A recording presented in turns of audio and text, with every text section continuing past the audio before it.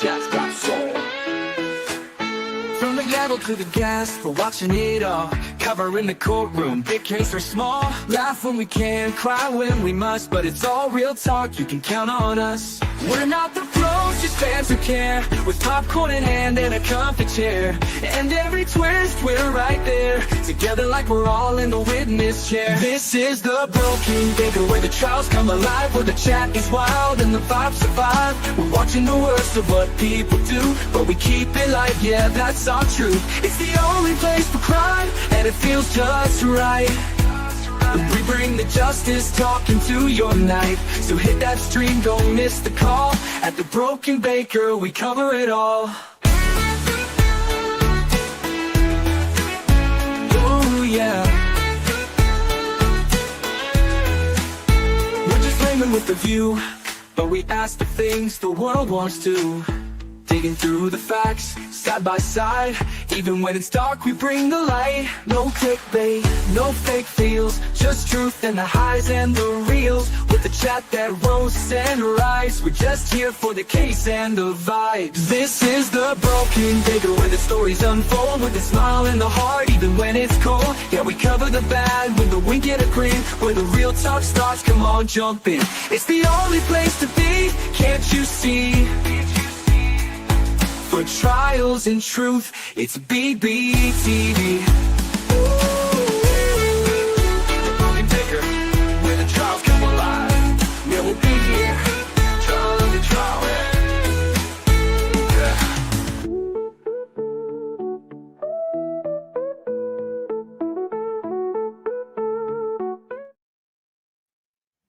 Yeah.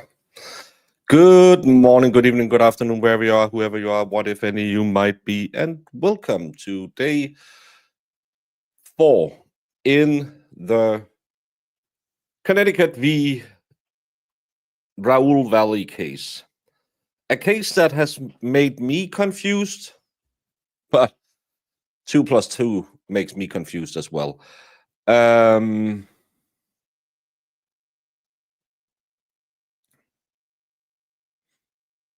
Well, did you get that beagle to Brandon? He is anxiously awaiting another beagle.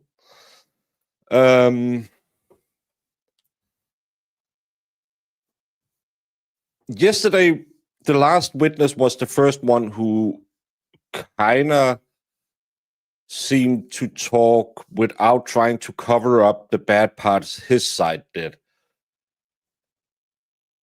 And I don't get it, because it's okay to have mutual combat. I was looking for that word all day yesterday. Mutual combat is okay. You can get into a fight. Yeah, you might get into trouble, but you won't get into trouble. So talk about it. Say, yeah, we were spoiling for a fight. They were spoiling for a fight. But I just can't get over that no one tells the same story, which is not uncommon with eyewitnesses, but that we are sitting here 4 days in, and we have had 2 days of young people talking about what happened at the different parties. And I don't have any clear picture of when, in connection to the fighting, the stipulations happened. That's, to me, is kind of a problem. We have heard that they might be going for some kind of self-defense, but the defense lawyer is really bad at setting up self-defense. So, well, we just have to watch the trial, and maybe we can figure out what, if anything, that happens. Hey, LA. Jasper challenged you to mutual combat every Friday, and that's why you have Friday beer, because you lose every Friday.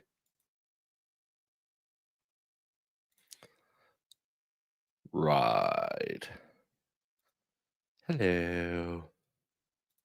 You've been confused for the last few decades. Well, so it's just my dementia that's kicking in. Jamie, it's Tuesday, so Jamie is working the phones. She has one of those 1-800 numbers. She makes a little moolah on that one. So we let her. It's a foot fetish thing, nothing gross. So we'll just don't disturb her. Mommy's making money. Hey, Nikki C.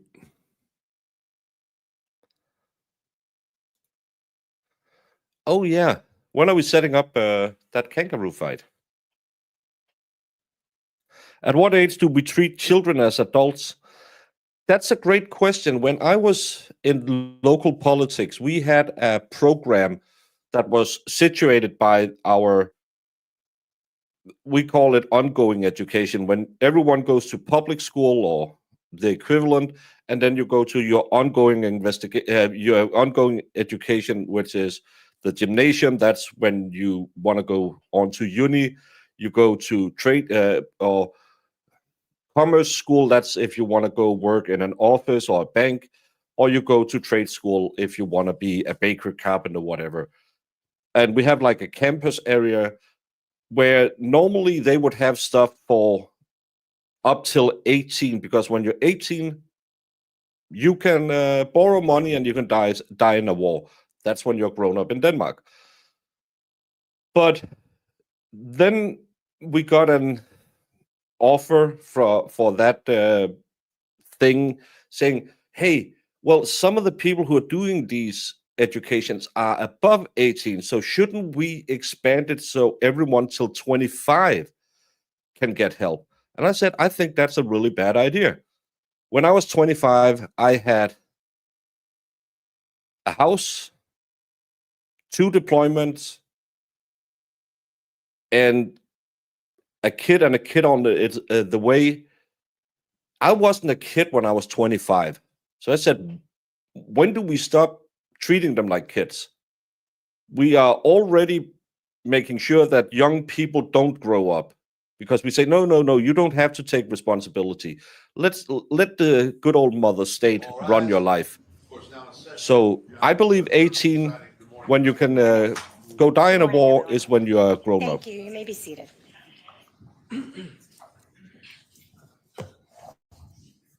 Thank you, Holly Mac, for gifting 10 memberships to Dillinger Arms, Harmony Des Roche, Queen Olive, Beth Menzel, Katie, Susie Q, Jura 13, Stacy the Mod. You're not a mod. That's false advertising. Kathy S. Candy Hayes were gifted. Thank you so much, Holly Mac. And welcome to all the new members. I know we are supposed to say something. We don't have dark chocolate or dark humor. We have poor humor, and we have the Sue Bird. So you have access to the Sue Bird now. Use it carefully. Don't be a Marissa.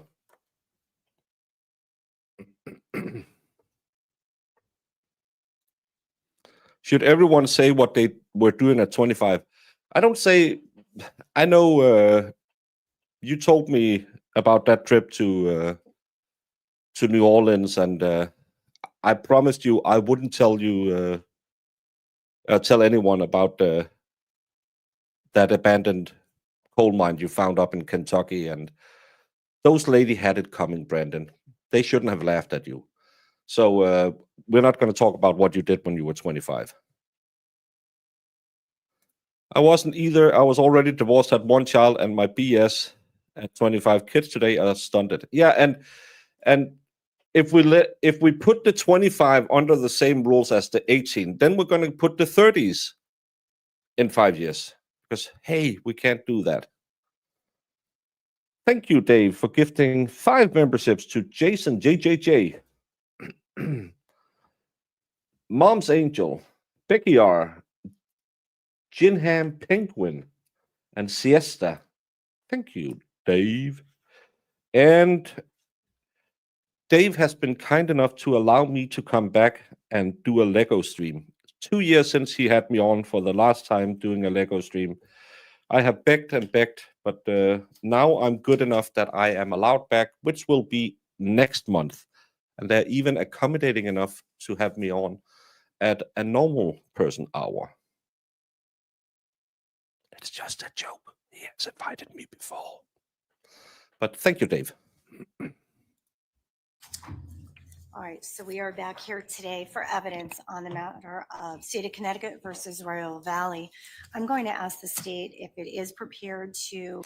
Hey, if you can't get into it, just hang out and chat and talk to people, or go out, and I can recommend watching OSW review, old wrestling videos.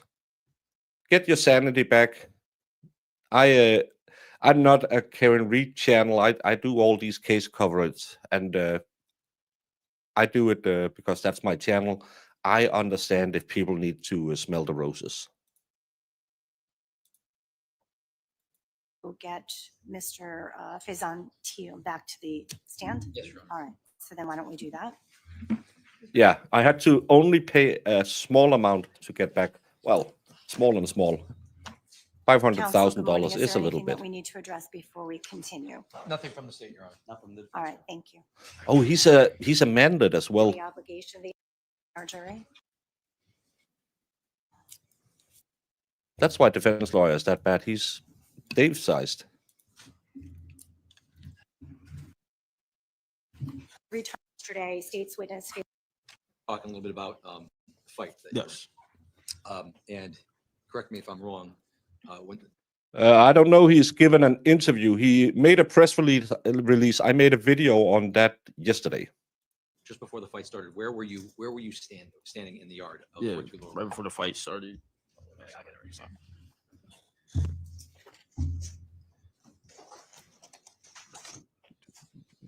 Showing you 50, states 52. It's right about when before the fight started. And when you were standing in that area, who were you close to? Tyler Rich.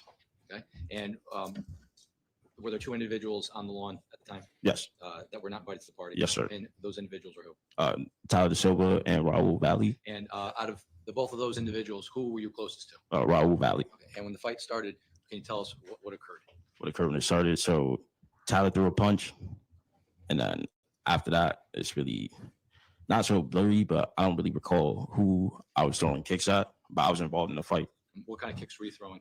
There was like medium-sized kicks. Like there was like a stomping motion. It wasn't hard though. And at some point in time, did you stop kicking? Yeah. We just started Celestial. You missed a lot of generous membership gifting from Dave and Holly Mack. I think it's his hand. I don't think it's his chest that you can see there. And when you did that, what were you trying to do at that point? Break up the fight. And at that point, I think you indicated yesterday that you were amped up, you had adrenaline. Yeah, a lot of adrenaline flowing through the body. At some point, how long was the fight? Like 30 seconds. And after 30 seconds, at some point in time, did you hear anybody scream anything? No, I did not. And when the 30 seconds ended, at some point in time, did you have an occasion to realize that you were injured? Yes. And tell me about that. So when I realized I was injured, someone came up to me with a flashlight and they pointed towards my arm. And when they pointed it, there was like a piece of fat sticking out, like this big giant piece, like just gushy fat, and then just blood like all down the side of my body. So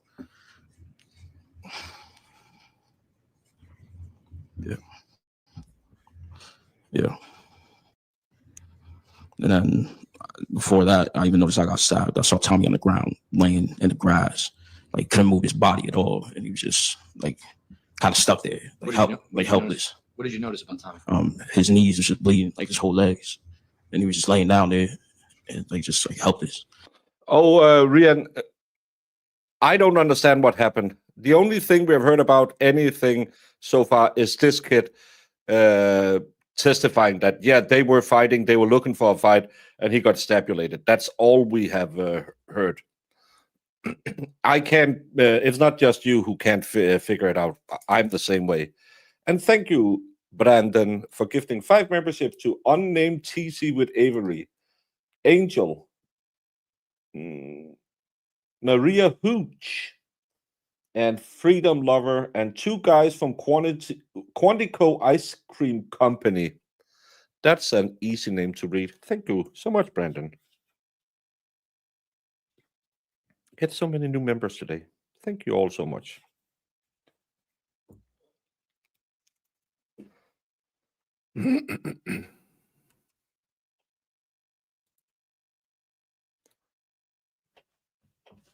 Yeah, he was just looking for some Nuggies, and then someone stabulated him. Well, stay out of printing hell. And then when I looked up to the right, I saw Jimmy McGrath. His like body was just like blood everywhere, and it was Sal and Jacob was helping him. Oh, sorry. Thank you, Brandon, for your test. Yeah. Did you notice if anybody else was injured? No, that's all I noticed at that time. When you realized you were injured and you saw Tommy and Jimmy, what did you do after that? So when I realized I was injured, I was with my friend Benjamin Catley, and I went into Tyler's bathroom to try to clean me up because there was so much blood on the side of my body. They thought like I might have got stabbed on my side, but that wasn't the case, obviously.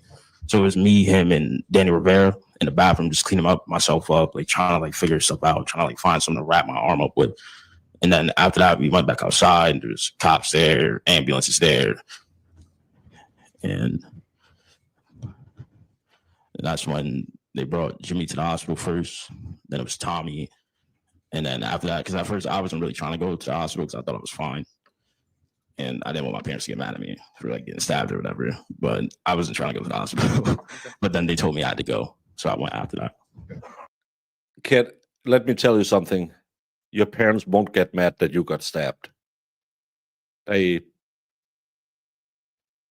though we might get mad that you were dumb enough to get into a fight, the second you get stabbed, we will get very, very protective of you. I'll show you. This is things.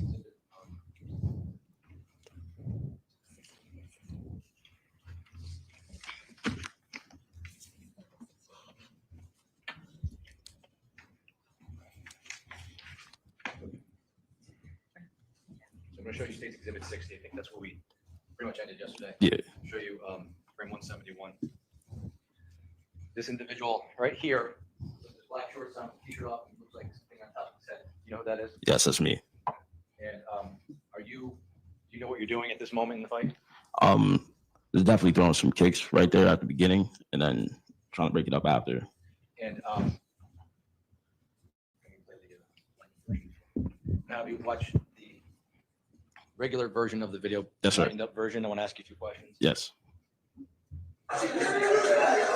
Yes, sir!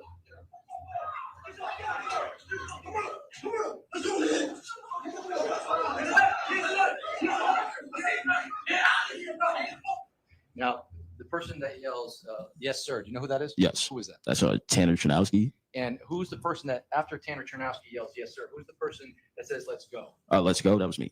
Okay, you were yelling that? Yeah. Why were you yelling? So, I mean, like the whole, I don't know. It was just what I was saying at the time. And when I said, let's go, M-word. Okay. It's just the way I talk. Okay. And when you heard in the video, he's got a knife, you didn't hear that? 2 groups of kids got into a fight. One kid then at some point brings out a stabulator.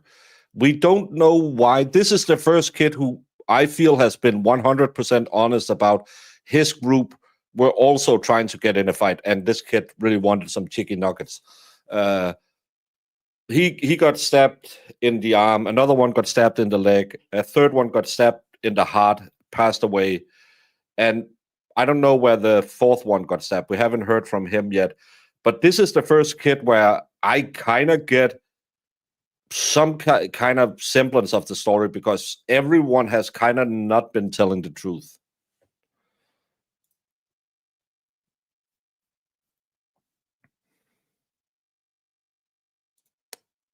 Oh, thank you, Pimpinella.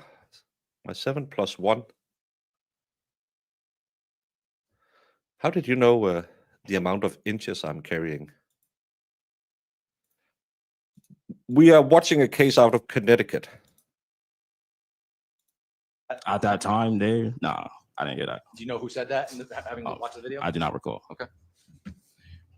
Now, when you when the paramedics arrived, did you in fact end up going to the hospital? Yes. And what hospital did you go to? Griffin Hospital in like Ansonia, Derby. Okay. And when you got to the hospital, can you tell us a little bit about what treatment you went through? They just stitched me up. Honestly, I don't really remember much from me actually being at the hospital because I really like kind of blocked it out of my head. But they sent me up there. It was like maybe like I was there. It's like 3, 4 in the morning, maybe, and then after that, I just went home. Let me approach the witness. Sure. I'm going to show you what's the mark. No, this is the kid who said You N-word. recognize state 70? Yes, I do. What is state 70? That's my arm. Is this a fair and accurate picture of your arm? The day, the morning of, after you got stitched up? Yes, sir. To show you state's exhibit 71 for identification purposes. Do you recognize 71? Yes. And what is 71? That's also a picture of my arm. Is this a fair and accurate picture of what the wound looked like stitched up after you got to the hospital? Yes, sir. And the only difference between 70 and 71 would be what? The piece of paper over my arm. Shows the length of the wound. Yeah, length of the wound. Yeah. See what else this folks your arm. Mr. Mason? All right, court will accept into evidence state 70. And That's not that bad. state 71, that show, I guess, the length of the wound Yes, sir. on your arm. Yes, sir. Faison, do you still have a scar? Yes, I do. Can you show the ladies and gentlemen of the jury where that is? That's right here. Remember the record reflect the witnesses pointing to his left elbow area. Attorney Smith, are you able to see you and your client? I can see it. All right, thank you. And when you received the stab wound that night, you said you had fat hanging out? Yeah. How far was it hanging out? It was like, hey, it was nasty, man. It was like hanging like down the ear. It was. And when you went to the hospital, did they have to push it back in? I don't know. I don't recall what they did with it. How long after you got out of the hospital and you received these stitches? How long was your recovery in this case? In relation to your wound? To my arm. So I had my arm wrapped up and stitched up for about 3 to 4 weeks, give or take. I had slight nerve damage. Like Pain heals, chick dick scars, glory is forever. Great movie. nothing too insane, but I did not feel it in my arm for a little bit. It was just numbness. And then for about a year after it all took place, like I could be doing the simplest of things, like going to get a glass of water from the fridge. And my home arm just like shut down out of nowhere for like just like a split second. Like and just go numb, just come down. I'm just like, oh, whoa, that's crazy. But not Does that still happen? occasionally. It's not as often. Like I would say, like literally every once in a blue moon, it will happen. Now, as a When the expert says he is a stabulation victim, it's because he was trying to use his box cutter to open one of his toy boxes from Amazon and he nicked his finger. He sells it the worse than Valhalla, who he only got blown up in Iraq, but the expert still claims he got a paper cut that's way worse back in 5th grade. as a result of being stabbed on May 14th of 2022, have you had any other types of effects? Has this wound had any other types of effects? Like mentally? Yeah. Yeah, it has. Can you explain how it has mentally affected you? Yeah, it was the worst day of my life. Plain and simple. Like, Why was it the worst day of your life? never in a million years did I think being at one of my best friend's house, I would get stabbed. Or 3 other of my friends would get stabbed, or Jimmy McGrath would die. It's like, even I think about it like every day. Like I try to really mentally block it off from myself because I tried therapy, but that don't work for me. It don't. Like I just couldn't do it. So I just try to like mentally block out everything. Even some days I'm just like thinking to myself, like, why him? Like it sounds dark, but I'd be like, it should have been me instead of Jimmy, because you don't see kids on this earth like that. Like just a kid that smile every single time you see him. You don't see that. It's really rare. It's like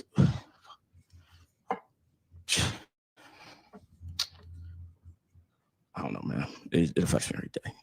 Like I can't even go to church no more like that. I used to go to church all the time. Like I'm talking pastor, my dad a pastor, all that stuff. That's why I figured out Jimmy died. So I can't go there. Like even when I try to go, I start messing my head a little bit. I just like think about everything. But yeah, like it's messed me up, man. Like Has since May 14th of 2022, has this affected you with regards to your schooling? yes, it has also. I started at the University of New Haven, really like 3 months after I went to after the incident happened. But I like couldn't really do school because all I would think about is what happened for the first year and a half. So I had to drop out and start doing community college for a little bit, just to, like get back on my feet, kind of, sort of. But this year I will be going back to the University of New Haven and then hopefully graduate on time. That's a hope. That's a hope. But if I'm in 5th year, it happens. You know, it's normal. It's life. But that's really it. You know, like it was hard in school, man, because I had no one to really talk to about it because I didn't want to like even tell people like I was involved because it like paints a picture that you're trying to like get people to feel sorry for you off the rip, and you just meeting new people, you know. So I don't want them to think of me as like, oh, this is just a kid who just got stabbed, and he's like looking for remorse from all of us, and we just met the kid. So I really just kept it to myself when I first got to the school. I feel so sorry for this kid. He has survivor guilt, and I think he's afraid that people will treat him different.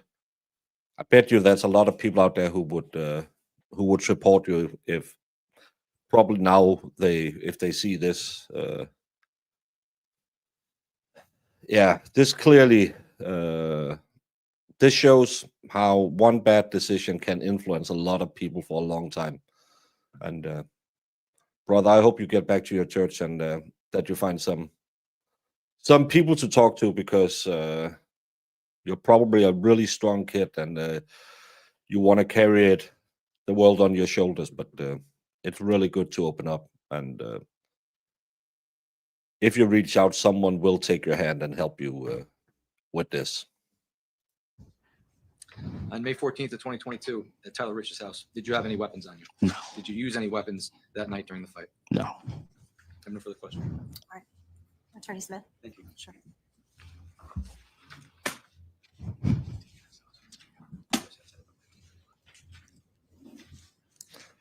Maybe he can't even have McDonald's anymore.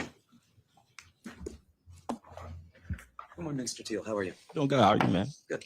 We've never met before. No. Okay. I'm just going to go over with you some of your testimony from yesterday and today. If you would just keep your voice up, we've got these loud fans going here for us.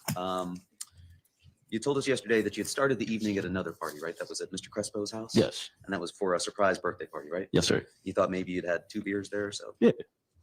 And you thought you got there around 9 o'clock, spent about an hour there, and left around 10, right? Yes. And from there, you went over to Tyler Rich's house because you told us that was the regular thing to do. Yeah, pretty much. When you say the regular thing to do, you meant on a weekend night in general, or that month because something special was going Just on? regular thing to do, hang out with your friends. That's it. And was it a regular thing to go over there and that there would be underage drinking going on? I wouldn't say it's a regular thing. No. Just hanging out. So this was unusual to go over there and that there would be drinking going on that It night? wasn't unusual. It's not like it don't happen every single time. Like I might drink every once in a blue moon, but it's not like every weekend. Okay. Did you know when you went over there that Mr. Rich's parents weren't going to be there? Nah, I didn't know. When you got there, did you discover that Mr. Rich's parents were not there? No, not really. You didn't know that because you went straight down into the Yep. basement? And you told us you didn't bring any alcohol with you? No. You went right into the house? Yep. And you'd shown up with Mr. Oko, who drove you? Yes. Jacob Villalobos and Matthew Sanchez. Morris Sanchez. I'm sorry, Matthew Morris Sanchez. Matthew Moore Sanchez. Is that like hyphenated? Yeah. Actually, I don't know. It might be. I don't know. You walked into the basement through what we've all heard about, those Velcro doors, right? Yeah. And people you said were just chilling, hanging out, and they were drinking down there, Yeah, correct? they were drinking. You yourself hadn't brought any alcohol? Nah. There was alcohol provided to you there. You had 2 Bud Lights, right? Yeah. Do you remember who gave you those 2 Bud Lights? Nah, I was just bumming a beer off someone. Did you see Aiden King there? Yeah, I saw Aiden King. Did he have Bud Lights? Not that I recall. And you told us that you think you had maybe as many as 4 drinks, right? Yes, sir. It was dark that night. Yeah, it was nighttime. Was it also misty or rainy? Not that I recall. You don't recall that? I don't recall. And when you got there, you said that no one was outside, right? No, sir. When you got down into the basement, how many people were there? Probably like anywhere between 20 to 30. give or take. 20 to 30? Yeah. You remember telling us yesterday that it was maybe less than that, 15 to 20? No, I don't recall that. Okay.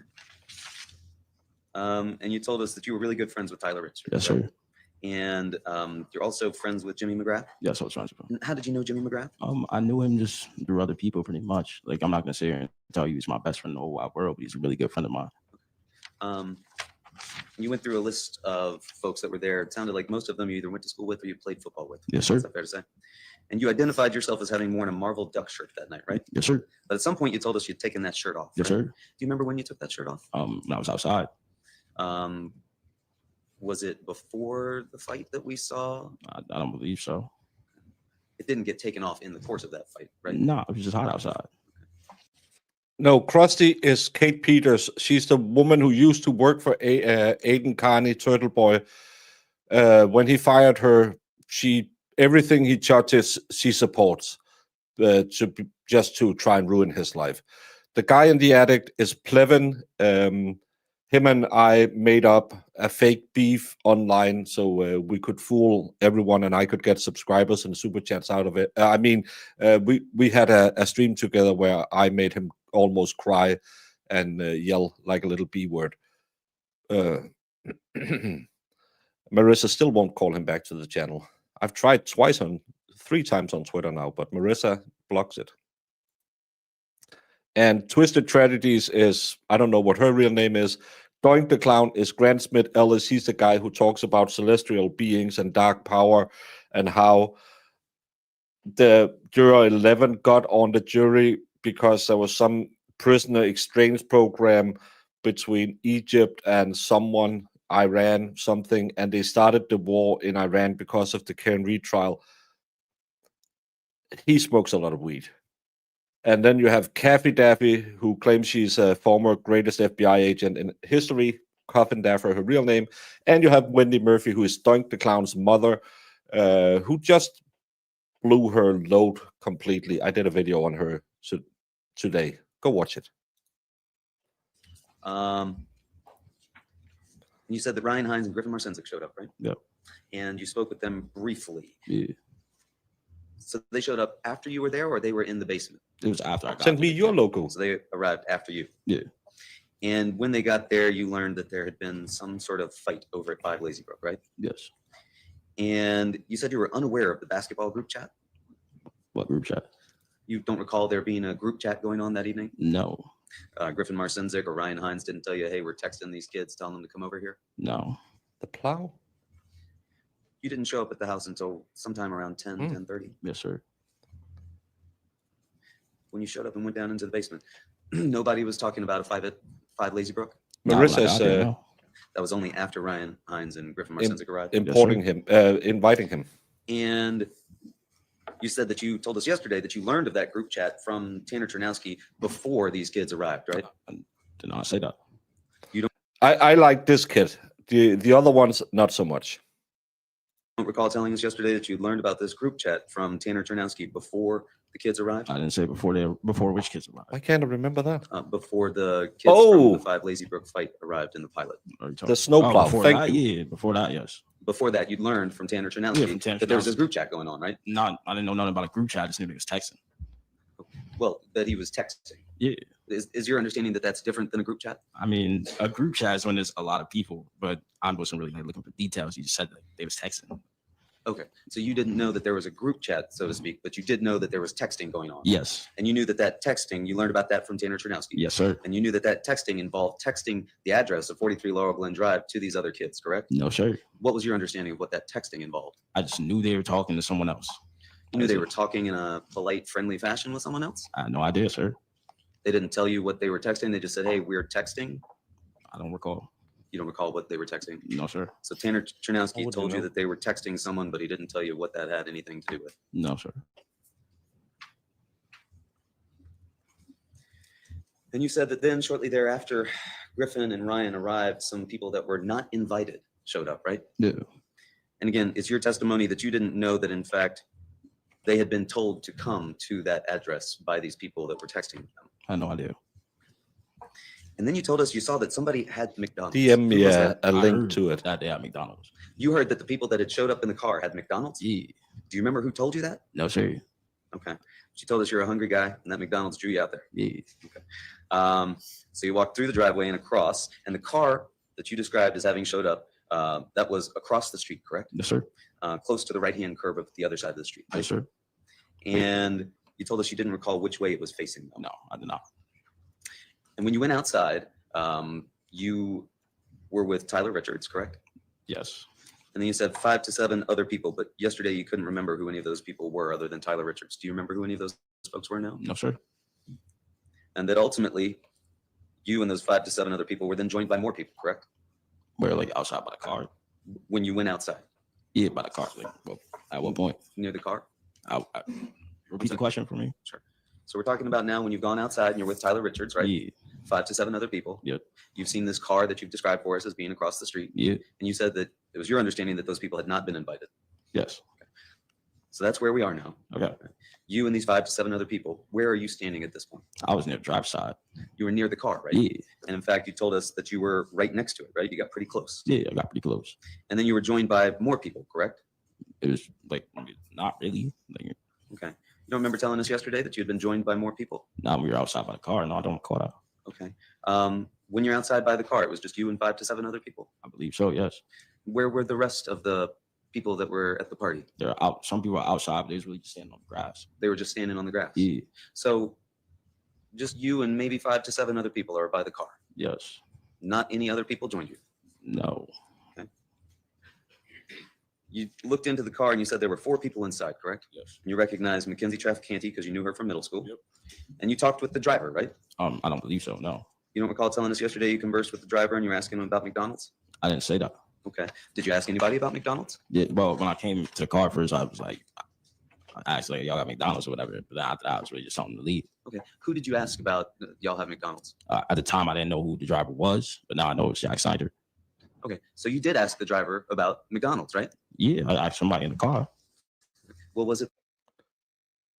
This guy or the victim, I think Tyler Rich is the guy whose house they're at. He was the guy who was there before this one.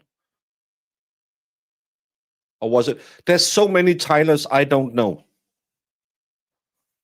I have no idea who is who. And all of them have bad haircuts and gets really defensive when the defense attorney asks him questions. The driver, sir, or was it somebody else? It was the driver. It was the driver. Yes, sir. And they said, no, we don't have any McDonald's, and you backed off, right? Yeah. But you were still near the car at that point. Yes, sir. And at that point, you hadn't been joined by anybody else. It was just you and these 5 to 7 other folks. Yes, sir. So that's you, Tyler Richards, correct? Yes, sir. So that's 2. And you can't remember who the other No, I do 5 not to 6 recall. people were. I don't recall. You said you observed some arguing, correct? Yes, sir. Who was arguing? I do not recall. You said you got closer, correct? I do not recall. And you screamed, y'all got to leave, y'all got to dip, right? Yeah. So you do remember that part that you told us yesterday. Yes, sir. You don't remember who it was that was arguing or telling us that you got closer, though.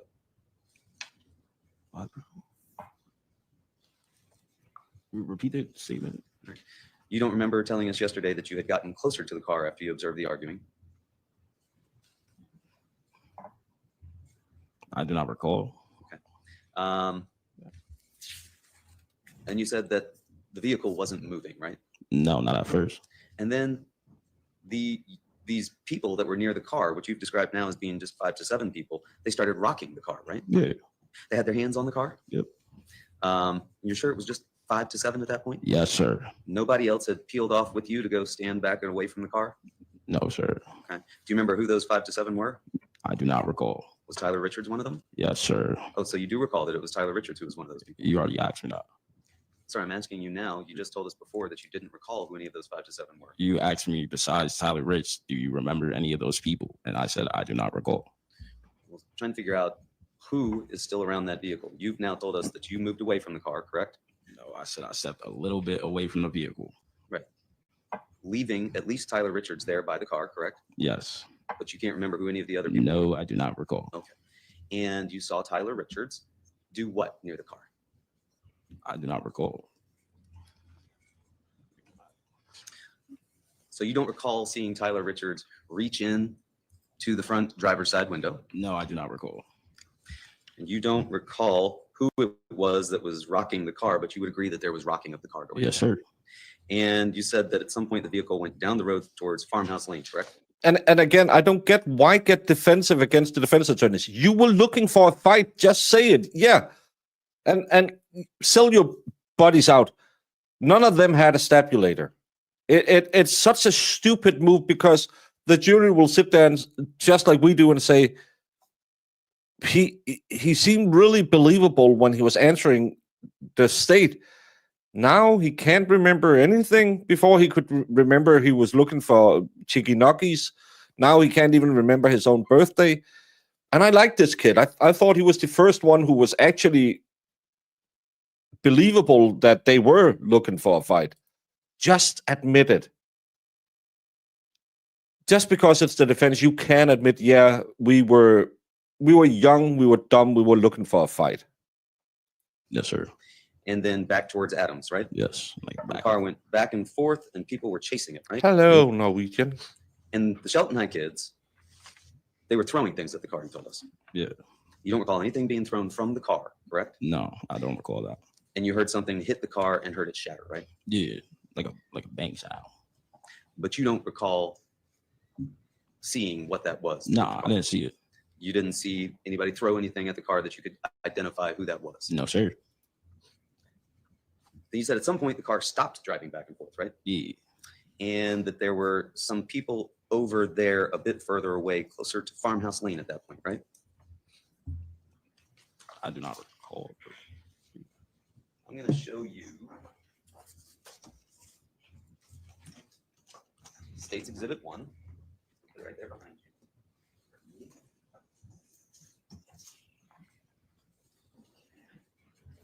you. You recall looking at that yesterday? Yeah. And you recall telling us that the car stopped driving back and forth and there were some people over there a bit further away, closer to Farmhouse Lane. Do you see Farmhouse Lane on that exhibit? Okay. Do you remember telling us that yesterday? Okay. Yes, I And- do remember saying that. I'm sorry? Yes, I do remember saying that. Okay.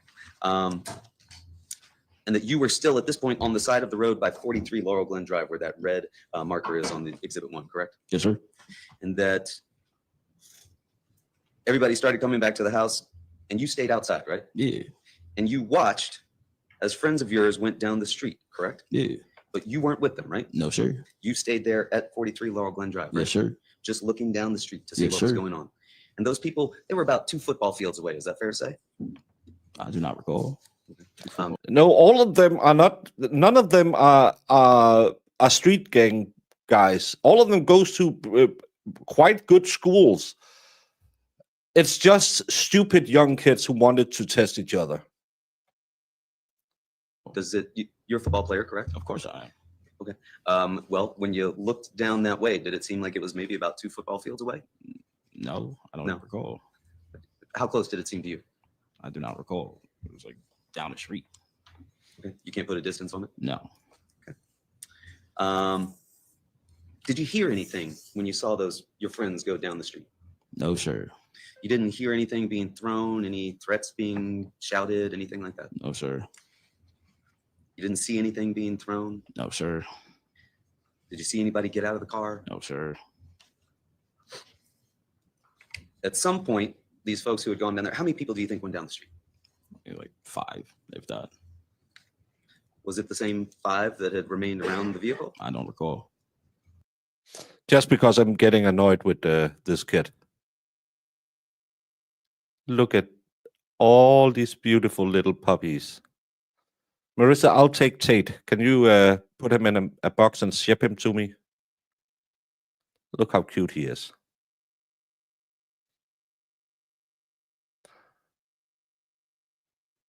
Oh.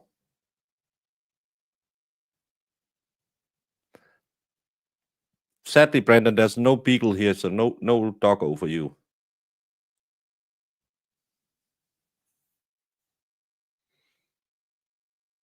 But Tate's mine. Everyone else apply at Marissa's. But at some point, these people came back, you said, and you dapped them up and high-fived them, right? Oh. You know he's the guy who's going to pee in your shoe. Look at that side eye that he's giving everything. This is a shoe peer if I ever saw a shoe peer.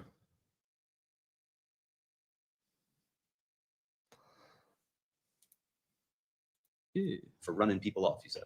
I did not say that. I was just You dapping didn't them tell up. us yesterday that you dapped Oh, them yeah, up and like, high-fived yeah, them from for like- running people off? Yeah, like away from the property, yes. Well, why'd you say you didn't say that? But just the way you worded it. That's it. Tracy D, are you a shoe peer? Is that why you said FU? And then you remained outside, correct? Yes, sir. You never went back into the basement. No, sir. But most of the other folks did go back in the basement, right? Yes. Was anybody else outside with you at this point? It was like me, Rich, trying to think. Red Ty Wood is out there with us. Definitely. Who shall? I don't recall after that. But you, Tyler Rich, and Ty Woods at least stayed Yeah, outside, didn't yeah. go back into the house. Yeah, no.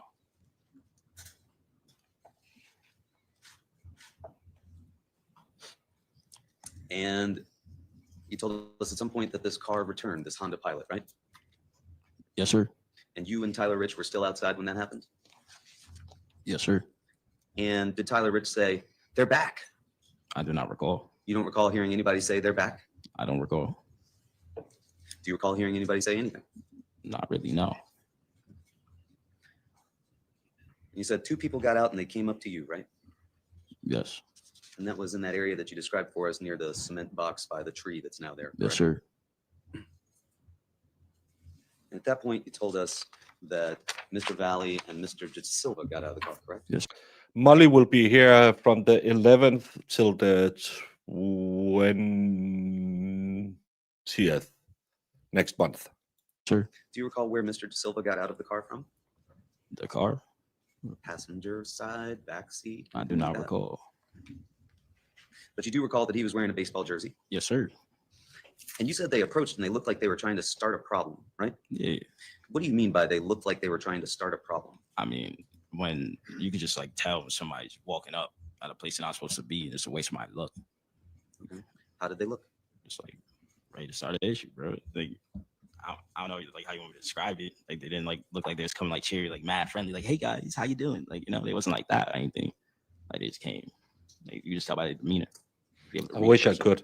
Did they come running at you? Nah, Did they have their fists up? nah, Did you see a knife? no, I didn't see no knife. Did you see Mr. De Silva approach Mr. Richards? Yes, sir. Rich, sorry. And was he talking to Mr. Rich? Yeah, they was talking. And did it appear to be civil? Yeah. Like at first kind of sorta. Then How many people were in the yard at that point? at that point in time, I would say like 5 to 10, like in the yard. At some point, you were joined by everybody that had been inside the house, correct? Yeah, there's a lot of people outside. There was a lot of people outside. Yes, sir. How many? About like 20 to 30. And those 20 to 30 started to encircle Mr. De Silva and Mr. Valle, right? No, sir. No, sir? Nah, What did they do? they was outside chilling. They were just outside chilling, Yep, observing the scene. observing the scene Yeah, like just like watching from the grass. Like, quietly. yeah, pretty much. Did you see anybody with their cameras out? No, Didn't see anybody recording anything? no, Didn't see anybody with flashlights? no.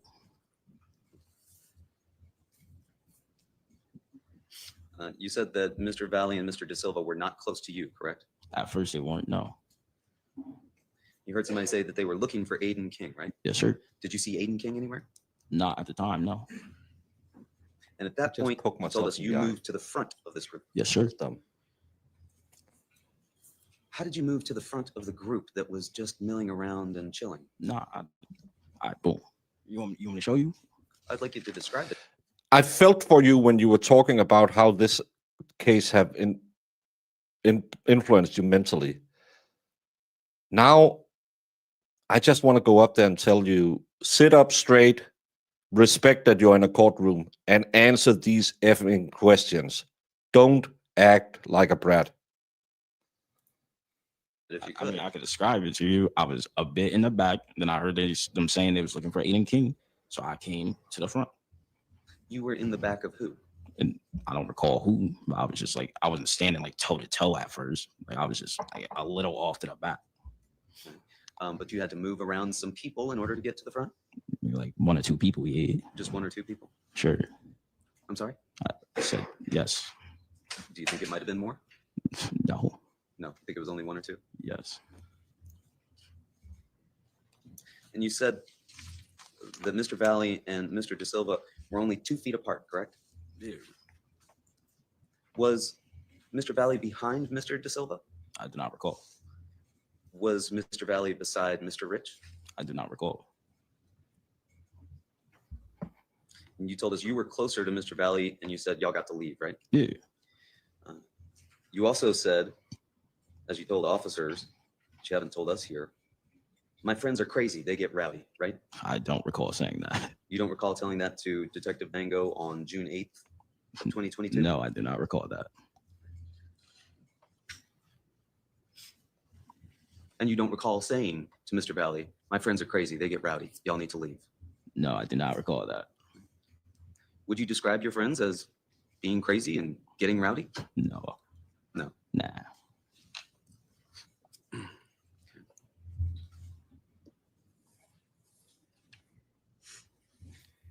You said somebody was arguing with Tyler Rich, right? Yeah, Who was arguing with Tyler Rich? I don't recall. There were only 2 people that got out of that car. You don't recall who was arguing with Tyler Rich? Oh. How close were you to Tyler Rich when this happened? I was fairly close to him. And you said the arguing lasted about 30 seconds. Yeah, if that, like maybe 20. And that then a punch was thrown by Tyler Rich, right? Yes, sir. You don't recall why he threw that punch, right? No, sir. You didn't see Mr. Valle do anything to attack Mr. Rich, did you? I did not recall. You didn't see Mr. Valle do anything to attack you, did you? I don't recall. You didn't see Mr. Valle do anything to attack anybody at that point, did you? I don't recall. You don't recall why Mr. Rich decided to punch him, but it wasn't because you saw Mr. Valle do anything to Mr. Rich or anybody else at that point. I don't recall. Well, the kid yesterday, this one is the first one who got stabulated. Well, did you see Mr. Valle do anything to anybody at that point? I don't recall. But you recall seeing Mr. Valle. Yes, sir. We were in the belief that he was in self-defense, but the way he acted after probably got him convicted. Well, some of us were. I think like 76 or 82% of us believed that he was acting in self-defense. This channel, you don't have to have the same opinion like everyone else. Just treat everyone and their opinions with respect, except Zach. Don't listen to Zach. We don't mind people having different opinions. It's actually more fun. So we can have a discussion as long as we are adults and can discuss as grown-ups. But you don't recall what you saw him do. Nope.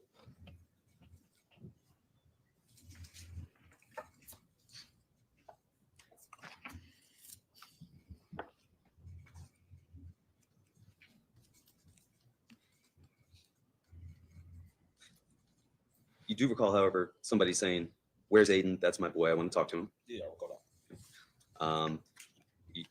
But you don't recall telling the officers Don't that pee someone in my threw a shoe. punch, but you didn't know who it was. I do. What?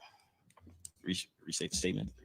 You're telling us that you saw Tyler Rich throw the punch, but you didn't tell officers that when you spoke to them, right? You said, "I don't know. Someone threw a punch, but I don't know who it is." I don't recall that. You don't recall that.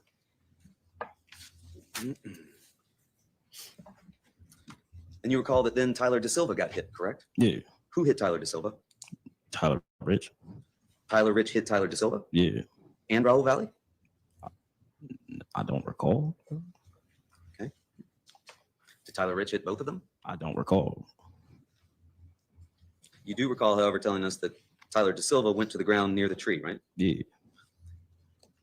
And you told us that you participated in this, correct? Yes, sir. You didn't tell the officers that you participated in this. Mr. when you Bean spoke to doesn't them, did you? stream. I don't recall that. Do you recall telling officers that you participated in kicking and stomping? I don't recall. Do you recall talking to the officers? Yeah. But you don't A little. recall telling them whether or not you were involved, right? I don't recall, sir. Because you didn't tell them that you were involved, right? I don't recall.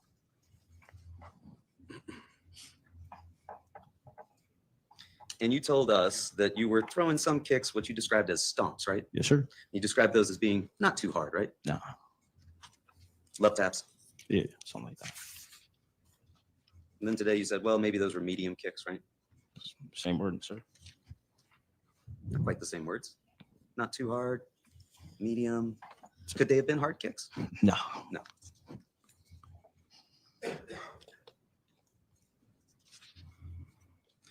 When you were throwing those kicks, were you telling anybody, hey, these are just soft kicks, don't worry about these kicks? I don't recall. Were you saying, hey, these are just medium? Say no, of course I didn't. I was kicking a guy, we were in a scuffle. Stop trying to be smart. It's not helping your boy sitting there acting like a fool. I liked you so much yesterday, and now Stomps, don't worry about these stomps. I'm going to stop in just a second. I don't recall that. You don't recall that because you didn't say that, right? You Yeah. said, let's go. And then as you described it, Yeah. inward, right? Yes, I did. That was directed at the person. it's not that you were stomping, it's right? frowned upon in Denmark as well. I was just saying that. That's just the way I thought. Just regularly as you're walking about, that's the kind of thing. She you should say. come in and do that right now. Let's go inward. Just talking to the ether. I mean, I can say that word whenever I want. I imagine that you could. Yeah. Anybody could. I'm asking you in this particular situation, You were not directing that at the person that you were. They have impeached everyone else, even though they were minors, so they can do that. Kicking? Yeah, I was directing it towards him. You were directing it towards him. Yes, sir. Why didn't you tell me that the first time when I asked? What do you mean? I'm sorry? What do you mean? The first time I asked you if you were directing that at the person that you were kicking, you told me you didn't recall. Now you recall? Sure. Yeah. Don't be disrespectful. Fact of the matter is, Mr. Teal, you're telling us here today things that you didn't admit to when you had the opportunity to before when you spoke with officers. Would you agree? No, I wouldn't agree on that. You wouldn't agree. You've told all of this to the officers that you were involved in the kicking and the stuff. No, I didn't really tell him anything. You didn't tell that to officers, right? No, sir. Not when you talked to him on the 15th, correct? No, sir. Not when you talked to him on June 8th, correct? Sure. Yeah, I don't even. And at some point you said you stopped kicking, right? Yeah. And you decided at that time that it was time to start breaking up the fight, right? Yeah. And you thought that perhaps you had gotten cut when you were trying to take someone off the top of Tommy Connery, right? I don't like this attitude. I don't recall saying that. You don't recall telling that to the officers that you were trying to take someone off the top of Tommy Connery and that might be when you got cut? I don't recall saying that. Do you recall taking Tommy Connery off the top? I don't recall. You don't recall having any interactions with Tommy Connery? I don't recall. Besides when I saw him after. That's why I can tell you I remember.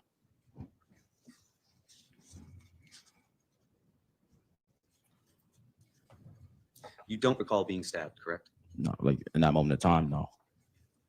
Because you had so much adrenaline going at that point, right? Yes, sir. A lot of adrenaline going when you were throwing those kicks. Maybe like us, Yes. or maybe they Yes, sir. just Yes, sir. a kid is dead. We're gonna convict someone. When you were throwing those kicks and you were saying the things that you were saying, were you trying to scare the person that was on the ground? I wouldn't say scared. It was, it was a fight. It was a fight. Yes, sir. How many of you were fighting the person that was on the ground? 3 to 4. That's it? That's it. What were the other 17 or 18 people doing? Observing.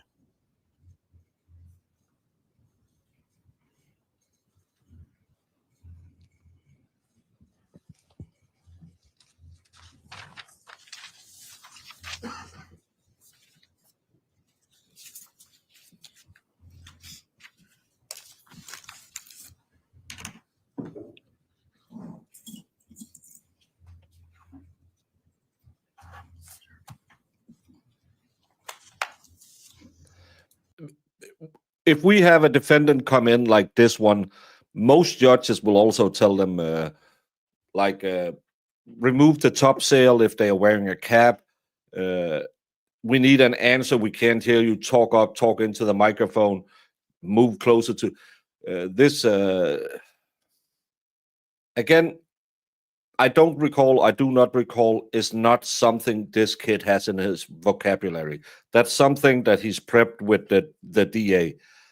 But again, admit you were fighting. Admit you were kicking someone in the face.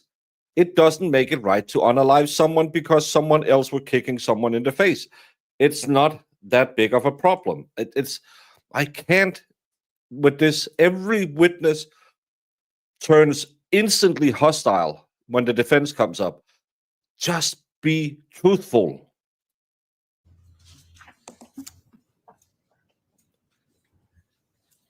I don't know what that is. You recall seeing Jimmy McGrath there that evening at the party, correct? Yes, sir. You don't recall where he was during the course of the fight in the front yard, do you? No, I do not recall. He wasn't one of the people you believe that was there with you, 3 or 4 people kicking and fighting that person on the I ground? do not recall. The person that was on the ground, was that Tyler De Silva Yes. that you were fighting? Yes. You don't recall who the other people were there that were with you while you were stomping him? No, I don't recall.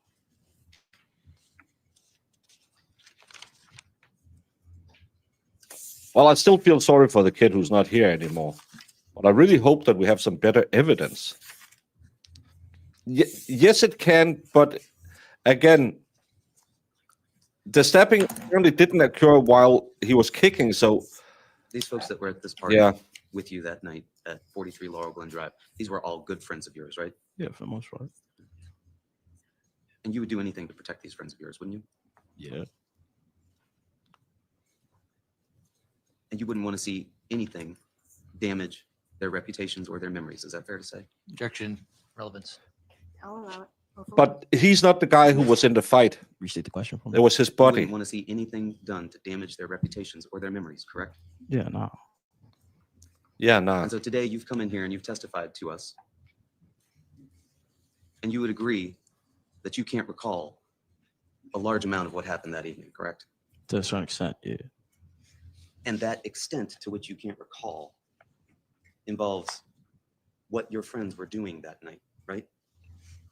No. This is really the who. I'm sorry? This is really the who, like where was they standing and stuff like that. Nothing further. Thank you. Any redraw? Based on, Yeah. council just asked you whether or not you can recall the things that your friends were doing around you that night. You said you can't recall, right? Oh, Can you recall what you were doing that night? yeah, Is that what you told us? in yeah, your Testimony today? yeah. Anything on that limited draw?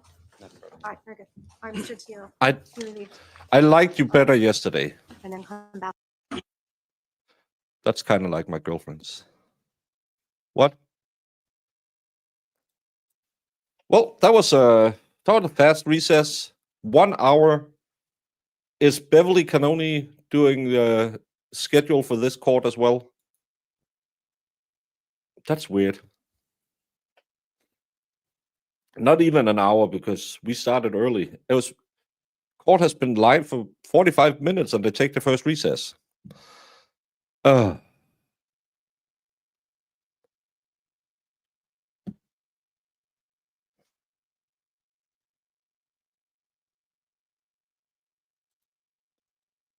No, away games or back when I played music and we were told, oh, we're going out playing at this place Monday or Saturday, have to walk through the city and play music. I don't know where I went for the 10 years I played music. Well, the big problem is so far the self-defense part hasn't come out with the defense lawyer. I think he's doing a really bad job. I actually think that he could ask questions that could further a self-defense. Did someone hit my client? Did you see my client get punched? Questions like that, instead of just this, how many beer did you drink? Because we all know they had their blood up. They were ready for a fight. And this is why the defense or the state shouldn't stay away from that. Just get these kids to admit, yeah, we wanted to fight, but no one was expecting a deadly outcome. Sometimes you have to get ahead of a bad story. But everyone is so afraid to admit that they were dumb kids who were looking for a fight. I don't understand why you're afraid. Everyone knows how it is. Given the lack of member content, it's only fair that you post a picture of your girlfriend in the members only section, especially given the generous gifting. As soon as I get a girlfriend, I will put her picture in there. I'll close my channel because then all of a sudden I will have a real life.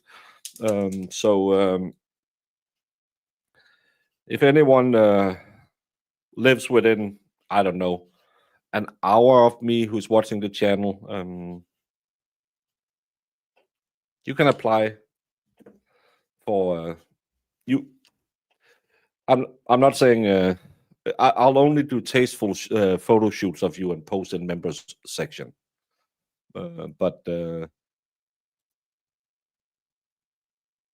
Brandon, I spent more time with you than I ever did with my ex-wife. How in the hell am I going to get a girlfriend?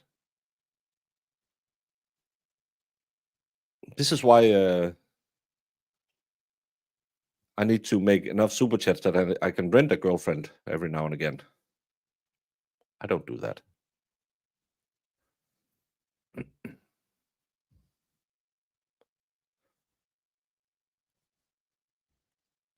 I don't intentionally chase them away. I just have a shitty personality.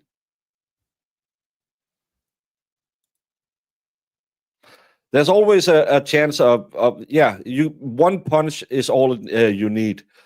But still, right now you have a case where there was a lot of kids on a few kids. One of the few kids put out a force multiplier. you have to get ahead and try to paint the story as self-defense, or that, oh my God, he was cray-cray. And they don't do that. It seems so wishy-washy, and I can't tell you who were at the scene, who were filming, who were kicking, who were punching, who was fighting. I just don't. If I was the jury, I'm going to make a poll, because right now, I think I don't know what I would vote, and then I would have to vote not guilty, because then you haven't proven it to me. I'm going to make a poll because I'm so confused.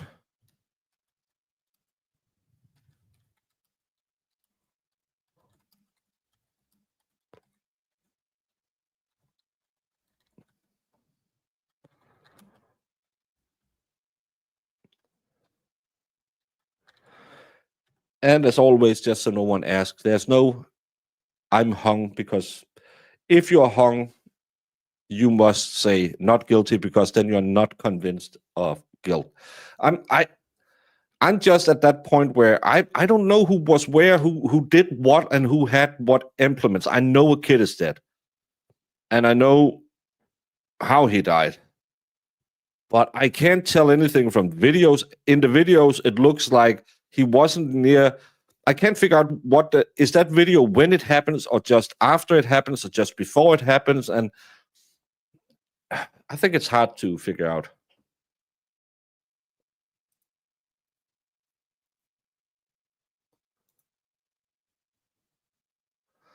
I don't like motorcycles.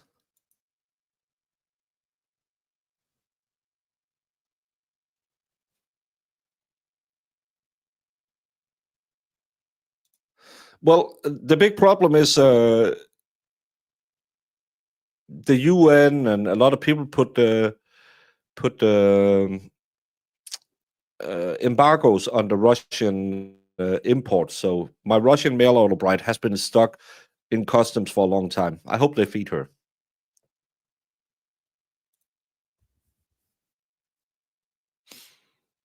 Well, I had my nose broken, and I've been in a few fights, and yeah, but that's the problem. These fights, again, you don't know what the other one has in their pants, so that's why it's better to stay away from it. If the prosecution can prove that at any time the defendant had time to flee and had an opening to run and was allowed to leave and then came back, different story. But that's the problem. They left. They came up there, they shook the car, they drove down, then they turned around, then they re-engaged, and then the defendant got out of the car. I think that'll be a big problem for him to be found not guilty. He went from his place to this place, got in an argument, left this place, came back to this place, and left the car. I think that'll still be a big hurdle to get over for a self-defense claim.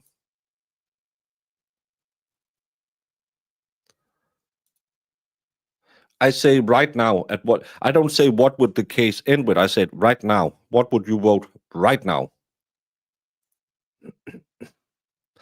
Yeah, there are three assault charges as well, but he'll be guilty of all of it or none of it.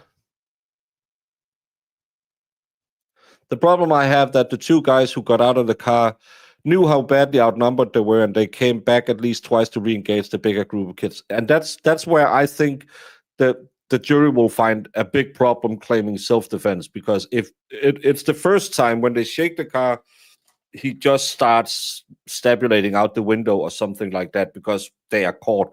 We see that in the riots going on right now, where people block the streets. People will drive off, run people over, and seeing what we have seen, I think that's perfectly reasonable that you would drive off, because people have been hurt really badly by protesters. But that's not what happened here. They were allowed to leave the scene, and I think that's going to be a big problem. Well, you are from Canada, so isn't that where you get all your pretend girlfriends?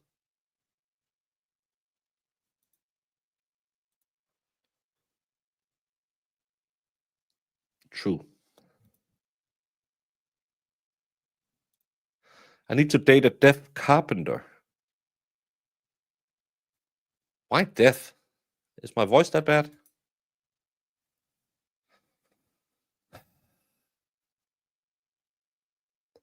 If he was attacked after getting out of the car, what right did those kids have to attack him?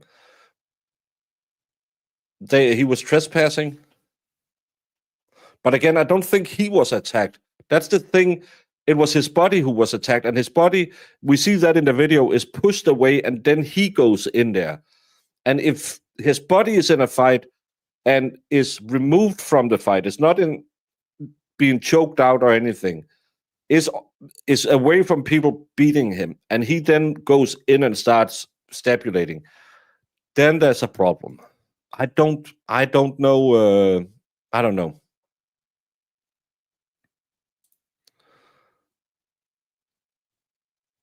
I can give you a few reasons.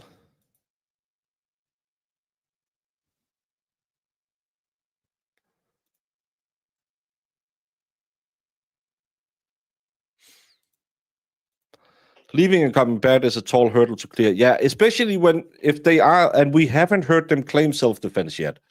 And I don't think the questions he's asking is leading into self-defense. You would have had to focus way more on the beatdowns on either this kid or his friend to prepare for a self-defense argument.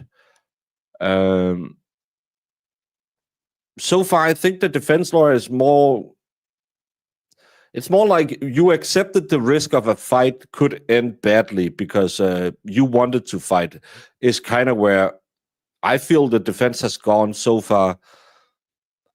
I think he should have focused way more on questions about, well, his body was down and he had to defend him or things like that.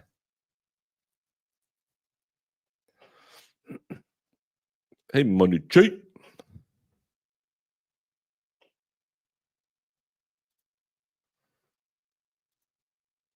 Well, again, at what amount? 1-2 beers wouldn't.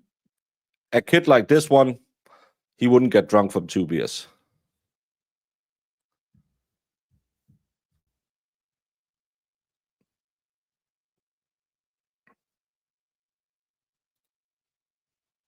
Do I see a Midnight Express custody scene with you and your girlfriend? I haven't watched Midnight Express in a million years. Is that the one with the Turkish? Yeah, that's the Turkish prison and the guy who smuggles El Drogo. I can't. I don't recall Midnight Express. I remember I didn't like it.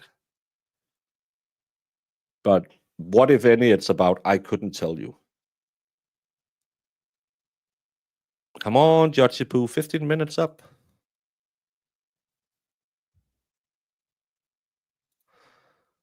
Okay, he has claimed it because we haven't heard it in court so far.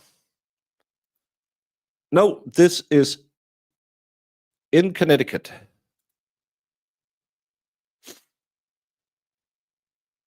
Well, you have to prove they had a lot more than 2 beers. It's the same with the Karen Reed where, well, she was drinking 9 shots.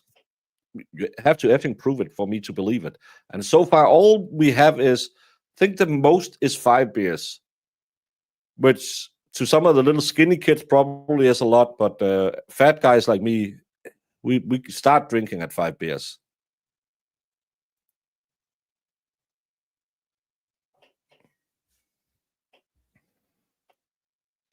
Oh, some weed. Yeah. I didn't like that movie. Well, they just hear me in Danish. That's different.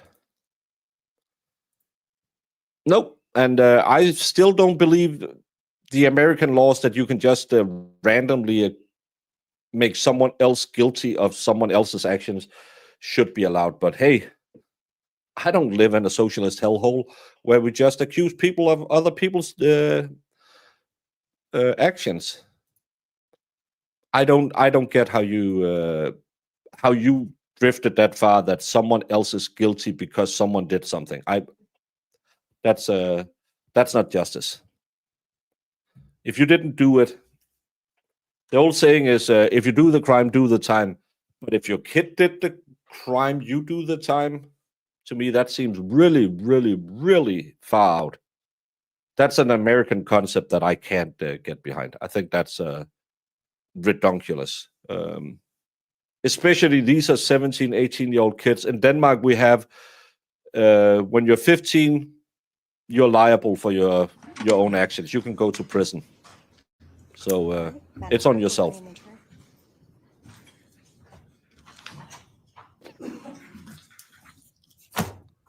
Do you know how much they cost? I mean, I would never.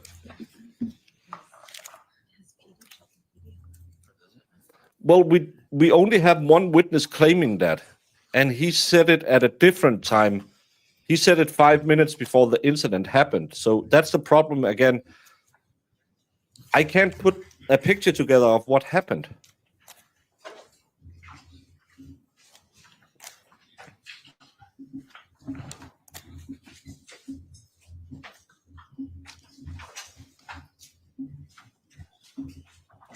I think he's 19 now. He was 16 when it happened. Members of the jury, counsel, please stipulate to the return of our jurors. Defense stipulates, Your Honor. All right, thank you so much. All right, I'll ask the prosecution to please call its next witness. Thank you, Your Honor. The state calls physician's assistant. Well, Eric Valle. everyone stay inside with the air condition.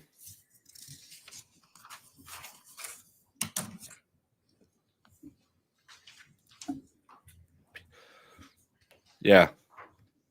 We have the same rule. If you owe the government money, they will collect. If the government owes you money, yeah, you might get it.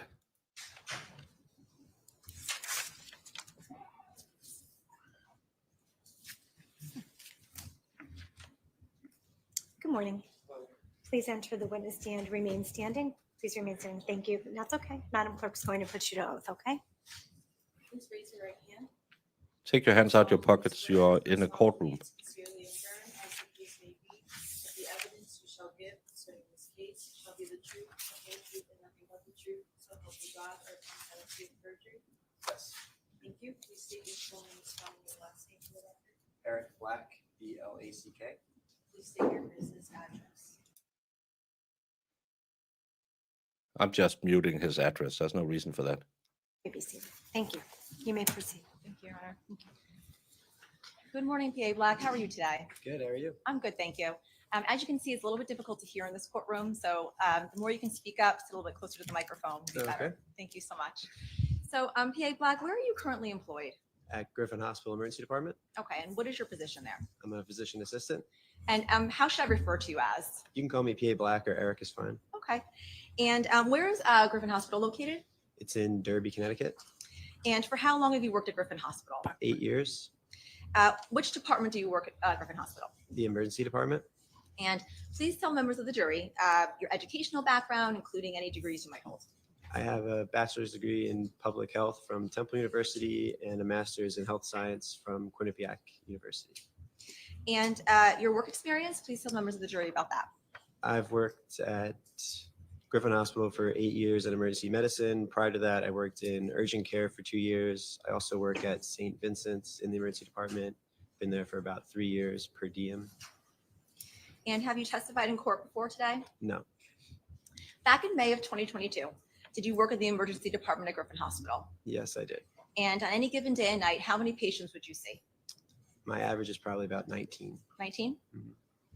And what are your duties working at Griffin Hospital? I see patients, I diagnose, treat a variety of illnesses that are acute, chronic, emergent, urgent. I do simple procedures like lacerations and I splint fractures, things like that. If you could explain to the members of the jury how you work hand in hand with the doctors and nurses at Griffin Hospital. So I technically work under the supervision of a doctor, but basically that just means the doctor has to be available for consultation. That could be by phone. Some patients I may present to the doctor, some I may not. The nurses we work as a team. I put in orders and they carry out the orders. Directing your attention to May 15th, the early morning hours of May 15th of 2022. Do you recall working at Griffin Hospital on that day or morning? I do. And did there come a time when you treated a patient by the name of Faison Teal? Yes. May I approach counsel, Your Honor? Yes. you may.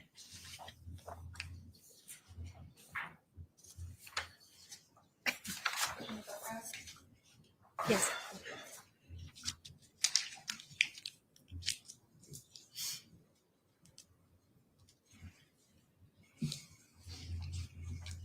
TA Black, showing you what's been marked as state 72 for ID purposes only. I'm going to show you this document. Please take a look at it. Do you recognize that document? Yes. And what do you recognize that document as?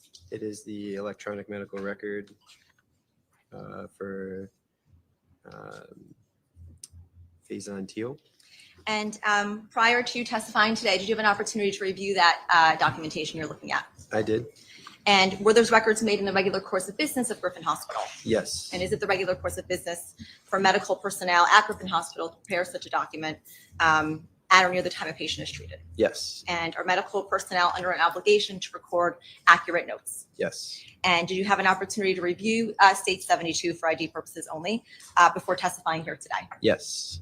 And are these the same records that you reviewed in preparation for your testimony? Yes. I'd like to mark it as a full exhibit, Your Honor. Attorney Smith? No objection. All right, court will accept into evidence as a full exhibit, state 72. Thank you.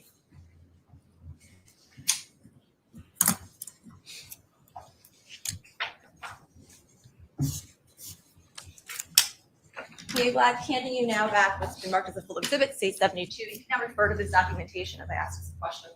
Okay. TA Black, just please identify when Faison Teal arrived at Griffin Hospital when you treated him that morning on May 15th of 2022. I believe it was approximately, this says 1:18 a.m. he was registered, so that's usually about the time that they check in. Okay, and to your knowledge, you're referring to state 72. How was he brought into Griffin Hospital? By ambulance. And when he arrived at Griffin Hospital, to your knowledge, where did he go? I believe he was brought directly to an exam room. And when a patient is brought in, just in general, from an ambulance, it does an alert go into effect? How are you made aware that a patient is being brought in by ambulance? So generally the EMTs will radio ahead what they're bringing in. And depending on the severity of the situation, we may prepare a room, we may prepare supplies, whatever the situation is. Then they'll usually be seen by a nurse and a multi-skilled tech first. They'll take vital signs, they'll put their information in the computer, everything like that. And then either myself or one of the physicians will see them after that. Please explain to the members of the jury how you personally got involved in this case in treating Faison Teal. So I was working that night and I was aware that there was a laceration coming in, and generally it's my duty to take care of all the lacerations and simple procedures. So I knew that they were coming in, and then once his name showed up on the board, I was aware what room he was in, so I went and saw him in the room. Upon examining Faison, were you able to observe any wounds on his body? Yes, he had a laceration to the left upper arm. And when you use the word or term laceration, what does that mean? It's a cut into the skin, usually linear in nature. Usually when I say laceration, it goes beyond the skin into the fatty tissue. And you observed one laceration on his body? Yes. And again, where did you specifically see this laceration? The left upper arm, I would call it the distal or the end of the left upper arm, like right about here. Thank you for demonstrating. Please let the record reflect the witness is identifying on his own body, pointing to his upper arm where he observed the wound on Faison Teal. Thank you. Record shall reflect. And prior to that morning, had you had occasion to treat individuals who had a similar laceration to Faison Teal? Yes. And based on your training and experience, would you label this laceration as a stab wound? It was definitely a puncture type wound. Were you able to tell based on what you observed what had punctured the skin? It was definitely something sharp, relatively small. Yeah, that's all I could really tell. Did you base that on your own personal observations as well as self-reporting by the patient, or both? A combination of both what the patient told me and what I was seeing. I'm going to direct your attention to page 1 of State Exhibit number 72. Is this where your notes begin? Yes. And if I just may have one moment, Your Honor. Certainly. Is that your electronic signature that appears there, as well as notes regarding the date and time of when the patient was seen? Yes.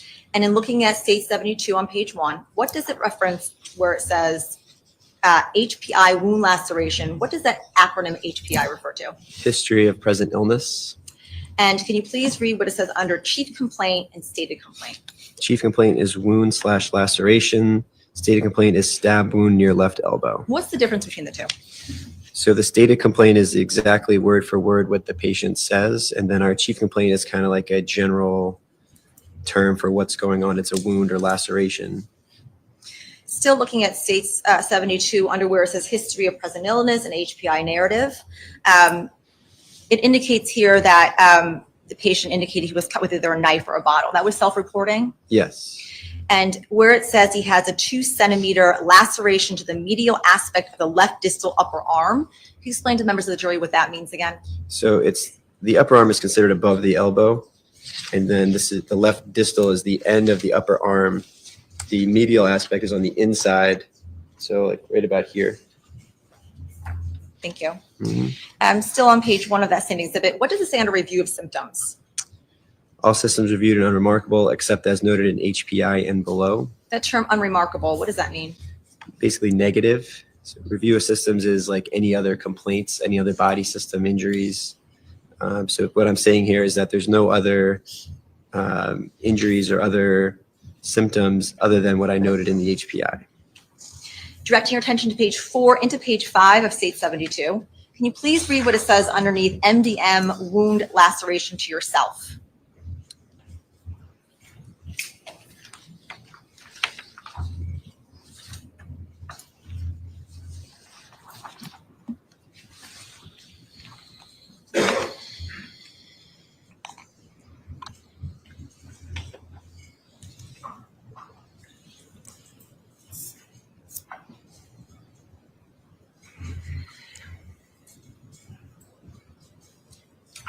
What does MDM refer to? It's medical decision making. Okay. And where it indicates in that paragraph where it says laceration to the left upper arm, laceration is approximately 2 centimeters linear into the subcutaneous tissue. What does that mean? It's a linear cut into the fatty tissue. So when you observed Faison-Teal's laceration, did you see anything coming out of that laceration? And if you did, please explain, describe what it was. Yeah, there was fat tissue coming out. Is that what is withdrawn? When skin is cut, is that the first layer of skin that comes out, or is If you go below all the skin, you'll see fat. There's several layers of skin, and then the fat is underneath that. And usually that fat is under some degree of tension and held by the skin. So when the skin is cut, it kind of comes out of the wound. Can you estimate how far into the skin something would have to cut in order for that fatty tissue to be exposed? Everybody's a little bit different, but I would say probably maybe half a centimeter. And where it indicates in state 72, underneath that MDM wound laceration paragraph, it indicates no evidence of any tendon injury, no signs of any vascular injury or muscular injury. What does that indicate? So Not that the much. wound was just into the fat, that there was no tendons cut, no muscle injury, no nerve injury. So he's able to move his arm, feel everything on his arm. There was no pulsatile bleeding. It seemed to just be a soft tissue injury. Based on your experience, would it be possible for a patient who suffered an injury such as this to still experience some numbness or tingling after the injury, meaning Sure. even months after the injury? Sure. And why would that be? Could be from superficial nerve damage, from swelling, just from a nerve injury that's not detected at the time. Now, directing your attention to page 5 of state 72, to the start of the second paragraph, please explain what was done, or please read what was done to help mend the wound, the laceration. Okay, so the wound was cleaned with sterile water and betadine. 2% lidocaine was used for local pain control. 5-3-0 nylon simple ruptured sutures were used to approximate the wound. Patient tolerated it well. A sterile dressing was applied, and bacitracin was applied. Did you personally suture Faison-Teal's laceration? Yes. And betadine, what is that? It's like a iodine-based antiseptic. And the 5-3-0 3-0 nylon simple erupted sutures. What are those? So 5 is the number of stitches. 30 is the diameter of the stitch. Nylon is the material the stitch is made of. And simple interrupted is the type of stitch. Are those dissolvable stitches, or would the patient have to come back to get those removed? They were not dissolvable. They'd have to be removed. Now, you had indicated earlier that you saw some fat coming out of the laceration, the wound. Explain, did you have to, for all intents and purposes, lack of a better term, shove the fat back into the skin to suture it? Yeah, usually as I partially close the wound, I start kind of tucking the fat back in. Sometimes if there is a lot, I may remove some of the fat to make it easier. I'm not saying, but you're saying if I came in with a few stabulations, you could do something about the tummy tum.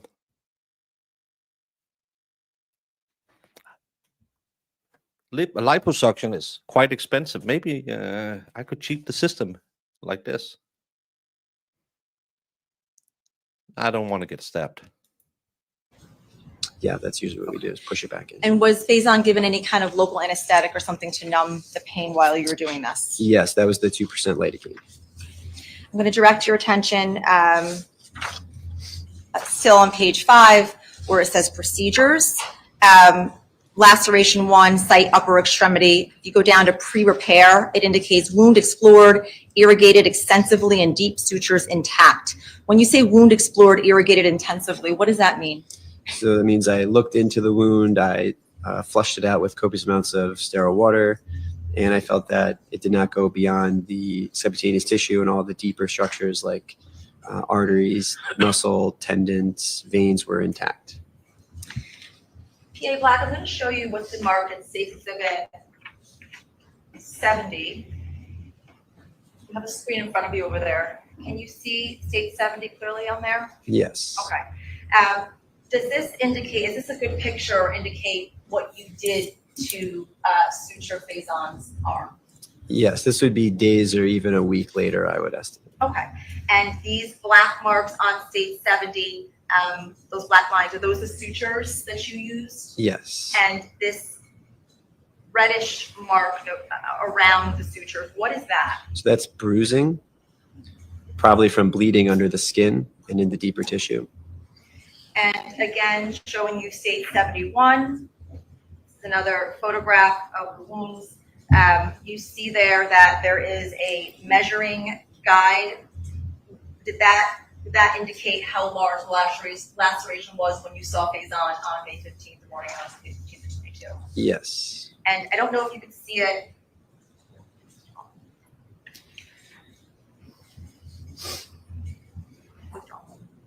Now, PA Black, directing you back to States 5 under. It could be because if it opened up a lot and he had a lot of fat coming out of it, that the wound expanded. But it looks, if it's just an insertion wound, they should be able to stable that pretty easily. So it looks really weird for something that just had, if it's just a stab wound. But again, if he's so fat that it exploded the wound, but sutures like that, it didn't look like a good job. Patient reevaluated, which I believe is Abia. after where you indicate what you did with the patient. It says patient was reevaluated. What was the purpose of that? Just to make sure there was no additional injury that I may have missed, that there was no arterial injury, that he was still doing well. He was the guy whose arm you just saw. And I had sympathy until he started talking to the defense lawyer. Then he got really defense dementia and an attitude. And to give him discharge instructions. Okay, and it indicates that wound care procedures were discussed with him. He was he's given instructions, advised to see his doctor, and told to come back in 3 or 4 days for a wound check. No, because he didn't notice he got stabbed. You won't do that if you just get it through and through because you are amped up on adrenaline. You don't even notice it. That's why a lot of knife wounds are deadly, because your system will just ignore it, and you'll the blood will be pissing out of you. But again, if you just get, maybe if it was in a ripping motion or a serrated knife, they were talking about a serrated knife yesterday, there could be some extra damage to the surrounding skin as well. But I still don't think the sutures look really good. Normally you would try and keep it clean. It looked kind of like when I tried to sew in a button. And did that indeed happen? Do you know? I don't know if that happened. Is that 3 or 4 day check back? Would that be when the sutures would be removed, or would that be at a later time? No, that would be at a later. Just to let you know, the average OnlyFans model makes $100, $120 a month. So that would be 4 months of work. But in that average, you do have Belle Delphine and the redhead who makes millions. So you better be good if you're going to make that. And I'm sure you're a pretty woman, but most people make nothing on OnlyFans. It's kind of like being a YouTuber. Sometimes I tell patients to come back in 3 or 4 days just to make sure it's not getting infected if I'm more concerned or if it was a deeper wound. Under, again, state 72, referring to page 5, where it says differential diagnosis, it indicates likely laceration, abrasion, and avulsion of skin. What does avulsion of skin refer to? That's skin that's cut away from the body, removed from the body. Still referring to state 72, directing your attention to PCS discharge summary, page 1 through 5. If you continue, it's towards the back.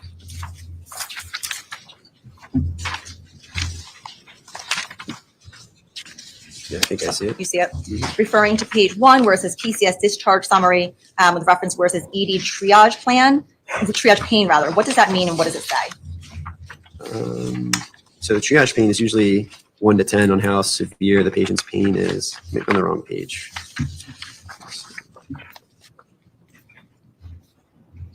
Is that that's in the discharge instructions, or is it? So I could just refer you to it. So it indicates ED triage pain present, pain reported, pain reporting scale 0 to 10, and indicates a 5. Was that a self-reporting from the patient? Yes. And that would be a medium pain level from the Yes. patient that reported that? Yes. Now, PA Black, regarding whether or not Faison Teal's blood was tested for anything at all, do you recall if his blood was tested for any kind of alcohol? It was not. Okay, and why was that decision made, or why was that not done? I felt that he appeared clinically sober, and to me that means he's able to walk, able to speak, acting normally. So is it fair to say it's not standard at Griffin Hospital to take somebody's blood when they're admitted to the hospital? It depends. For something like this, a laceration to the extremity without any other major injury, I didn't feel that it changed my management. And to your knowledge, how long did Faison Teal remain in the hospital? Do you know when he was discharged? I believe it was around 2:20 or so is what it said on here. That same morning? Yes. I just need 1 moment, Your Honor. Of course. Welcome, little Miss Red Velvet. Does Think 2:35 sound about I right? like that. Yeah, I think that's the latest time. Thank you for joining us. Watch out for the mods. The reason they have a wrench is so I know who to ban in chat.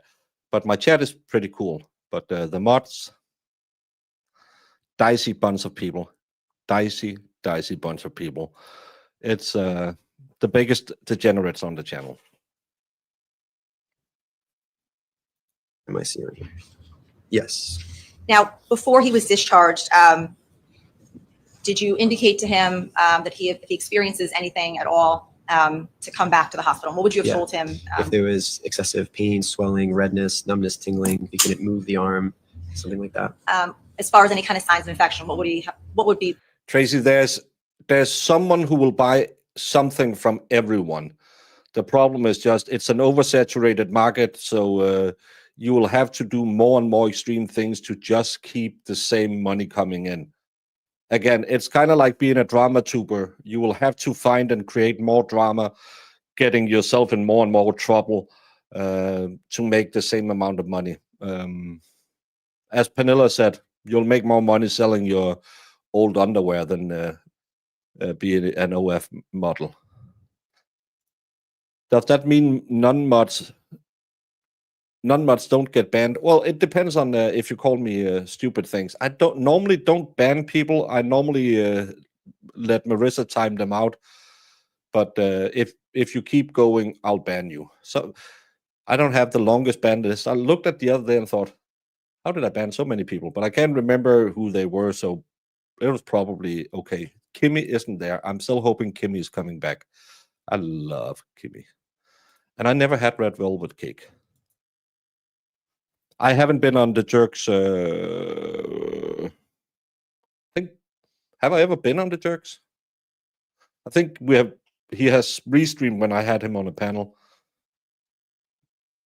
I might have been on once back after the first trial. I'm not 100% sure. But we've done like 3 or 4 streams together. On Tuesdays, so we do arms because if you want to count the wrinkles on Baker's Stink Star in the back of a Kia Picanto, your arms better be effing swole. If you can count anything on me in a Kia Picanto, I must be mooning out of the window because that's a very small car. But thank you, Brandon. Proving again, this is why my mods are the most degenerate. Indicative signs of infection. Spreading redness, excessive pain, discharge of pus, fever, stuff like that. Thank you. I have no further questions. Attorney Smith? Thank you. Thank you.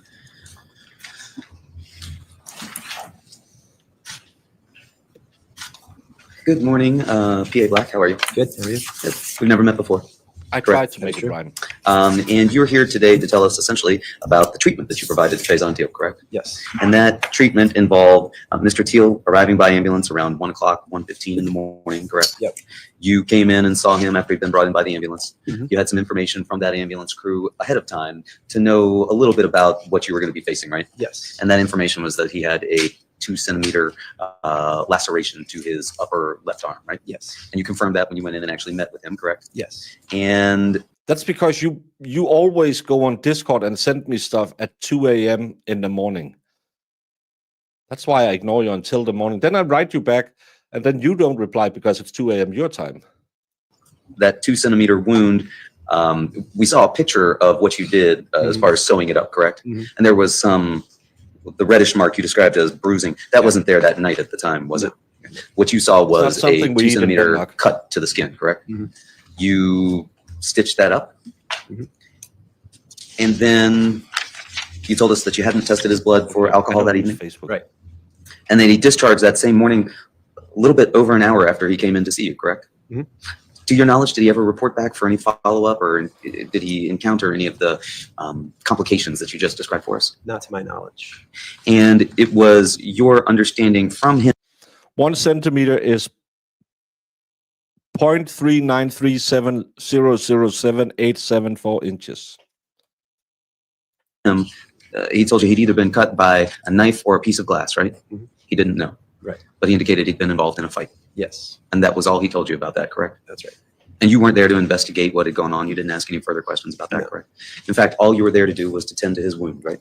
Yes. And you would describe that as a superficial cut to the skin, correct? Yeah. Not life-threatening in any way. No. And if this jury wanted to Jamie, Iris, Brandon, Marissa, Jemima, Valhalla, Farrell,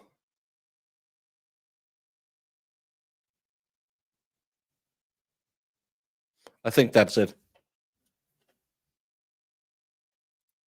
know why Mr. Valle did what he did that night, you couldn't tell us or help them out in any way with that, could you? No.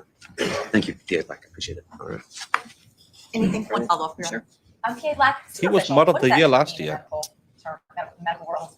Oh. I mean, to me, Sorry, anime is the new one. Anime runs the Rumble. Thank you all over on Rumble. 17 today. Please do all the YouTube Rumble things. How was America? Would you recommend it? Don't make out with Valhalla because he gave me the vids.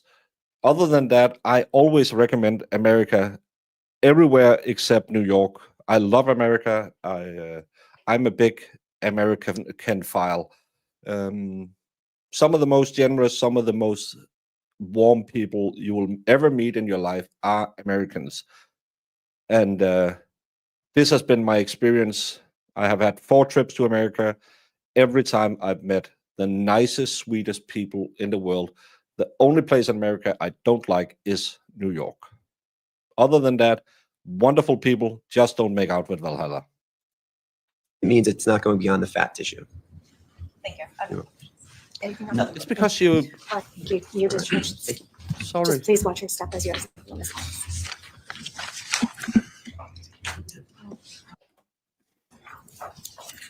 You made the contest, so.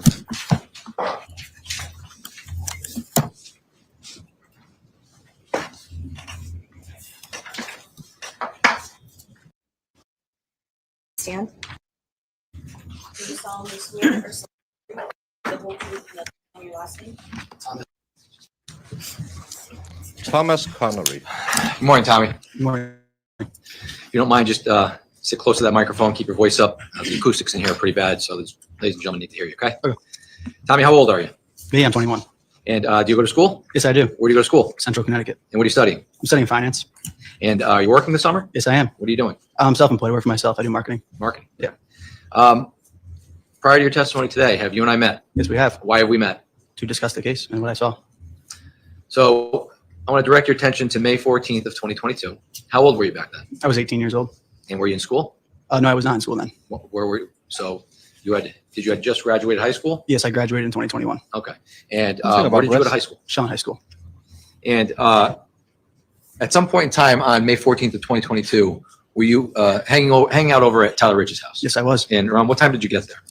It was around, like, I'd say 7 to 8 p.m. in that area. And That's because you are the tech help on Discord. That's why I put you in there. And because Farrell is here once in a blue moon. When voting for Mod of the Year 2025, please don't picture a man improbably drinking a beer and drowning Huey, Louie, and Dewey. They died so unnecessarily and so young, it'll force you to vote for Brandon. For those of you who are new to the channel, Huey, Louie, and Dewey were 3 Dockmans that Valhalla had last year after he tried to shotgun a beer live on the stream. They mysteriously passed away the next morning. Rumor has it that Valhalla drowned them in beer, but I do not believe those rumors. I just think they drank, because there was most of the beer he spilled on the floor, drank it and got too drunk, went driving, got into a car accident, and then they covered it up. But please remember Huey, Louie, and Dewey. just going to show you stage 5. Do you know whose house that is? Yes, that is Tyler Rich's house. That's the house you went to on May 14th of 22. Yes, it was. And why'd you go there? He told me to come over. We were going to hang out, just a little bit of us, some of my friends and some of the friends in his grade. And when you said you wanted to hang out, what does that mean, hang out? What did you guys do there? Well, we usually hang out in his basement, just a couple of us, and we would, just do normal stuff that, high school guys and graduate guys would do. And how did you get to I drove myself that night. you did, okay. Showing you stage 49. Do you remember where you parked? Yes, by the far right red maple bush by the road. So if I'm pointing at the stage 49, you're talking about this red bush here? Yes, that one. Okay, so would you have parked on the side of the road? Yes, that right there. Would you be facing the driveway or facing away from the driveway? Facing towards the driveway.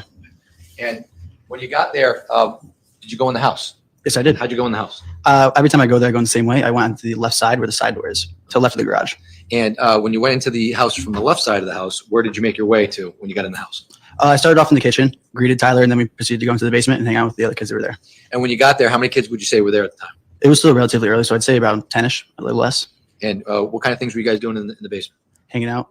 We were just having a couple drinks. Okay, when you say a couple drinks, what do you mean by a couple drinks? I had a few beers that night. You had a few beers that night? Yes, I did. All right. And was anybody else drinking? Yes, they were. It's the parents' house, yes. Yeah, but McKinley, what's her name? Eminem was naming them Huey, Louie, and Dewey, and then Valhalla unalived them. It was a sad story. She used to have a YouTube channel. She stopped instantly, forced off YouTube by Valhalla and his hatred for poultry.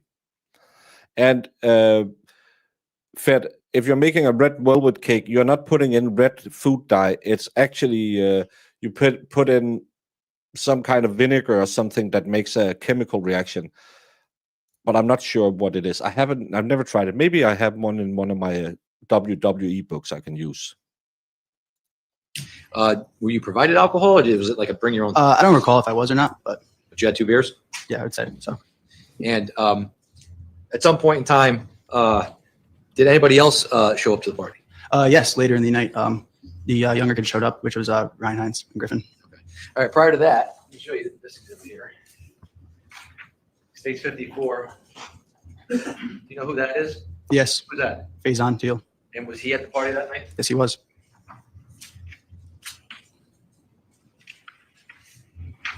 Showing you stage 56.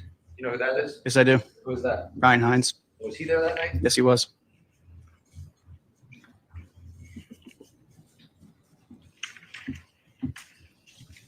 Show you stage 57. You know who that is? Yes, I do. Who is that? That's Jimmy McGrath. Was he at the party? Yes, he was. How do you know Jimmy McGrath? He was friends with my younger brother. They would hang out all the time. They hung out a lot when they were younger in middle school, and then as high school went along, they would hang out here and there. And who's your younger brother? Charlie Connery. Was he at the party that night? Yes, he was. Tommy, do you know Ricky Fiola? Yes, I do. How do you know him? I'm really good friends with him and his father and his mother. We grew up together once him and my brother met in middle school, maybe a little younger, 5th and 6th grade, and we became family friends through that. And do you know if Ricky Fiola was at the party that night? Yes, he was. And how about Sal Perry? Yes, he was there too. You know him? Yes, I do. How do you know him? Me and him, we grew up together playing baseball, Shelton American Little League. How about Mike Sampieri? Yes, I know him. How do you know him? He lives down the road from me my whole life. I found a recipe for red velvet cake. First ingredients: a package of fudge marble cake mix. Go F yourself. We don't use cake mix in this house. It's not Jamie's house. Were they at the party? Two of Yes, them? he was. Alex Bernstein, you know Alex Bernstein? No, I do not know Alex Bernstein. How about Jake Villalobos? Yes, I know Jake Villalobos. How do you know Jake? We played football together when we were very young, and then I knew him from school from then on. Was he at the party that night? Yes, he was. And how about Matt Lockovich? Yes, he was How do there. you know Matt? I know him from baseball too. We started playing when we were young together. Do you know if Matt was at the party? Yes, he was. Now you say that Griffin and how do you know Griffin? He's really good friends with my brother too. So Griffin and Ryan showed up at the party at some point. Yes, they Do did. you recall what time it was? It was later. I would say 9:30, 10ish time. And what was the lighting out like that night? Do you remember? Yeah, it was nighttime, so it was a little bit darker, but it wasn't too dark. There was the moon was light, and his driveway has they had lights there too. So when Ryan and Griffin showed up to the party, were you made aware of an incident that occurred at Lazy Brook Road? Yes, I heard people saying that they were jumped at a St. Joe's party down the road in Lazy Brook Were you made aware that this happened prior to Ryan and Griffin getting to the party or after they arrived? after they arrived. Were you aware about a group messaging or group chat? that No, I going was on? not aware of that in the moment. No, Are you aware of it now? I am aware of it now. After the fact. Yes. But at the time when Griffin and Ryan got to the party, was there any talk about a group messaging that was going on? Nothing that I heard of, but I assume there was. Now, at some point in time in the night, did individuals who were not invited to Tyler Rich's house show up? Yes. Can you please tell the ladies and gentlemen of the jury what you remember about that? So people showed up in a Honda Pilot. They showed up and they were parked in the far side of the road across from the driveway, and they're facing down towards Farmhouse Lane. So I'm going to show you stage 30. Is this the car you saw that night? Yes, that is. And with regards to stage 49, you said they parked in the road? Yes, across from the driveway, but more towards the Adams Drive side. So can you describe on stage 49 where you actually saw them park? So if you're looking, do you see the sewer grate on that side? The opposite of that. So Here, so it would be over here? nope, yep, right over there. Yep, They parked somewhere over here, correct. facing. Down the road that way. Yep. And when you came out when you heard that the car arrived, did you leave Tyler Rich's house? Yeah, I walked out of the basement. I walked out to the Bilco doors because I heard there was people there that weren't invited, and everyone went outside. So I followed the crowd out there. And when you went out the Bilco doors, where are the Bilco doors located? On the far side of the house, you cannot see them in that image.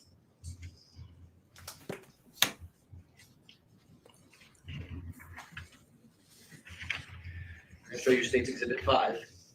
Can you see States Exhibit 5 where the Bilco doors would have been located? Yeah. So if you see the AC unit to the right, they're behind that. So right here? Yes. On this area behind the SH unit? Yep. So if the record can reflect, he's Thank you, Shell with an S. 3 months, that's it. Feels longer. Hopefully it feels like yesterday. Thank you. point to the clearing in the area to the right side of the house in front of the blue truck where you can see an AC unit, and it would be behind the AC unit, I think is what he indicated. Yes. All right, record will reflect that. Thank you. So when you came out of the Bilko doors on the right side of the house, what path of travel did you go when you left the house in States 49? I'll put that back up. So I walked along the house line, so in that grassy area between the white and the blue. He just said he had a hole in his arm and his fat might be leaking out, and he sewed him up. That's all he kind of said.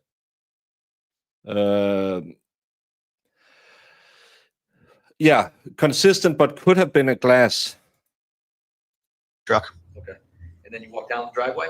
Yeah, but not too far. I'd say I was sitting in the middle of it, standing. Okay. And so you didn't walk all the way down the driveway? No, Why didn't you walk all the way down the driveway? because I already saw there's some people on the road, and I didn't want to go and get involved. How many people would you say were outside at that moment? It was about outside or by the car. Well, how about by the car? Probably about 10-ish people, And how many people were outside in total, do you think? probably 20-ish. So there were around 10 people near the car and another 10 people maybe? Yeah, back more where you people in were? the driveway.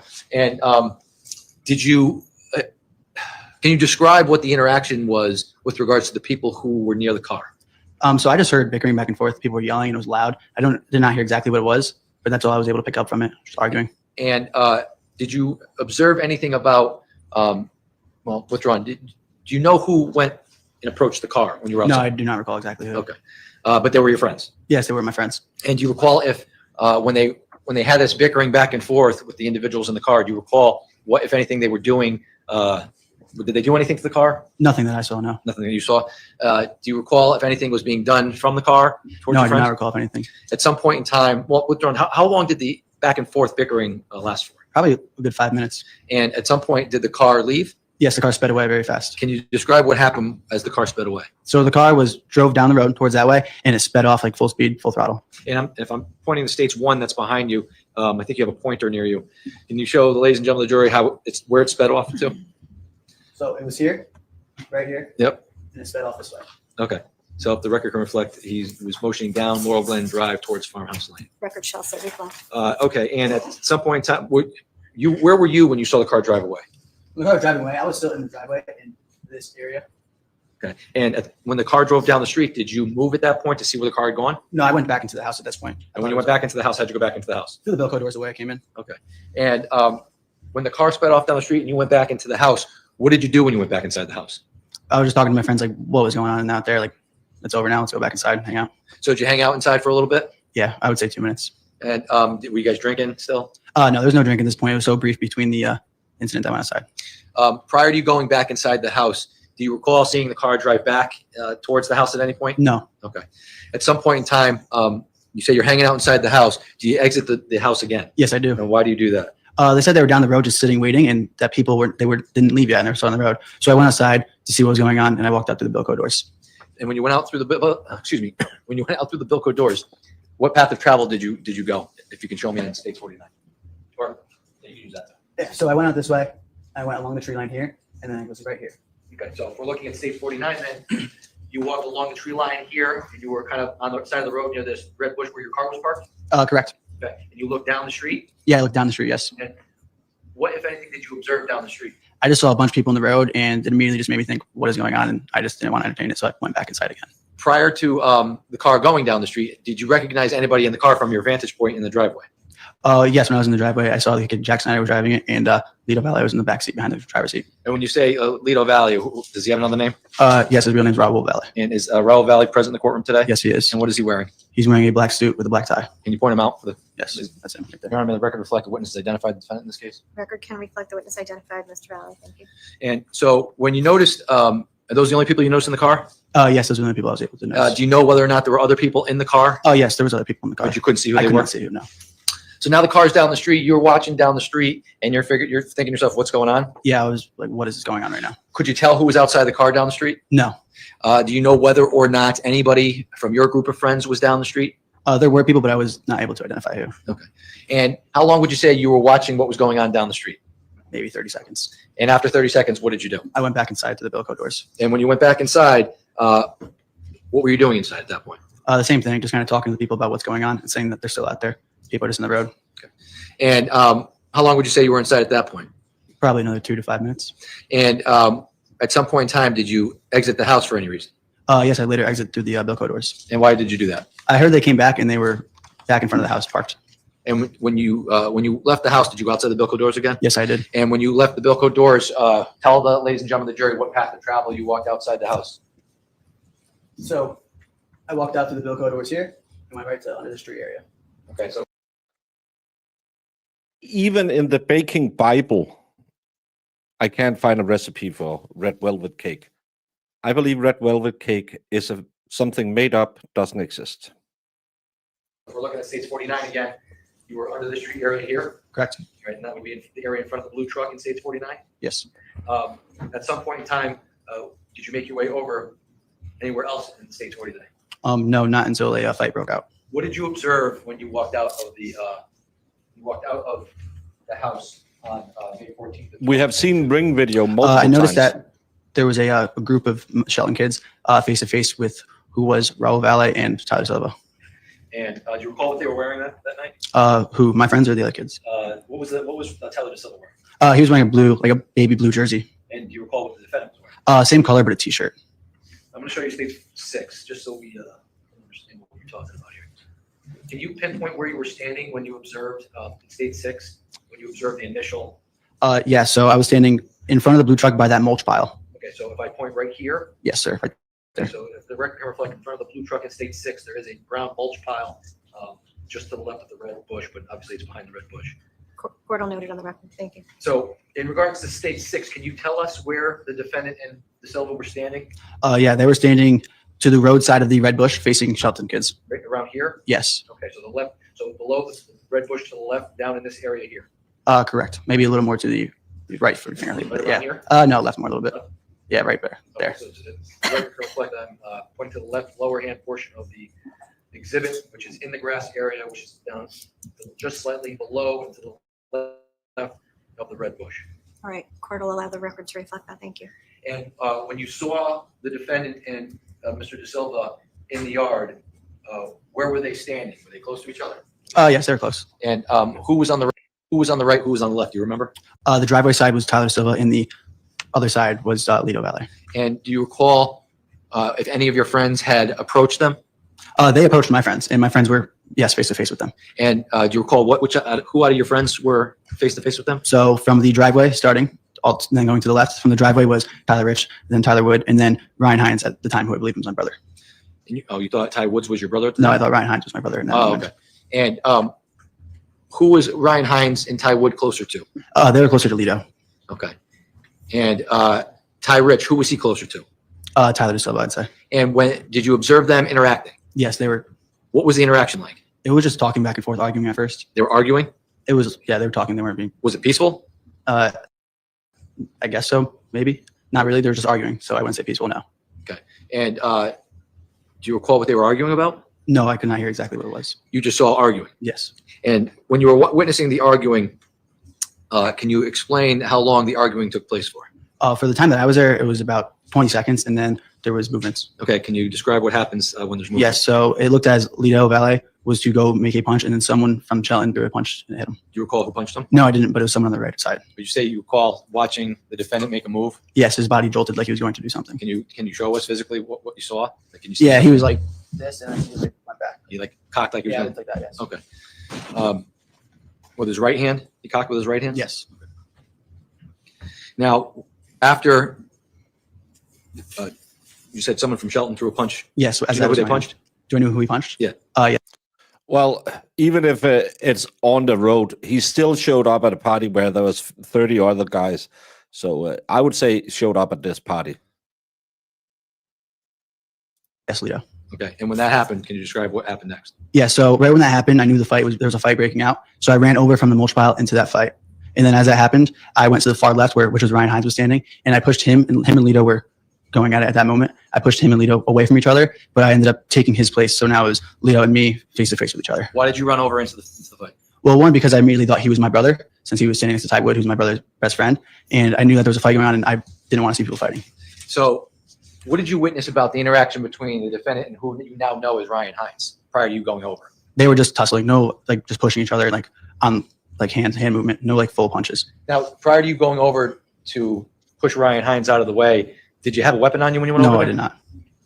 Now, when you went over, you thought Ryan was your brother? Yes. when you said you took his place? Yes. What does that mean? Describe what. I happened. pushed him and Lito away from each other. And as that happened, I kind of mostly pushed Ryan, and I was now face to face with Lito, and he was to the side of me. Okay, so when you say face to face, if the microphone is Lito, are you like this? Yes. Okay, so you push Ryan out of the way with, you get in between them. Push Yeah, I Ryan get in out? between them. Yes. Now, when you push Ryan out of the way, describe what happens next. So me and Raul had made eye contact, and he slipped back, so he was kind of down like waist level with me. So he was like on like a knee. Yeah, something like that. Not a knee, but bent over, Okay. like he was slipping, holding himself up. And he looked at me, and then he proceeded to. At the time, I thought he was punching me in the leg, which he was stabbing me. So wait, so I want you to. You want me to demonstrate? Yeah, let's demonstrate. Can you step down here? That's fine. Okay, so if I'm you, and I'm standing like this? Yes. Okay. He's like this. Like this. 1, okay, 2, 3, okay. At the time when he was hitting you in your left leg, Yes. did you know you were being stabbed? No, I did not, but I felt like being punched. Okay. And did you have any other feelings when this was happening other than being? Yeah, I was able to feel like almost like a sharp pop, but I didn't acknowledge it was a stab. I didn't know in the moment, but I did feel stronger than a fist. Okay. And at that point in time, when that happened and you had withdrawn, did the defendant hit you more than 4 times at that point? Not that I know, no. And after he hit you 4 times, what happened next? So as he was hitting me, I was pushing him away, trying to get him to stop hitting me. Do How were you trying to push him away? you want me to just demonstrate it? So you're underneath, I'm like this. Yeah. Mine's just here in this moment. Yep. And I was like this. And did the defendant move away from you at that point? After the times he was punching me and him for some reason just separated. The fight just stopped, and I just walked back, and he walked away towards the road. Okay. And what did you do next? Well, withdrawn. Do you recall where the defendant went to after that? No, but he went towards the. No, because if you're in a fight, punches land where punches land, and then you'll go back and fix the problem later. Curbside. Okay. And after you and him separated, Yeah, he's the one who got stabbed in the leg. That the EMT testified that they left the one with the hole in the chest because he was already fading too fast, and then they went to this guy to try and save him. what do you recall about the things you went through after that? So in interaction? that moment, I kind of just stood there and sat around I was in shock. My body, I didn't really have anything that I fully did after that I could, recall. I was just sitting there. My body was bleeding, and I was just looking around, like trying to soak in what's going on. Did you realize you were bleeding? When did you realize you were bleeding? When the car eventually drove away, I realized I was bleeding. And when you realized you were, who did somebody bring it to your attention that you were bleeding? No, I brought it to my attention because I knew it was drizzling out, but I didn't think it was pouring. And I was like, why is my leg soaked? I feel like I'm covered in water. And then I took a flashlight out from my phone and I put it on my leg. And then I realized my leg from my quad all the way down to my ankle was covered in blood. There was no skin to see, and my shoes were covered in blood. And when you realized that you were, stabbed at that point, what happened? I immediately was like, I need stitches. And then I dropped to my right hip and laid there waiting for people to come over.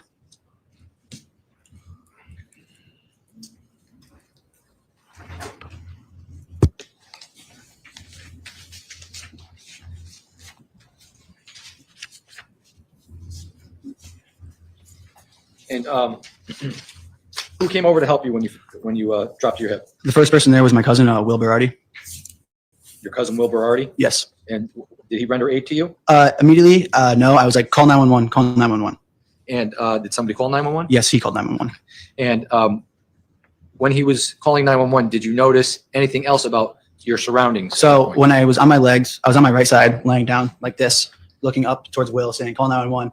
And I looked over to my left, and I saw Jimmy McGrath standing there by himself by the basketball. And what did you notice about Jimmy McGrath? He was standing there by himself, and I was like, Jimmy, are you okay? And there was no response, but Because it was pouring out of him instead of just tickling.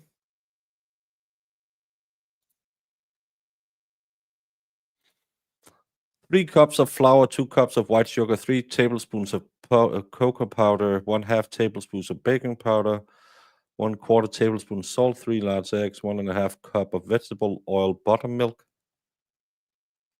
So 1.5 cups of both vegetable oil and buttermilk. Or I'm trying to see if I can find a British or an English cookbook. Wasn't he like 16? No, he's one of the older kids. I think he was 18 at the time. he slowly pulled up his shirt to see that he had a blood coming out. And as I looked at that, I was like, "Are you okay? You okay?" And there was no response, and he collapsed to the floor. Like he didn't put himself down; he just fell. And when he fell, what, if anything, happened next? People started running over to him because like Jimmy's not okay, and he sat there and bled out for a while. Now, when you were fighting, when the defendant was hitting you in the leg, did you observe any type of weapon at that point? I saw something black in his hand, but I didn't realize it was a knife or anything. I didn't think anything of it, but I saw a hole in his hand as like a black spot. And did you notice any of your Jimmy is the guy who passed away. Yes.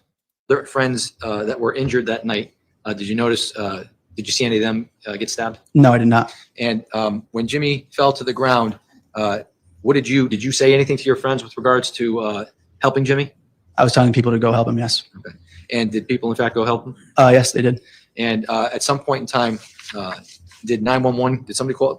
Did first responders arrive at the scene? Yes, first responders arrived sometime later. And when they arrived at the scene, tell us what happened. What did you observe? So the officer came up to me and he was asking me if I needed some assistance, and he gave me a tourniquet and he put a tourniquet on my leg, as I already had some homemade tourniquets on my leg.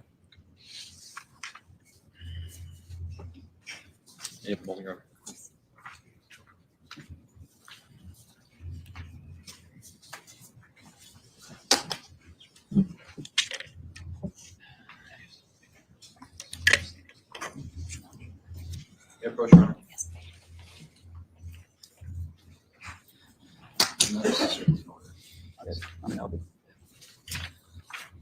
I'll show you what's been marked as State's Exhibit 77 for identification. You recognize 77? They Yes, I did do. render aid to each other. It is me on the ground with a tourniquet on my leg and another homemade tourniquet and stab wounds. Is this a screenshot or a picture of what your leg looked like on the night in question?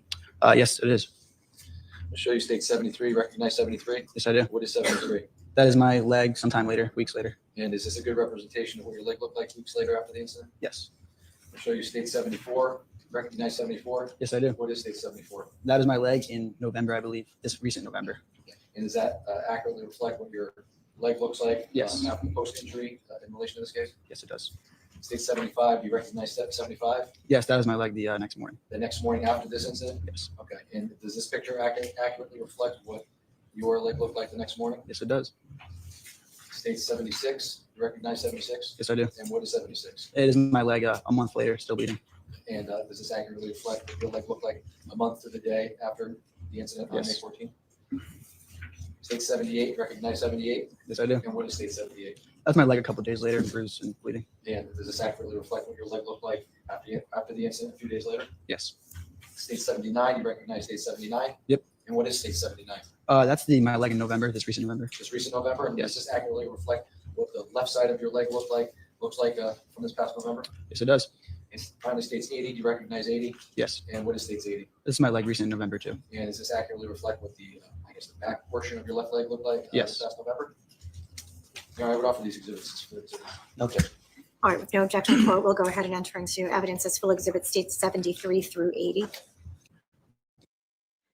Yes. And that video to review.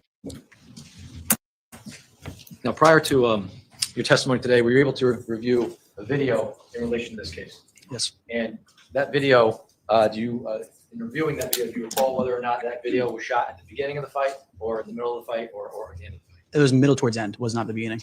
And in your review of the video of the fight, do you know whether or not when this video starts, based on your review of it, can you determine if you were already stabbed at this point, or are you stabbed during the video or after the video? I believe I was stabbed before the video. Before the video Yes. starts? Okay, we just-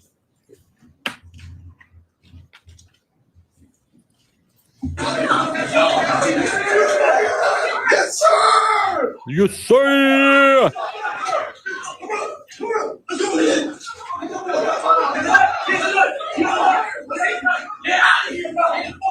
So when that video starts, the fight had already been going on? Yes. How long did the fight go on for, do you think, in total? Total? Yeah. 45 seconds to a minute, if that. That video was about 17 seconds. There was about maybe 30 seconds that happened prior to the video start. Maybe a little less, 20.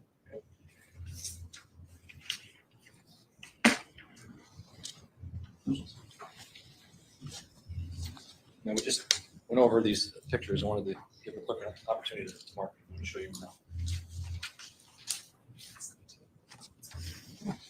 Jobutu can't hit a curveball. I'm going to show you which mark states exhibit 77. You see 77, Tommy? Yes, I do. So was this picture taken the night that you guys stabbed at Tyler Rich's house? Yes. And I see that there's these things on your legs here and here. Can you tell us what these are? Yeah. So the black one is a tourniquet that was provided by the police officer. It's right here? Yes. Okay. And the one on the left, right there, that is my t-shirt. So you took your t-shirt off, Yes. When I went to the ground, I took my t-shirt off. and when the cops got there, they put the top one on? Yes. I may have one.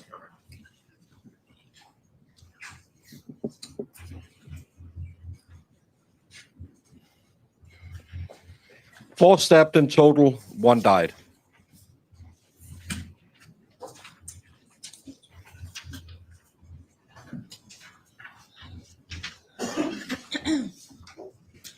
Tommy, I'm going to show you State's Exhibit 24. That's been marked as a full exhibit. Do you see that? Yes. What is State's 24? Do you know what that is? Yeah, that is my shirt, one shoe, and one sock. Okay, you see how it looks like it appears to be ripped. Yes. Why is it ripped? One So at first, we only knew there was one stab wound. So what we did was my friend Brett Woodico ripped my shirt to put that one on, and then later to realize there was a lot more stab wounds. So we needed to cover them up and try to cover as many as we can. So you took your shirt off, you wrapped part of it around you, and at some point was that left on the front lawn of 43 Little Yes. Lawn? Okay.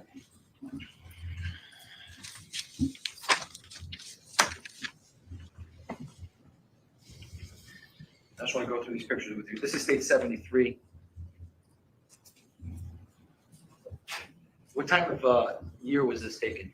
This was weeks later. I would say this is probably the last week of May, 2 weeks after it. You don't have any stitches in your leg. How come? The doctor only gave me 2 stitches. He gave one on the really big one and then one on the top left one because they said my wounds were too deep and they were dirty. So they could not stitch them properly. So they wanted, what was the purpose? The purpose of leaving them on So I wouldn't get infected to stay clean. State 75? When was this picture taken? This was the next morning. And looks like here, your left quad is affected. Yeah, it's bulged up and swollen and bleeding. State 78. When was this picture taken? That's a couple days later. That's bruising and still bleeding.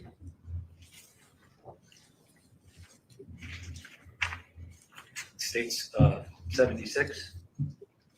That's Actually has the date on it. yeah. So that's in 1 month later, and I was still bleeding in that top one. I think it's in his home. State 79. This was taken this past November. Yeah, so that's the entrance wound where the scar is, and then above it is the deformed quad from the actual wound right there. So do you have an issue with your left quad as a result of this? Yeah, it's deformed. There's no lower left part of the quad. So do you look at yourself in the mirror, you look at your legs, They're very imbalanced. Yes. they're very balanced? Yes, the right one is bigger than the left one. Do you work out? Yes, How often do you work out? 5-6 days a week. Have you hit legs hard? Been trying. Yeah. And has it made a difference as a result of this? Nope. States 80. It's the rear portion of your leg. Again, scarring as a result of this incident. Yep. And then you can see the This indent past too. November. Yep, and you can also see the indent in the leg. This is State 74. This is the most recent Yeah. picture of your scarring. Now, with regards to your friends that were at the Rich's house that night, when you were outside and the fight broke out, how many people would you say were outside at that moment? 10, 15. And how many people were actually involved in the fight? From what I saw, it only looked like 3. Fair to say that everybody else not involved? Yeah, in the What were they beginning. doing? Do you know what they were doing just prior to the fight? No, I did not. You know what they were doing during the fight? No, not during the fight, but I've seen the video. I've seen more. That's his job. What does it appear most people are doing? Most people are sitting watching. And with regards to the lighting that night, just before the fight started and during the fight, were you able to see in front of you? Yeah, I was able to see in front of me. To recognize people you knew? Yeah, I was able to recognize faces. Did anybody have any lighting or cameras or anything else out? Yeah, there was flashlights on. Do you recall if anybody, we know now that there was a video of the fight. Do you recall in the moment though, was anybody videoing it? No, I did not know it was being videoed. Mr. State 61, this is a still shot from the video you just watched. Have you seen this before? Yes, I have. And this individual right here with the white shirt and pink shorts, with the phone in their hand, you know who this is? Yeah, that looks like Ricky Fiola. States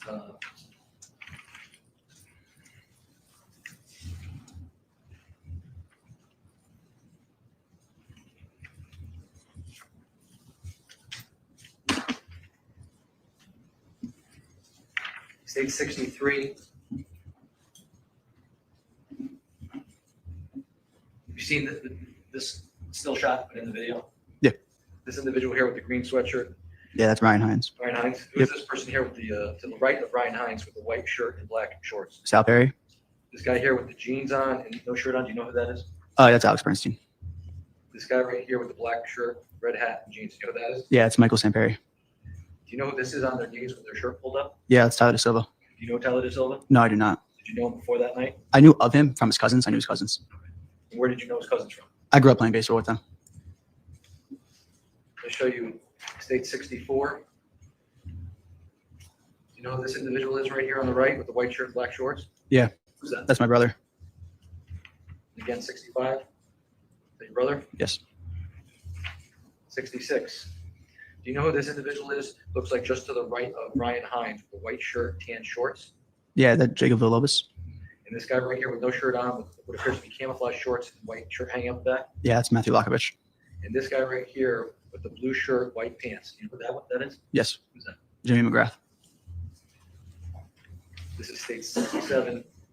Again, this person who appears to be shoving somebody. You know who that is? Yeah, that's No, the broken glass is the front. That's the car that had his windshield broken.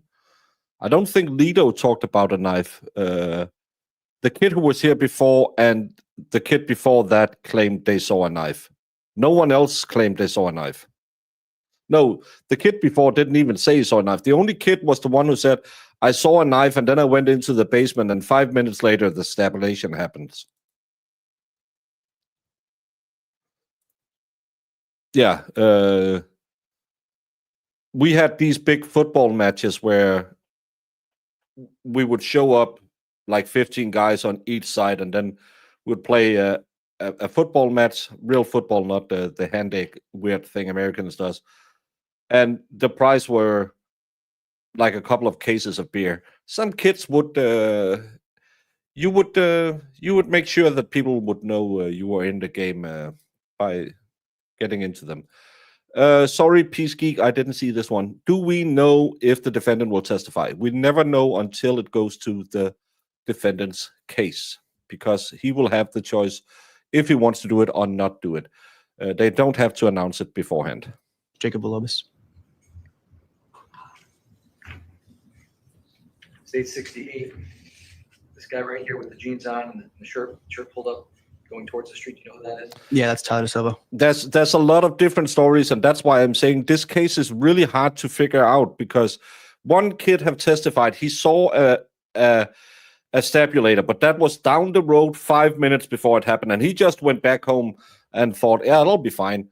Then we had the kid who just testified, who I didn't like after his cross-examination, who said, I don't know what happened. I just had fat coming out of my arm. And then we have this kid who said that he felt 3 punches to the leg and didn't know it was a knife. How about this individual here to his left? That's Raul Valle. That's the defendant. Yes, it is. 69. The problem with this case is no one tells the same Individual on story. the street. You know who that is? Yes, Who's that? that's Tyler De Silva. And the individual standing right here to the left in the dark shirt and white pants. Do you know who that is? Yes, Who is that? that's Jimmy McGrath.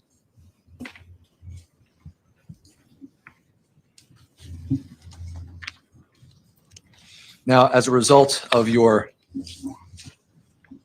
wounds from May 14th of 2022, can you tell us about what other treatment you had to go through? Tell us about your recovery. So the first night in the hospital, I was there for some time, and I wanted to stay the night because they weren't giving me stitches. So I thought I was going to bleed out. I didn't know. I'm not a doctor, so I didn't know how much blood is too much blood. So I was very scared, and I wanted to stay in the hospital. But they told me I was going to be good to go home. So they gave me the 2 stitches after asking, and they sent me home. And then exactly 1 week later after the incident, I stood up and I passed out and had to go back to the hospital.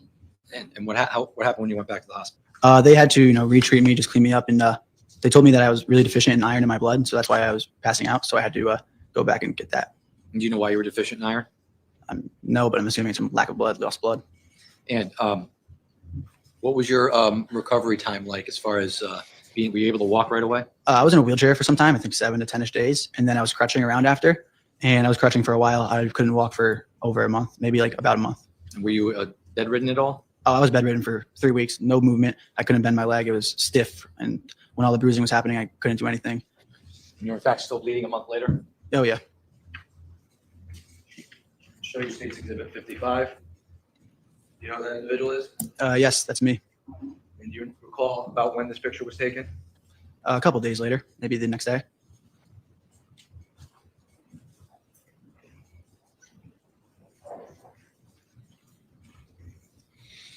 Now, have you had any other effects as a result of this besides the physical effects? Mentally, I mean, it was really hard to get through for the first month. My parents would try to help me, and I was telling them to get off of me. I wanted to try to do things on my own, but I couldn't. So I was frustrated with everybody around me, and then tried to frustrate when I was trying to start to learn to walk again. And mentally, I mean, it hurts, but that's really it. And on May 14th of 2022, did you give any type of statement to the police that night, or did you do it the next day? I did the next day. And was that the only statement you gave in regards to this case? No. You gave multiple statements? Yeah, I gave 2. And what you told police, is it any different today than what you told police back then? I mistaken my brother with Ryan Hines. I have no further questions, Your Honor. Thank you. Okay. Attorney Smith. Thank you, Your Honor.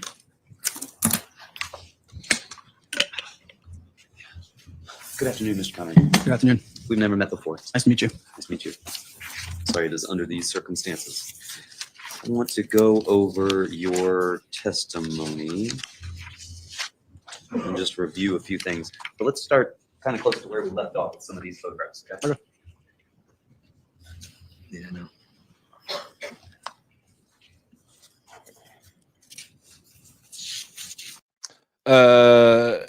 With a dirty wound, and if they cut the tendon or something, so it releases the bone, could be why the muscle looked that deformed. Because yeah, it seemed weird, but that's the problem. You don't know what happens inside. It's yeah.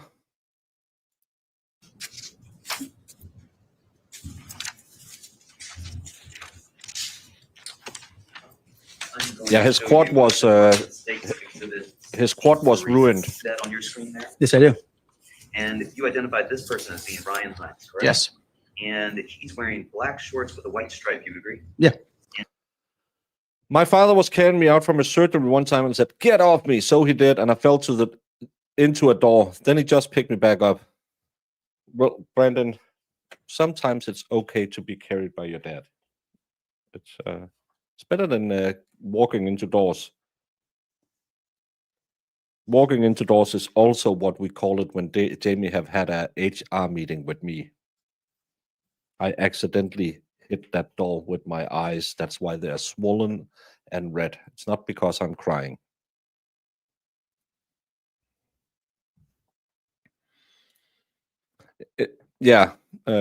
Pain is a good educator. Where's your super chat? I just read your super chat.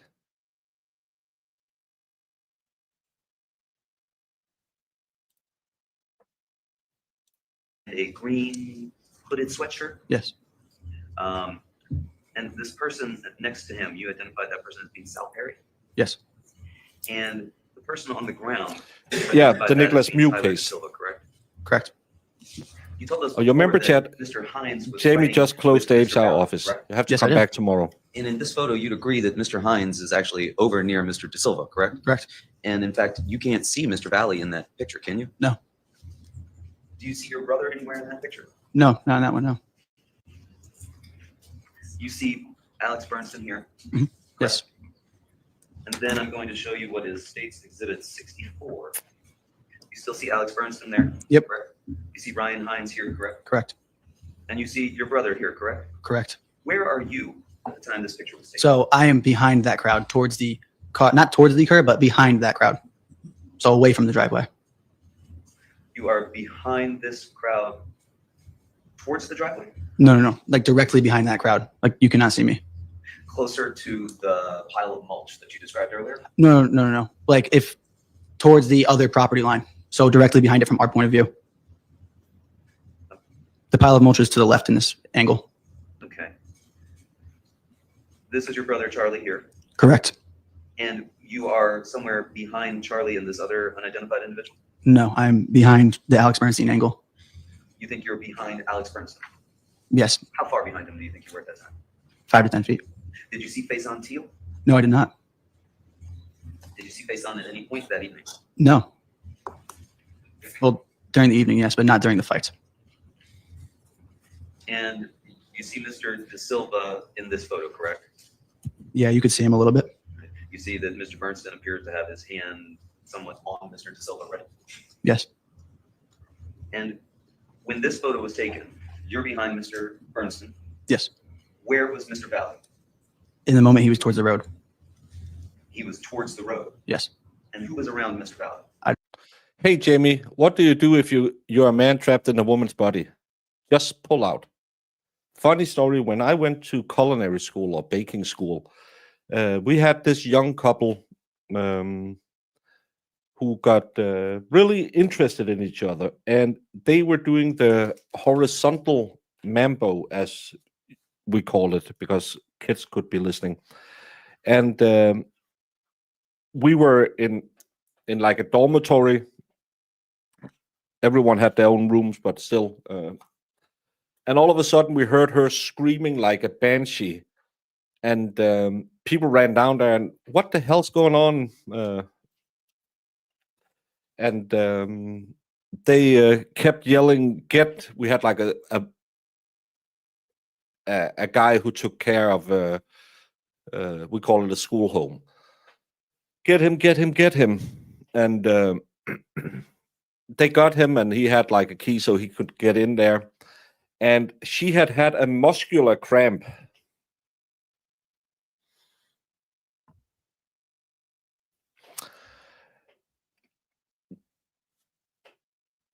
And that cramp had locked up around Mr. Tiny. So Mr. Tiny was getting suffocated inside of the pleasure palace. So he was screaming because Mr. Tiny got squished, and she was screaming because she had a cramp.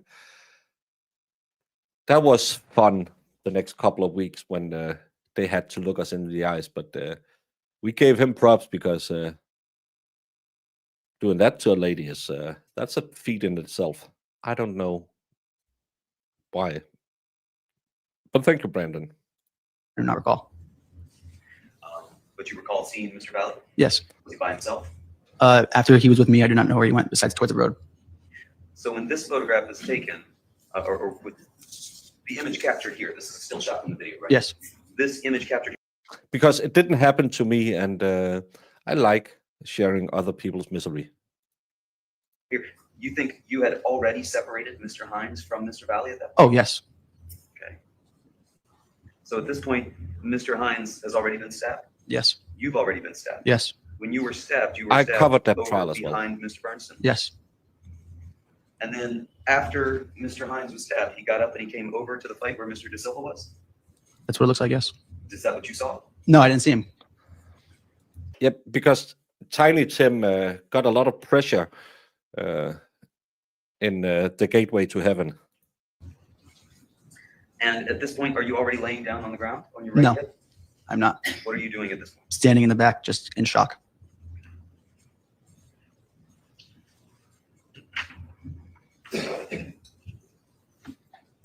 Oh, I have some I'm gonna fun show you stories now, from seats Baker 65. School. Can you see that on your screen? Yes, I can. And you still see Mr. Hines here with the black shorts and the green hooded sweatshirt? Yes, I do. And can you tell us who's beside him? No, I can't tell that. This is your brother, Charlie. Yes. Who's behind him? I think that is Joey Romano. Joey Romano. Where is Will Berardi in this picture? Nowhere to be found.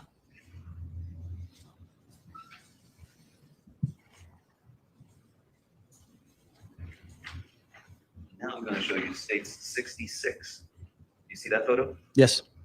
Do you see Mr. Hines here with the black shorts and the green hooded sweatshirt? Yes, I do. And he's still standing over top of Mr. De Silva, who's blocked by Mr. Villalobos and Yes. Mr. Lokovich, correct? Yes. And you see Jimmy McGrath here to the right, correct? Yes. Wearing a navy blue shirt and white shorts, correct? Correct. No, That I haven't evening, seen you that one. yourself were wearing a dark shirt, correct? Yes. Was it navy blue? Yes, it was. Did it have anything on it? Not that I recall. No. No graphic on the back? Nope. And I'm going to now show you States Exhibit 67. Can you see that on your screen? Yes. And do you still see Mr. Hines' black shorts with the white trim at the bottom? Yes. And you would agree that this is showing Mr. Villalobos is shoving Mr. De Silva into the road, correct? Yes. And do you see a figure here with a dark shirt on? Yes. Do you think that could be you, sir? Not that I know. No. You see what you think is Oh. Mr. McGrath here to the right again, correct? Yes. I'm sorry, Herbert. And you testified here that you were only engaged in fighting with Mr. Valle, correct? Correct. You were never engaged in the fight that was going on with Mr. De Silva, No, it was correct? not. Okay. So let's go back to the beginning of the night, all right? You told us that you'd started out hanging out over at Tyler Rich's house sometime between 7 and 8 p.m., right? Correct.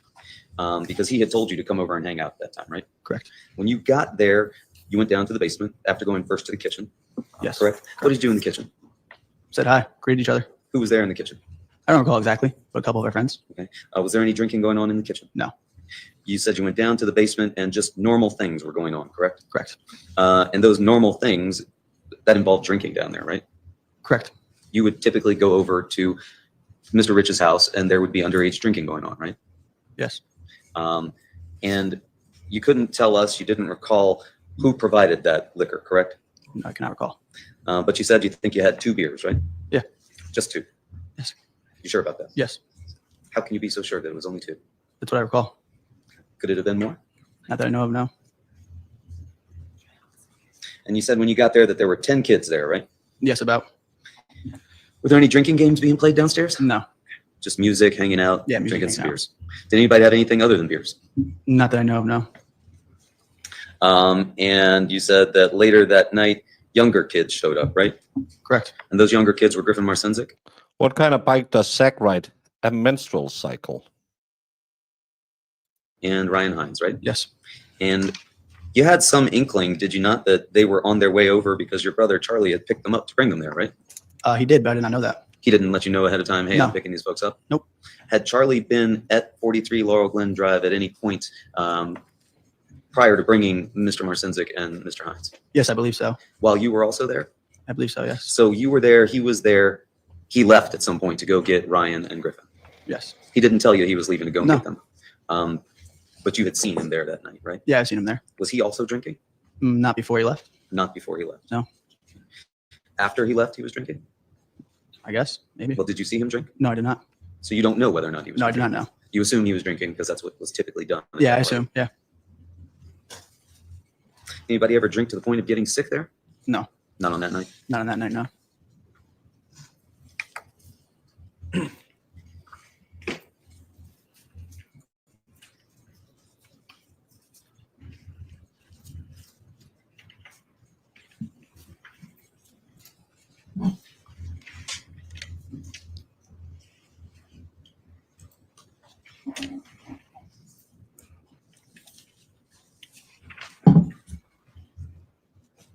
That is the shirt and a shoe that you were wearing that night, correct? Yes. That is State's Exhibit 24. And what color shorts were you wearing that night? I think gray. And are those gray shorts you were wearing reflected here in State's Exhibit 77? Yes. They some sort of a sweatsuit material? Yeah, they're cotton.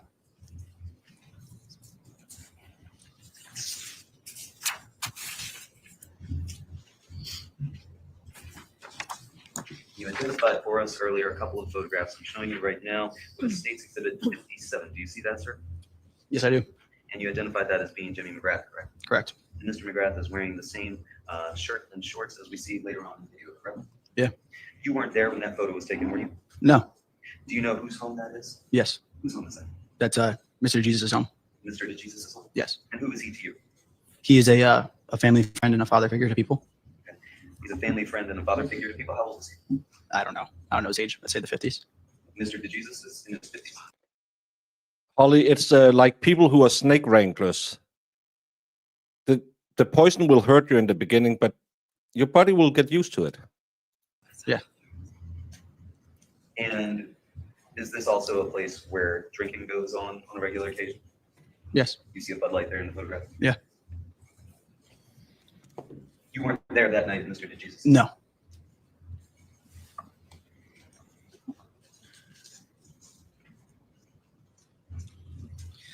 Do you know Tanner Chernowski? Yes, I do. How do you know Tanner Chernowski? We grew up playing football together when we were young. Did you see him there that night? I do not recall seeing him, no. You don't recall seeing Mr. Chernowski that evening? No. Do you hear him in the video that we watched of the fight? In the video? Yes. Yes. What do you hear him doing in the video? Saying, yes, sir. Do you recall hearing him say that when the fight was going on? No. So Mr. Hines and Mr. Marcinzik show up with your brother around what time? I would say 9:30 times. And once they arrived, shortly thereafter, you learned that Mr. Hines claimed that he had been jumped over at a party earlier that night at 5 Lazy Brook Road, right? Yes, I heard that. And what was the reaction of the folks in the basement at that point? Who did it? I'm sorry? Who jumped you? Why were you jumped? So they started to ask, who did it? Yeah, who and why? And then 13 or 14 beers, that's not too many. I know he's drinking Coors Light, but still 13, 14 beers, that's what's beginning to be a good night out. That's around the time where you switch to whiskey. once they asked who did it, shortly thereafter, they started texting the people that they thought did it, correct? That's what I heard, but I did not know that night. You didn't see anybody texting? No, I did not know there was You a didn't text thread. hear from anybody that, hey, we're trying to get these kids to come over here? No, I did not know that. You didn't see Griffin Marcinzik taking a photograph of the address and sending it out on a group chat? No. Did you see Griffin Marcinzik that evening? Yes, I did. What did you see him doing? He was in the basement hanging out. Just hanging out? Yes. You didn't see him on his phone? I mean, everybody's always on their phone. He was probably on it. That's what I thought. Did you see him on it? Not that I recall now. And you don't recall Mr. Marcinzik, Mr. Hines, your brother telling you that they were texting with these kids that they claimed did this to them? No, I did not know there was a text. Did you hear from anybody that they were trying to get these kids to come there? Not that I know of, but probably, I'd say that. What do you mean, not that you know of, but probably, yeah?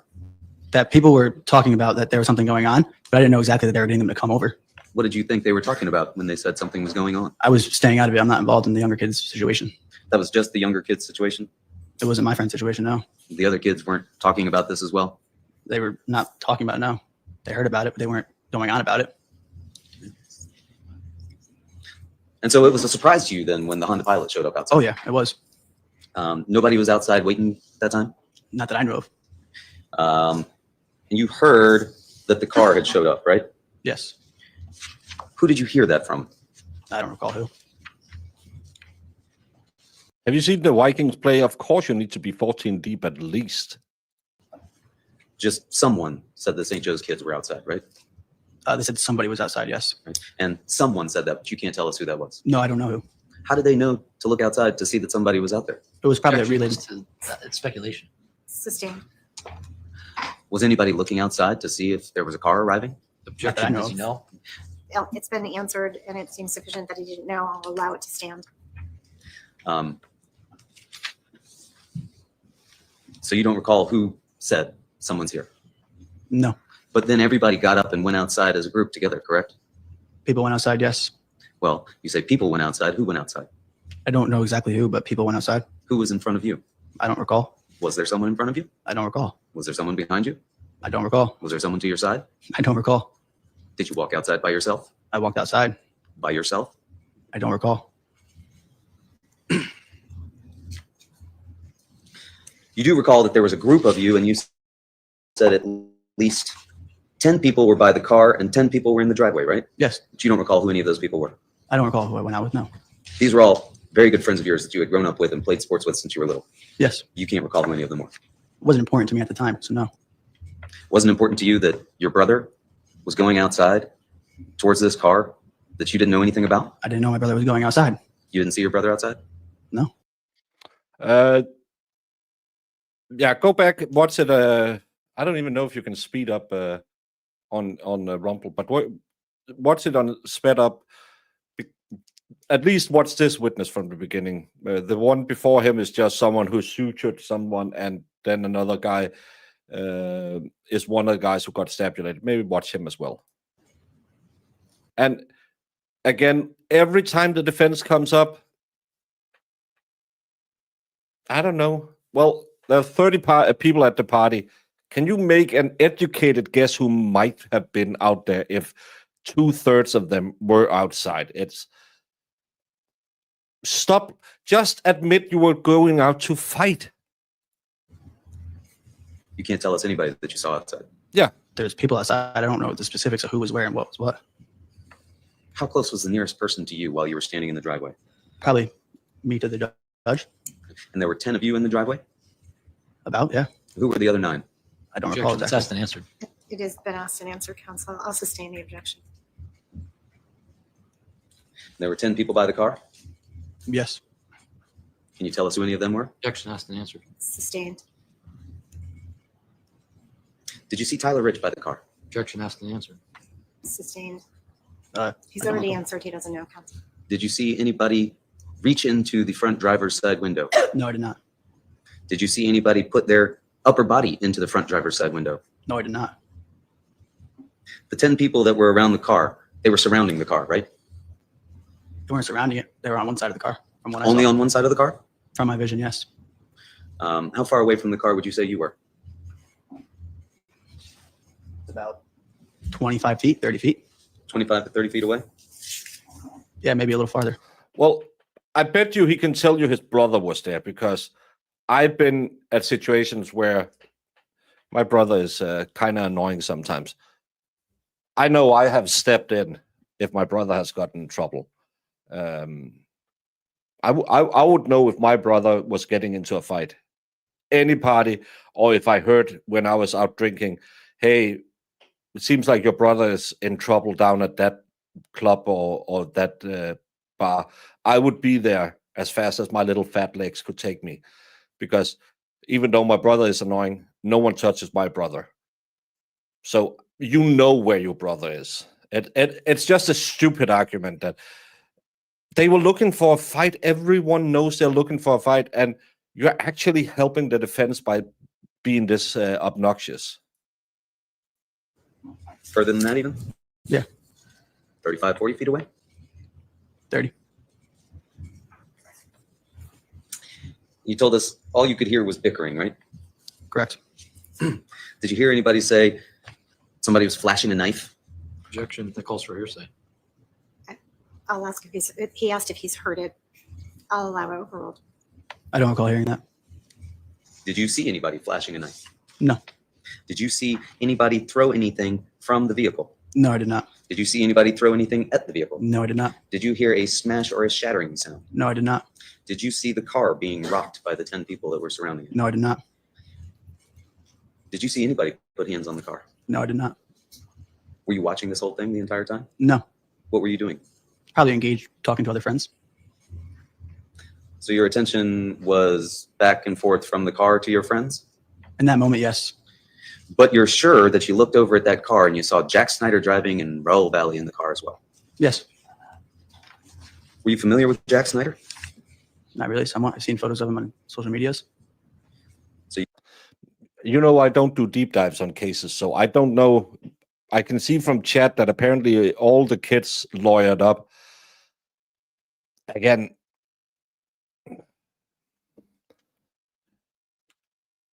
well, everyone is probably afraid of getting sued by everyone else, but your bro got stabbed. Why don't you just tell the effing truth? Instead of we have to go through 1 hour of I don't recall all the time. It annoys me. You couldn't identify any of your friends that were around the car, but you'd seen photos of Jack Snyder before, and you could tell that that was him from 30 feet away. Yeah, I saw people on social media from other times. Okay. Nope. Were you familiar with Raul Valle? Yes. Had you known him just from social media like Jack Snyder, or had you had interactions with him? No interaction, just knew him from social media. So you knew him from social media, and again, you could tell that that was him from 30 feet away. Yeah. But you couldn't tell who your friends were that were around the car. No, I was able to tell from his hair. Did you see Faison Teal? No, Did you see Jimmy McGrath? not in that moment. No.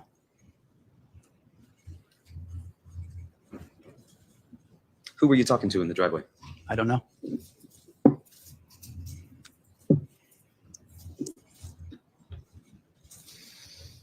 You said the bickering lasted 5 minutes or so, correct? About, yeah. And then without any other interaction between the vehicle, just the bickering, it sped off towards Farmhouse Lane, correct? Correct. And you stayed in the driveway, correct? I went inside. Well, you were still in the driveway, and then you went back into the house through the Bilco doors, right? I went into the Bilco doors, yes. Who did you go back into the house with? I don't recall who exactly. Was it just you? Probably. When you got down into the basement, how many people were in there? I don't recall. Do you recall anybody that was in the basement? No, not really.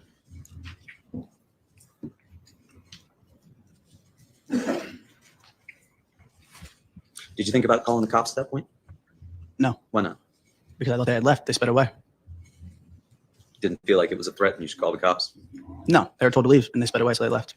And if you called the cops and they came and they found out that there was some underage drinking going on, that might be a problem, right? Objection, that calls for speculation. I'll allow it. You can answer. Yeah. So you didn't want to call the cops because you didn't want them to come and get everybody in trouble. Is that fair to say? No.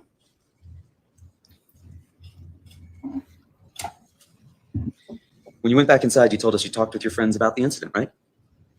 So we briefly talked about it, not full conversation, more of mimicking it. Like, what was that? Mimicking it? Just saying, like, why did that happen? Why is that important? Was there some talk about these guys are pussies, they didn't even get out of the car? No. None of that? No. Did you see Griffin Marcinzik? I don't No. know if any lawsuits is Did going you see anywhere. Ryan Hines? No. Did you see Faison Teal? No. Did you see Matthew Lokovich? No. Did you see Michael Sampieri? Nope. Did you see Sal Perry? Nope. Did you see Jacob Villalobos? Nope. Did you see Tanner? We don't Ternowski? know. No. Did you see Charlie Connery? No. You were all alone in that basement? No. No, this judge is actually quite a good judge. She has been really, really good so far. And the objections she overruled, I think, is fair so far. Oh, there's older kids my age and girls my age. Oh, okay. Who were they? Brandon, I'll turn this stream around. You sit down, you take out your Game Boy, and you'll play Tetris for an hour. Stop complaining. We won't go to Legoland if I have to tell you one more time. I don't recall exactly who. And you told us that you were down there for about 10 minutes. And there was no drinking going on at that point, right? I said 2 to 5 I minutes. don't have a pool. I'm sorry? I said like 5 minutes. You said 5 minutes About, yeah. that you were down in the basement? Yeah. You don't recall telling us just earlier when you were speaking with the state's attorney that you Oh. were down there for 10 minutes? No, I said 5, I believe. 5 minutes, no drinking going on? No. You were talking to some folks, but you can't tell us who. I don't recall who. No.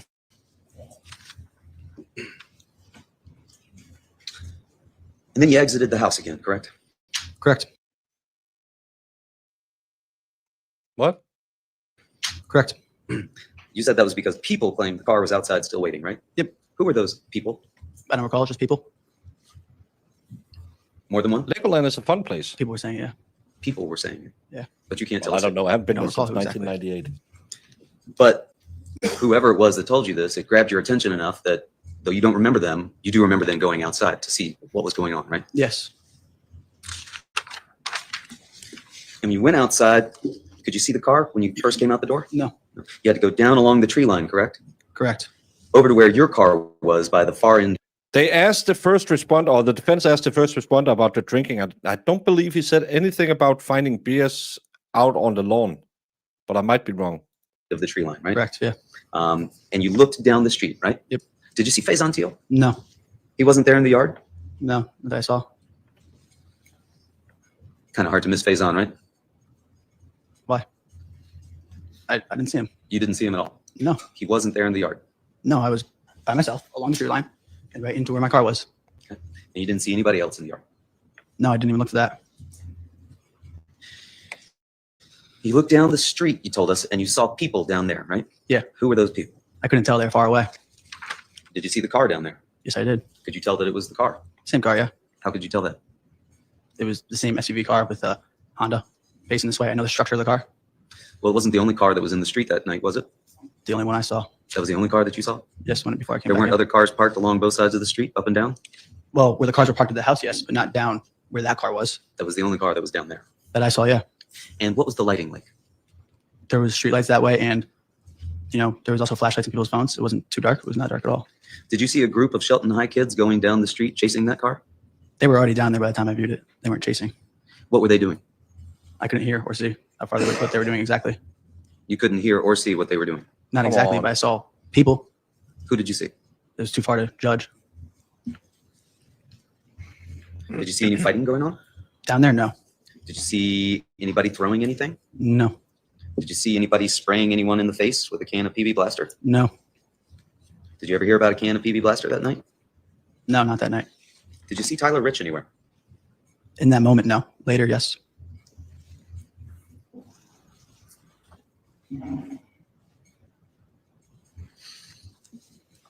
How many people did you see in the Shelton High kid group that was down the street? They were scattered through the road, so I wasn't counting. How many would you estimate were down there? I don't know. I never thought to count how many people were down there. No, but you went back inside and you told everybody what you saw, right? I went inside and I was like, they're down there, sitting there. That's all. Like that, calm and just, they're down there, they're sitting there. Sure, yeah. That's how you told the folks? I don't recall exactly. Who was it that you told? I don't recall who.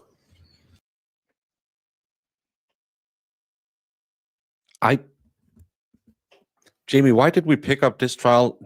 All of these kids annoys me to no end. And why does this kid looks like it's 1985?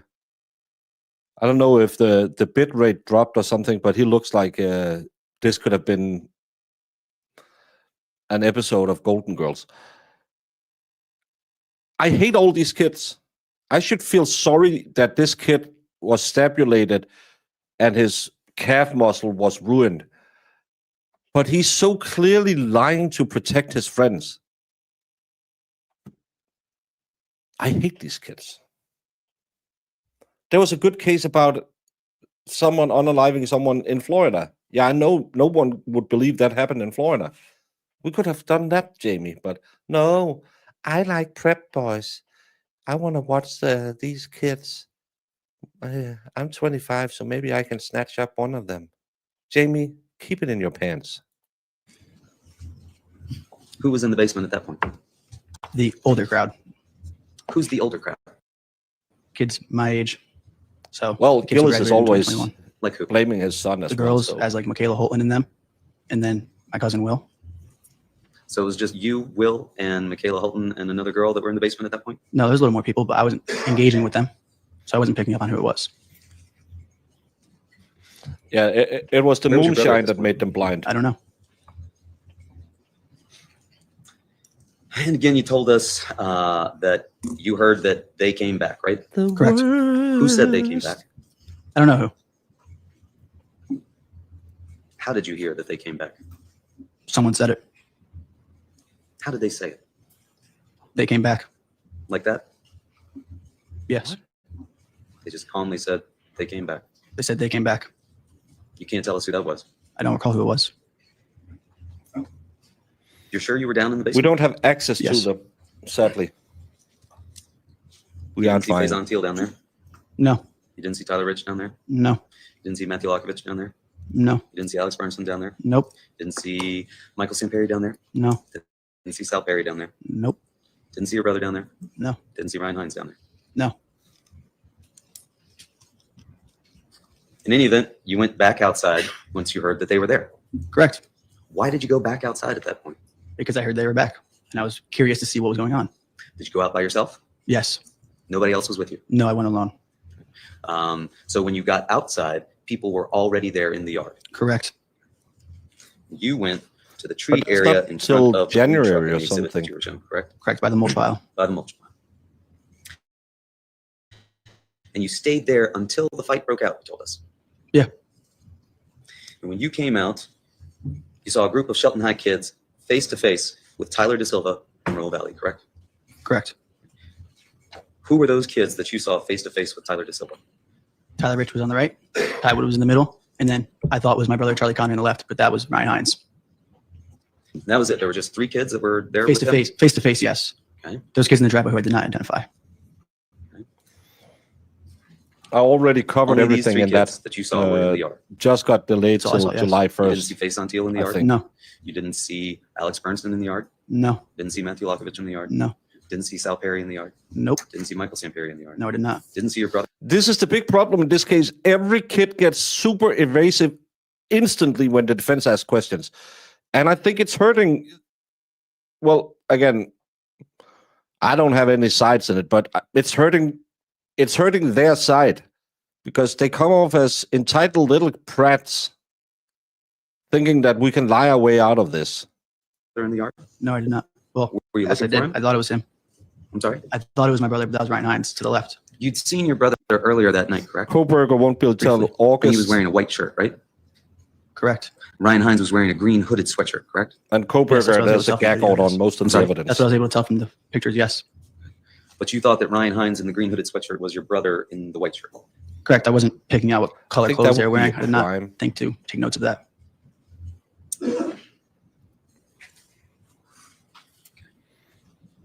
So as best you recollect, it was just those 3. I probably won't be doing Koberger because there's so many other people covering it already, and I'm late to the party. I can always recommend following either Julio or Yo-Yo, as we call her, or Andrea Burkhardt, who has been digging really deep into that case. people in the yard facing the tube from the St. Joseph. Yeah, that's what I saw. Was anybody blocking your Yeah. view of things? Of where they were? No. Of what was in the yard? No. Not where they were, no. How close, when you came out, were Mr. De Silva and Well, Mr. all the Valle kids were in the to video. curb He their can road? identify them, but they weren't there. I couldn't tell how close they were to the road. That was their backside. So I'd be looking through 2 lines of people. Will you describe for us where you saw them in one of the exhibits before? Do you recall doing that? Yeah, I do. How far into the yard were they? Right by that bush. You don't have to Right by that red bush? that you grade my described before? pool boy To where? anymore. The red bush? Yes, the red bush. Oh, He just got put to prison. That's not going to go for a long time. You told us you stayed there until the fight broke out. And that was to the roadside of the left red bush, correct? Can you repeat that? Sure. They were, Mr. De Silva and Mr. Valle were to the roadside of the leftmost red.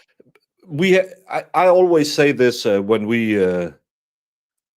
I do jury duty. The biggest problem in most cases are that people think they are smart on the stand. A lot of defendants will talk their way straight into prison because, I can fool them. I can figure out how to answer in a way, so I'll sneak around the questions. And this is what they're doing, and you're just sitting here thinking, shut up. Come on, you idiot. We can tell you're lying. Yeah, and but I just did a video about Caffey Daffy saying Free Karen Reed can't watch the Idaho 4 case, the Koberger case, and I recommended that people look up Yo-Yo or Andrea because they have been on it for a long time. Red bush. Do you recall describing that to us? Can you pull up an exhibit so I can see what you're talking about?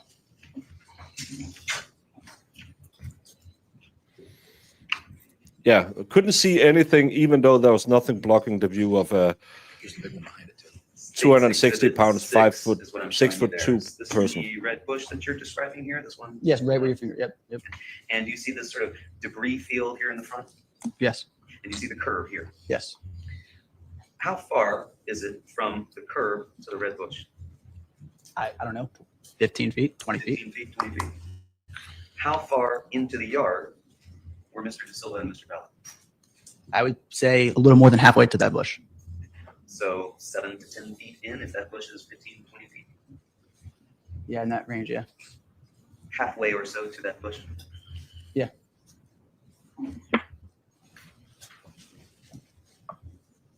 And they were standing close together, right? Yes, they were. And you could see their faces. Yes. You could see their hands. Yes. And did you see any weapons? No, I did not see any weapons. You didn't see Mr. Valle with the knife out, flashing it around. Not in that moment, no. Did you see Mr. De Silva with any weapons? No, I did not. Did you see their hands? Yes, I did. Were they in fists?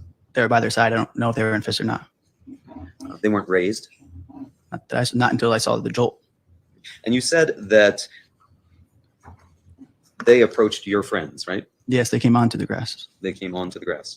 And you said initially they were just talking back and forth, right? Yes. And you described it, well, maybe it was arguing, right? Talking and arguing, yeah. And you were asked, was it peaceful? And you said, peaceful, I guess so, maybe. Do you recall that? I recall saying that. And that's what you saw that night, right? Mr. De Silva was trying to talk with Mr. Rich. It wasn't talking. It was. Well, that's just the nature of YouTubing. You go to the big markets, but normally I'll stay away from bigger cases because it's so oversaturated, and I can whip out 2 or 3 cases while everyone else is just covering the same. But I will be on the Courtney Clenny just because the thumbnails are so good with her pre and after shot. But Coburger, it's really hard to cover because there's a gag order on it. That's why you should all go to people who have been there from the beginning. Not so peaceful as I described. Like they were arguing with each other face to face. No, Okay, the so it's photos not as and the peaceful as you debris field described was it? taken next day. Yeah, it was not. No. So now it's your testimony that, in fact, it was not peaceful at all. It didn't start off as immediately throwing hands, but they did walk up. There was talking before a fight. What was the talking about? I was 10 feet away. I was not listening. You weren't listening? No. And then you said it looked as though Mr. Valle was going to do something. Do you recall that? Correct. And you told us that he cocked his right hand, right? I didn't say cocked. I said he made a jolt like he was going to. So You don't remember when the state's attorney asked you, he cocked his right hand, and you agreed with that? he jolted. He went back. Like he went like this. He flinched. No, he did not flinch. A Can flinch you is when describe, someone you're makes you showing flinch. your shoulder coming back. Yes, like that. Like you're going to do something. And I Was his hand in don't a like fist? long I cases. did not see that. No. I get bored. Who was close to him when he did that? Ryan Hines and Ty Wood. Neither of them punched Mr. Valle, did they? I didn't see who it was that punched him. And again, at this point, your recollection is that there were only 3 people facing Mr. Valle and Mr. De Silva, correct? Yes, that's from my view. Yes. Did you see Mr. Teal anywhere? No. Did you see Mr. Lokovich anywhere? No. Did you see anybody other than those 3? No. Those are the only 5 people that I saw. And then you said a Shelton High kid threw a punch, right? Someone in that line. Yes. In fact, that was Tyler Rich, right? I don't know. You don't know? No, I didn't. What blocked your view? I just didn't see who it was. I said it came from the right side. And that person threw that punch at Mr. Valle, correct? Correct. Knocked him down to the ground, correct? Stumbled. Didn't fall to the ground. He didn't fall to the ground?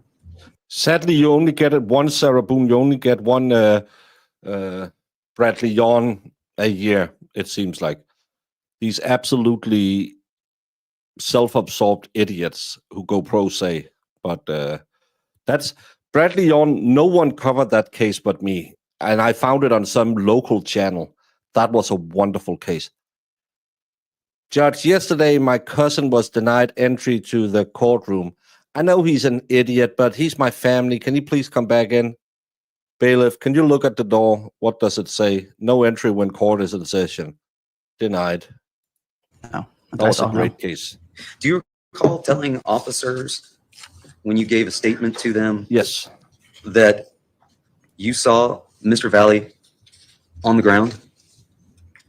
When he was stabbing me, yes. He was bent over as I described. And you described not that he was bent over, that he was crawling on the ground, right? He was on one knee coming towards me as I described it. You told police officers that he was crawling on the ground, correct? I do not recall. And you told police officers that they were trying to start things, and one of them said, "We have a knife on us," right? I don't recall saying that. You don't recall telling that to officers Kozlowski, Unati, Muyo, and Bango on May 15th at 12:30 in the afternoon No, when I you were at don't. your parents' house? No, I don't. Do you recall them saying, one of them saying that they had a knife on them? No, I don't recall that.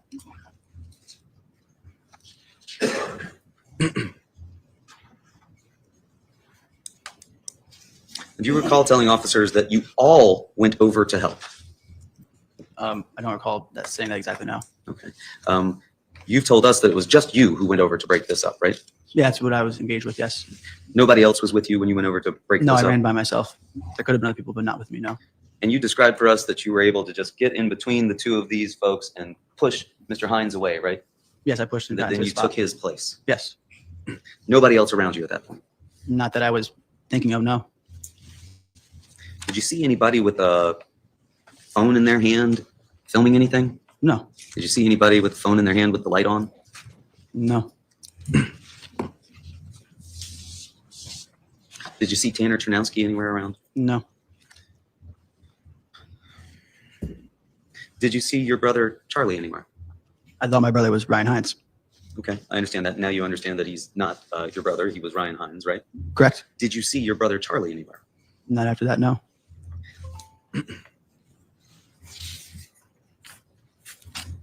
Whenever you feel there's a good time to take a break.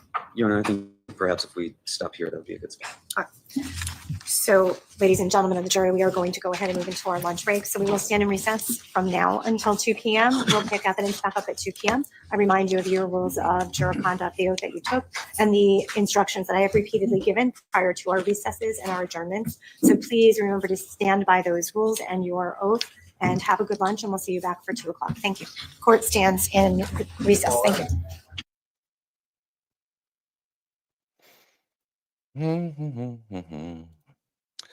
Bum, ba, da. Gentlemen, beware. Ba, ba, da, ba. Fair warning. La, la, la, la, la. La, la, la, la, la. La, la. Ba, ba, da, bum. Well, that was a very, very long morning with a lot of people who don't know nothing. I really dislike these witnesses. If we don't see any hard evidence before lunch, take that diamond encrusted Richard ring I sent you, hand it to the pool boy, and let him work the camera. It'll be on my members only stream, Brandon, for the special tier members, which is you and Lefty, because I don't know. And that poor Nicaraguan boy, he earns his money. Let's just say that with you two. You're scum. Don't call me scum. We're gonna do like yesterday. The game is working. If you are over on the Ribbity Rumble, you have to use the QR code to play along. It is a word finding game where you use the letters up top to try and puzzle together words. Sometimes there will be bonus letters, sometimes there will be false letters, and the objective is not to let Sue win. Sue will do what she can. She lies, cheats, and steals, just like Eddie Guerrero when it comes to games. But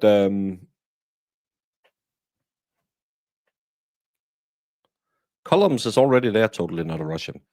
But it's a fun little game where you can entertain yourself while we are on break, so we don't have to go anywhere. If you're going anywhere, follow the Discord. I will tell you when we go live again, or follow me on the Twits, where you will also get notified that we are back.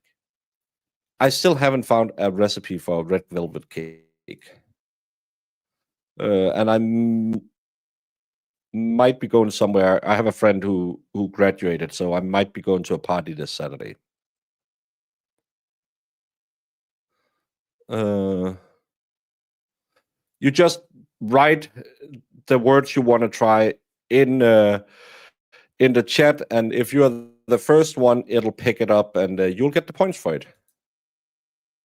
But again, Sue will try and cheat.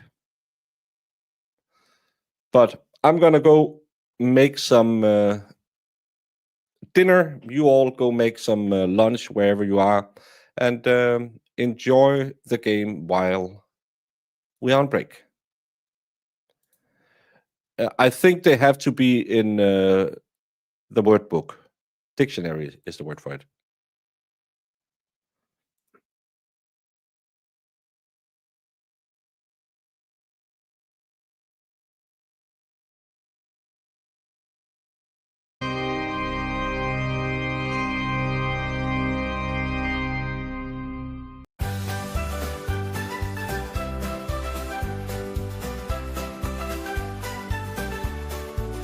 The hematoba, dark and white, bloomed where John was left outside. The hematoba, EMT's alarm. Not from a fall, not from a charm, not from an arm in some old bar, but from an arm struck by a car. The hematoba tells it plain, this bruise was born from more than rain.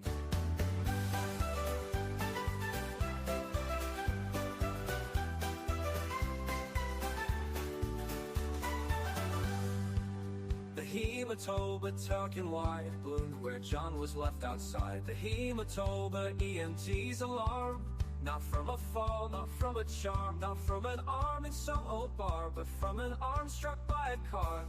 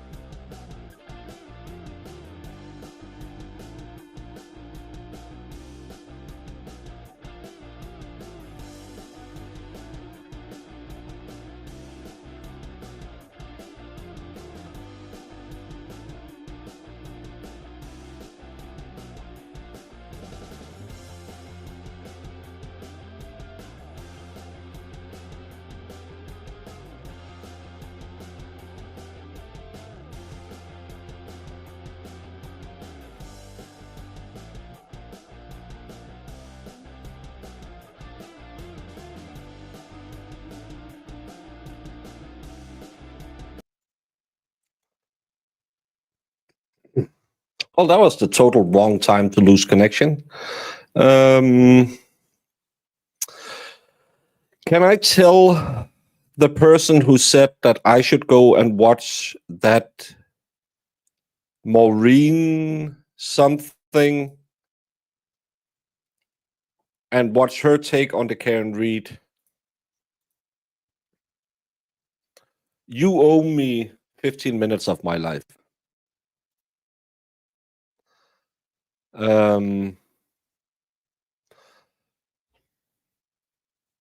This chick will probably hit me with a copyright infringement if I use her video. Come on, get back to it. Stop being stupid. Come on, internet. StreamYard, you really need to fix whatever the connection problem is.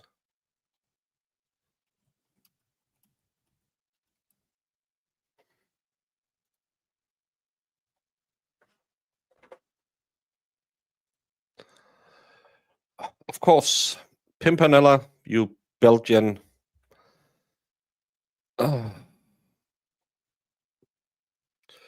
She starts out by saying Karen Reed is just playing because she's media trained and she's doing it for the cameras. Then she goes on to talk about how she made it all about herself and not John. Shows a picture, you know, the picture of John in uniform. 2 minutes later, she calls John James after saying that the Reed team is doing V for victory on the court steps.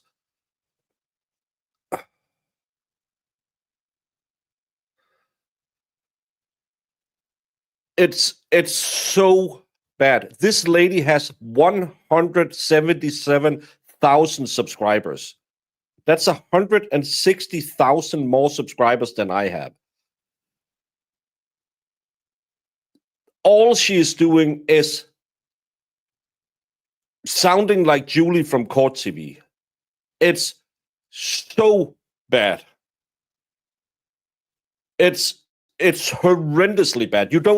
She has no facts at all. All she's doing is just, StreamYard, you gotta fix the lag problem.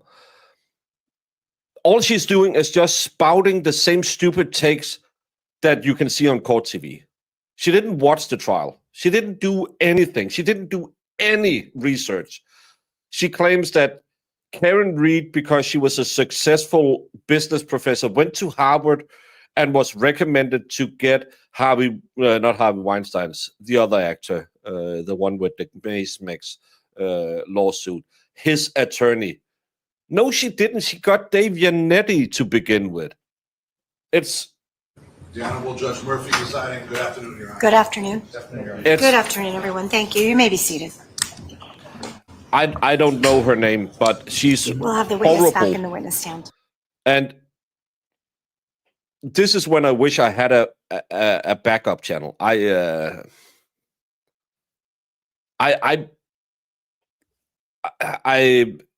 If she copyright strikes me, if I use it for fair use and just cuts out her stupid mistake. But the problem is it's 15 minutes of her just saying stupid things.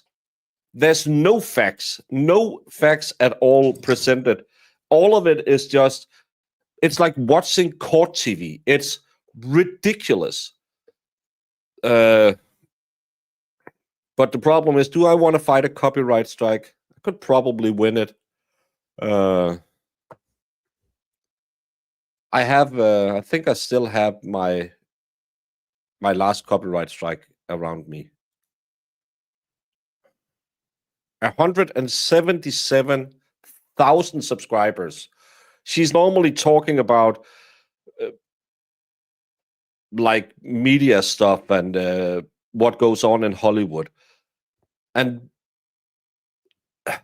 she makes Plevin sound like he knows what he's talking about. Jesus Christ. Again, I know YouTube is built on meritocracy, to please stipulate to the presence. on our your jurors. skills, but how can you get that many subs and so many views being so fucking wrong? She has that many because Megan Kelly launched the channel. I don't know who Megan Kelly is. You were. Okay. I think you had just told us that a Shelton High School kid threw a punch, but you can't recall who that person was, right? Correct. It's How far away People were are you dumb on from the where the internet. person threw the punch? I was at the mulch pile, so 5 to 10 feet. 5 to 10 feet away. Yeah, that's about that from the. You couldn't tell who it was that threw the punch. No. But you could tell that it was a Shelton High kid. Yes, it was from someone's back. Someone like their backside was towards me. And you said that when you ran over to where Ryan Hines and Raul Valle were fighting, that they were just tussling, right? Yeah, they were fighting. No full punches were going on. Don't recall the specifics, but they were fighting. And they were fighting on the ground, right? I don't think so. And you said at some point you took Mr. Hines's place after you'd pushed them apart, right? Correct. And that you made eye contact with Mr. Valle, right? Correct. And in fact, Preach, when you brother. described that to Officer sister. Bango on July 9th, you told him that he stared into your soul and made creepy, demonic eye contact with you, correct? Yes. Demonic eye contact? It was eye contact of someone who knew what they were going to do. It looked very unpleasant and very scary.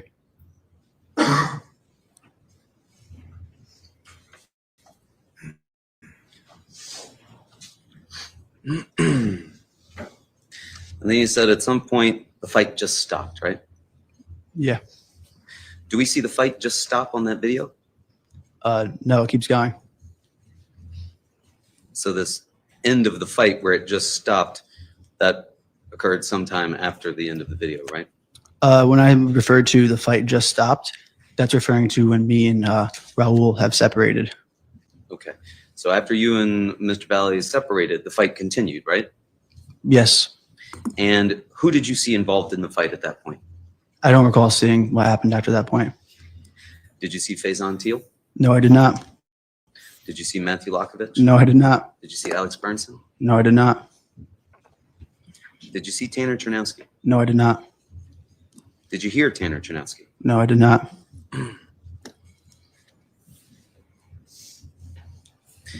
I'm going to ask you to watch what is labeled as States Exhibit 60.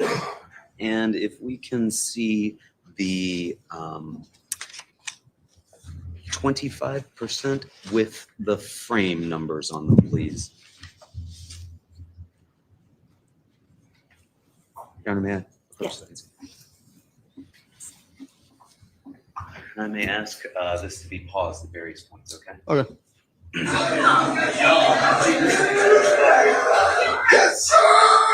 Yes, sir.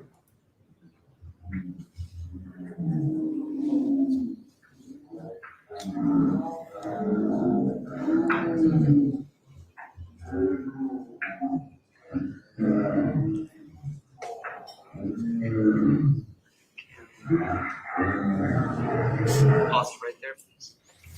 Do you see at frame 330? We have no person you evidence. Described as Ryan Hines, Yes. and is he the person to the left of the screen wearing the green sweatshirt and the black shorts with white trim? Yes. Can you play it again, please? Just from where we are.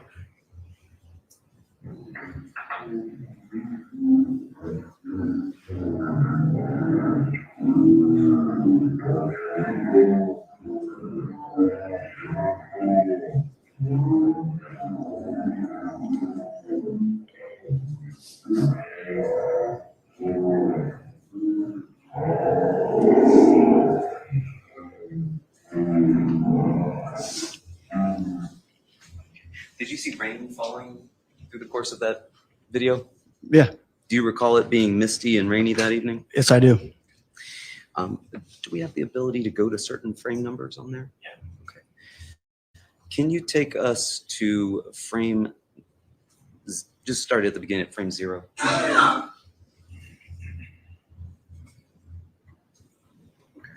This is the very beginning of this video, correct? Correct. And in this video, I'm going to point at on this screen. Okay. Your screen. Do you see the green sweatshirt, black shorts with white trim here to the right-hand side of the screen? Yes.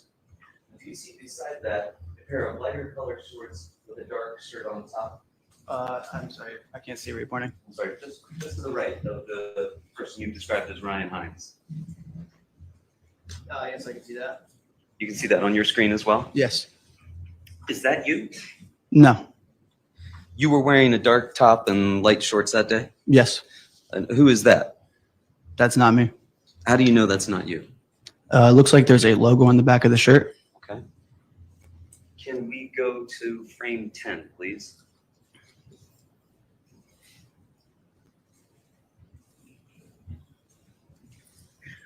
And I'm going to point here on this screen again.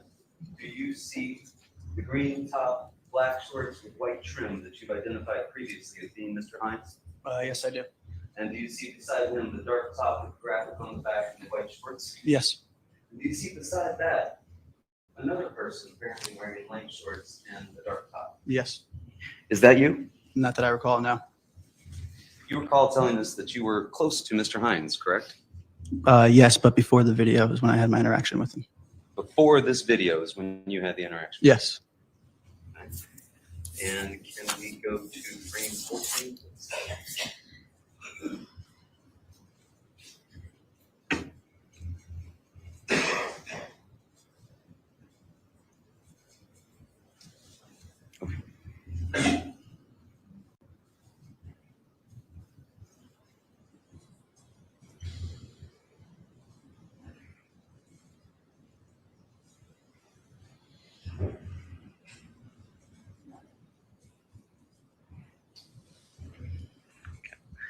We're gonna have a little trouble zooming, getting to that pinpoint.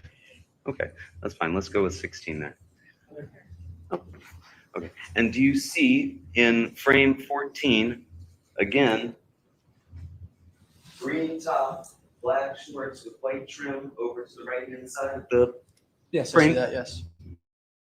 And do you now see two people with lighter shorts and dark tops, one of which has a graphic on the back, one of which does not appear to have a graphic on the back? I see they both have graphics on the back. When you say they both have graphics on the back, the farthest one to the right, you believe that's a graphic as opposed to that person's head? Yes, it looks like a graphic to me. What color shoes What? were you wearing that evening? Who can see White. what? Would you agree that these two people both appear to be wearing white shoes? No. No. Okay. That looks like black. And can we play through to frame 29? I want you to pay particular attention to frames 25 and 29. Can you Okay. see the counter on the bottom? Yes, I can.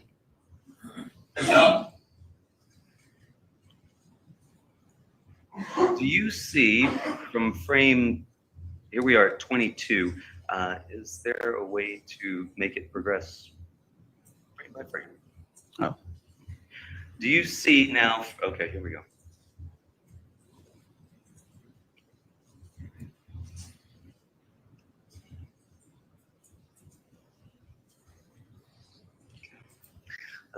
Let's stop there. Did you see those two people kicking their legs? No. No. Is there a way to, does that have a playback speed on it? Slow it down. Really just want to focus in on 25 to 29.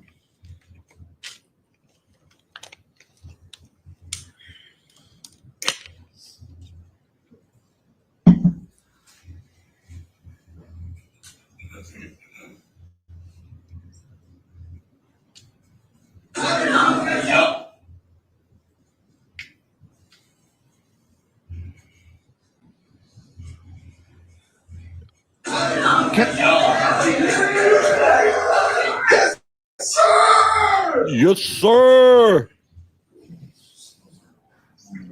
Can we go back then to Oh, frame 79?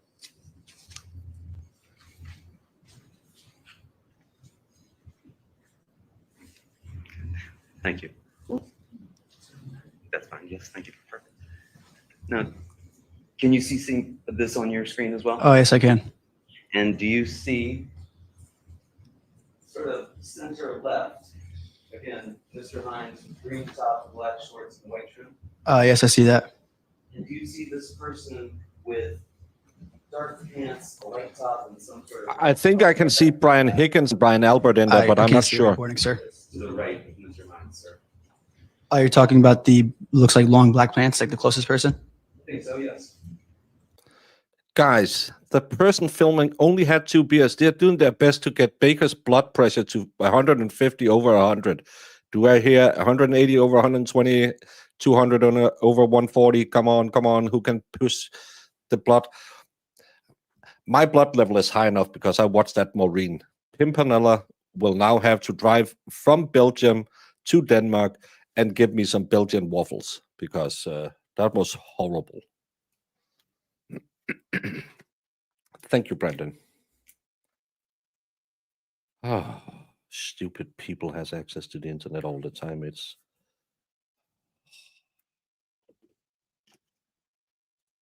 This is more brilliant than when my wife tries to take pictures or videos with her phone.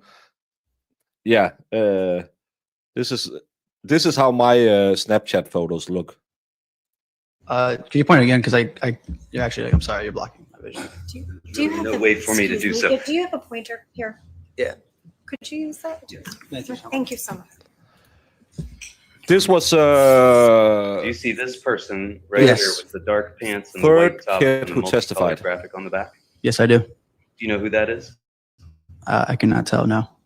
And where were you while this frame is being seen? I believe I'm in the far back. In the far back. So- When you say in the far back, behind this group of people? Yes, behind that, yes. And you see Mr. Hines here, Correct. and you believe at this point you'd already been stabbed. Correct. You believe Mr. Hines has already been stabbed. Correct. Can we play forward to 112?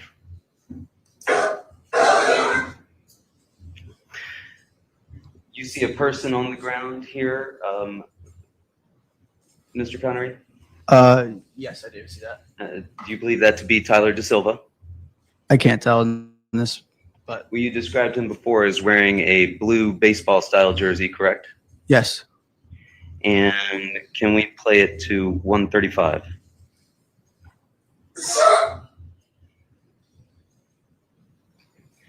Here we are at frame 135. You see the gentleman with the white shirt, multicolored graphic on the back, and the dark pants to the right. Yes.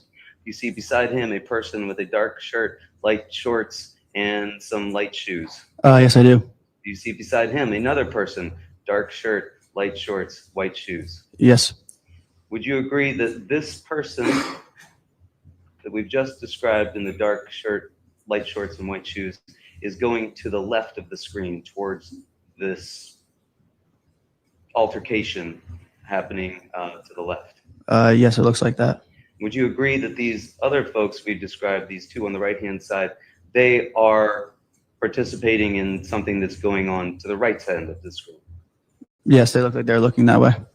And do you see on the far left what we've already identified before as being Enrico Fiola holding a camera? Yes. And can we play that ahead to frame 182, please?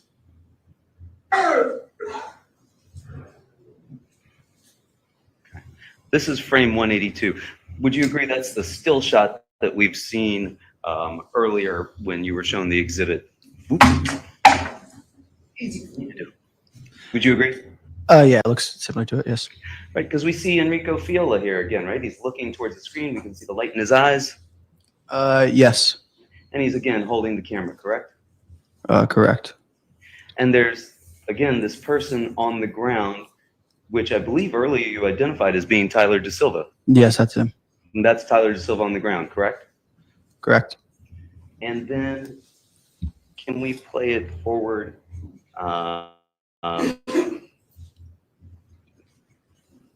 Just a frame or two ahead.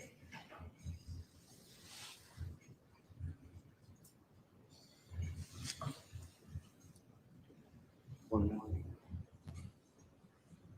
I'm sorry, can you back that up to maybe 180? Yep. And one more. Okay, there we go. Do you see here, again, Mr. Hines with the black shorts, the white trim, and the green top? Yes, I see him What is he doing there? standing over the kid on the ground. Can we play that forward to 183?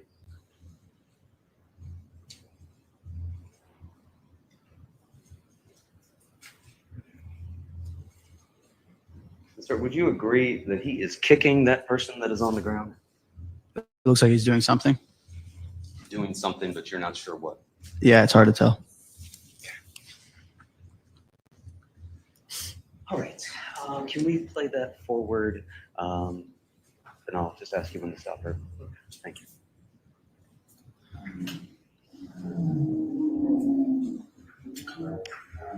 Can you stop? Do you know who this gentleman is that's standing here in the front of the frame with the white shirt and looks like some sort of dark bottom? Come on. It's hard to tell with the light on his face. Can we play that forward just a little bit more? And again. Stop, please. Any idea who that was? It looks like someone named Alex Zaborek. I'm sorry? Alex Zaborek. Alex Zaborek. Yes. Do you remember him being there that evening? Yes. Did you tell anybody about Alex Zaborek? Yeah, go back to the good old. This isn't showing the reality. Being there that evening? No one has asked me about him. No one's asked you about it. Can you play that forward again?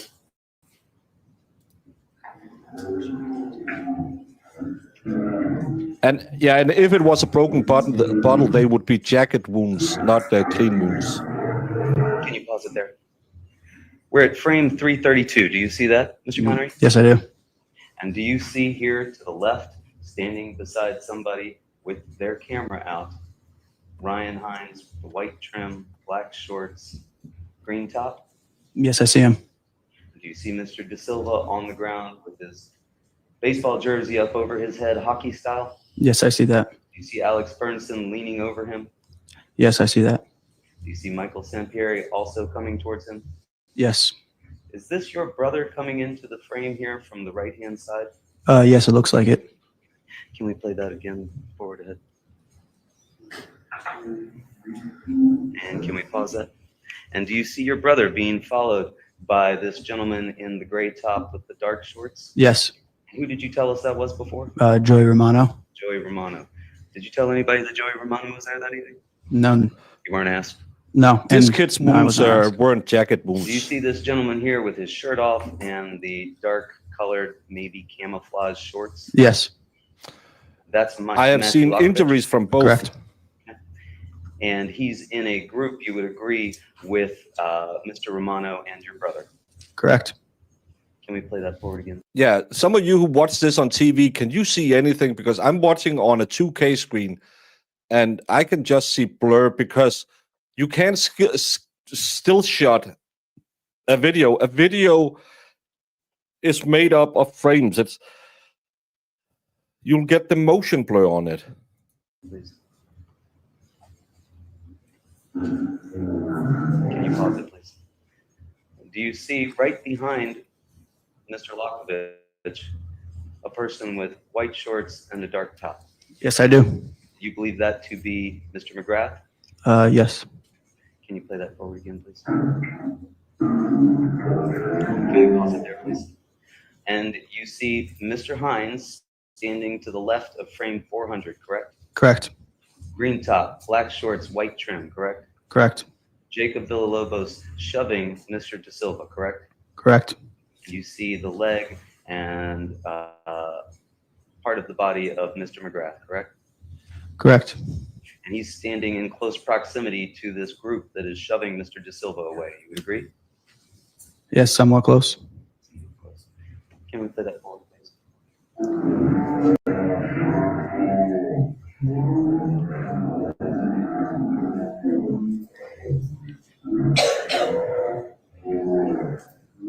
Can we pause it there, please?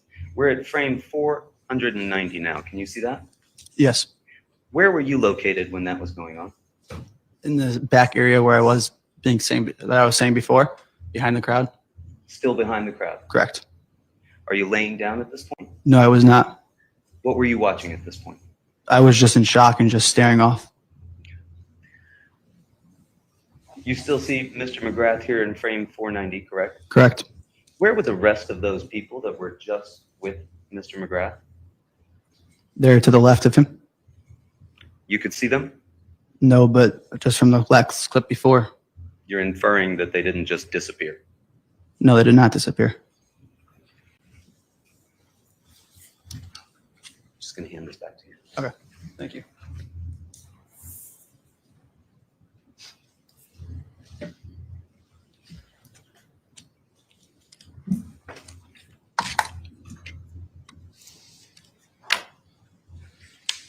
Now, is your testimony that at least when you saw Mr. Hines engage with Mr. Valle, that they were just tussling and there was no punches, correct? They were tussling. I didn't see punches or anything else. Did you see Mr. Hines kick anybody? No, I did not see him a kick.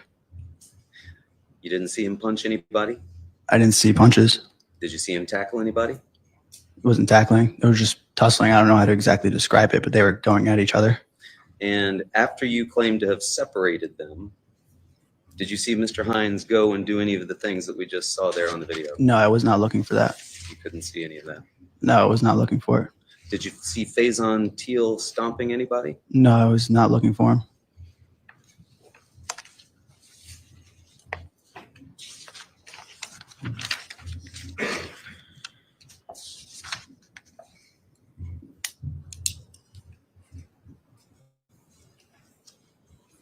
And it's your claim or your recollection that you were stabbed even before the video started. Correct.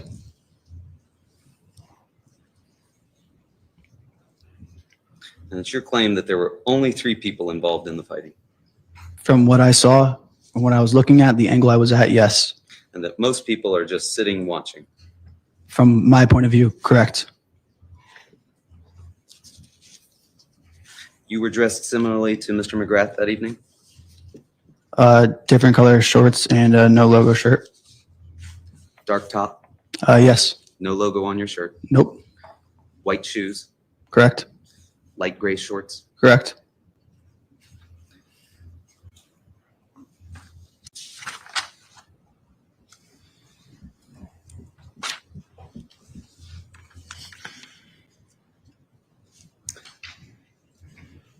All of the kids that were there at that party that night, other than the kids who showed up in the pilot.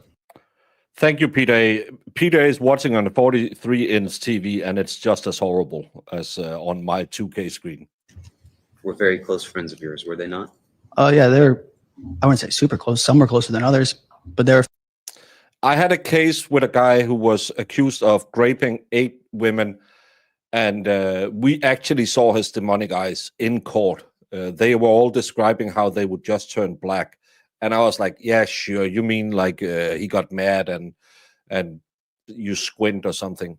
No, he got so angry at a point, his eyes just turned black. It was horrific to see how instantly it just changed. Friends of mine, yes. Many of them you had grown up with since childhood, correct? Correct. You would get together almost every weekend over at Mr. Rich's house, correct?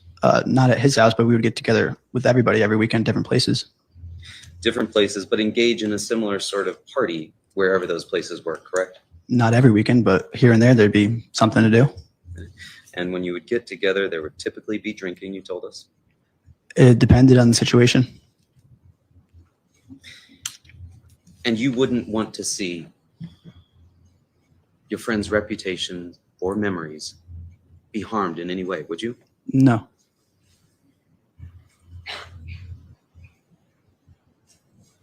After watching that video the way we just watched it, does that change your recollection of anything that you've told us?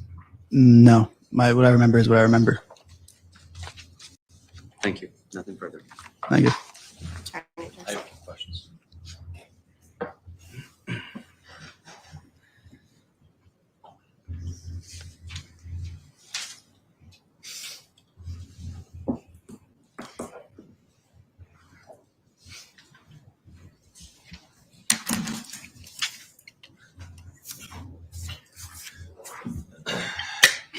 Hey, Tom. How you doing? Council just asked you about this video. Correct. This is frame 252. Do you know who that is by the car? Yeah, that's Raul Valle. You didn't see that, right? No. At the time? No. You know that now. Yeah, I know it now. Can you play the video, please? Stop.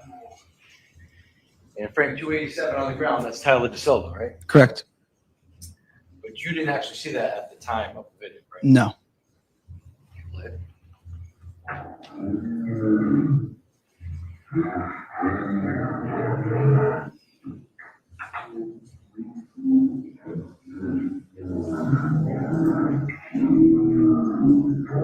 Stop. Now, frame 397, who is this individual starting to push Tyler DeSilva out into the street? Jacob Villalobos. Play it, please. Stop.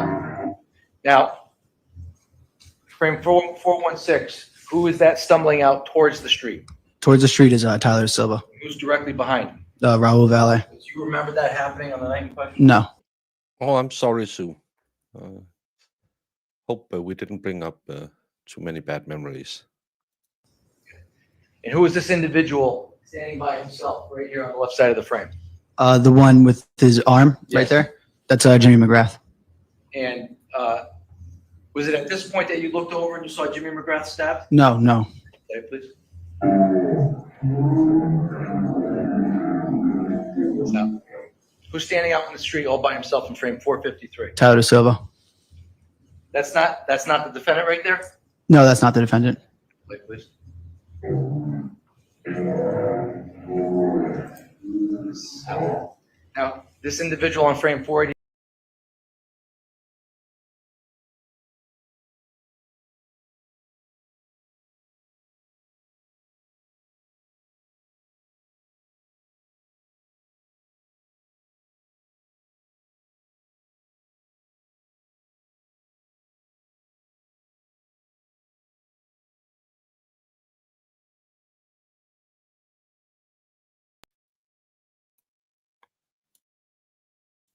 What the hell is happening with my computer these days? Now it lost my camera as well. StreamYard, you really need to fix your shit. You drop everything. Yeah, we are updating some stuff. Yeah, then why doesn't my camera work? Why do StreamYard keep crashing? Why does it keep...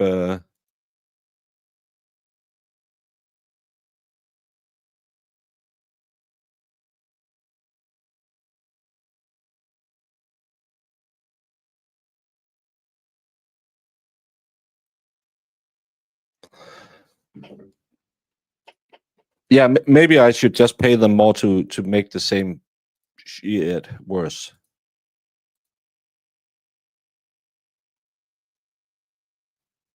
And use the right camera. Oh. Frame 49 on the left side of the frame. That's Jimmy McGrath. Standing all by himself? That's what it looks like. I don't know if Remember it's that, seeing but this? the last 2 weeks that has been dropping signal strength. I have restarted my router. I have checked everything. I've updated everything on my computer, graphics drivers, Windows drivers, everything's updated. Even when I do recording, it'll show me I have low bandwidth. I have 1,000 lines. It's absolutely horrendous that I pay money for a product when they upgrade it. I have to sit here and use this crap. And they raised the prices this year. So thank you so much, StreamYard. Happened on May 14th of 2022? I saw him standing by himself, but after they drove away. Please play it.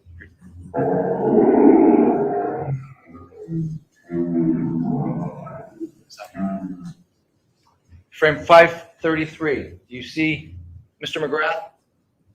Yes, I do. What does he appear to be doing at this moment? He's backing up away from something.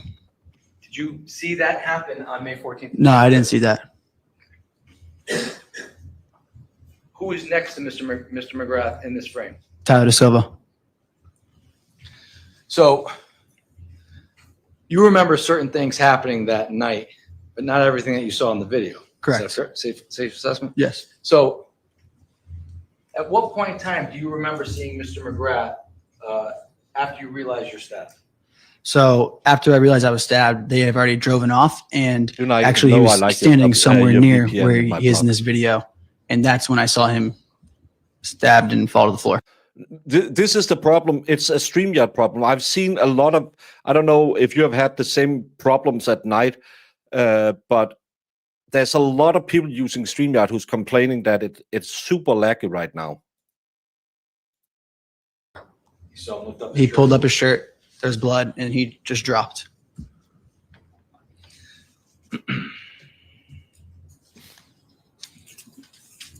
Now, counsel asked you a little bit about you giving a statement to the police about the defendant making eye contact with you just prior to him coming towards you Yeah, and hitting you in the leg, right? I'm watching the ones I'm subscribed to. Describe why you said what you said. Because the way he looked me in the eyes, no one's ever looked at me that way before, and it was now when I think about it, the punches that I thought were being punches was someone who looked at me knowing what they were going to do. So how would you describe, withdrawn, when he looked at you, is that the moment that he came towards you?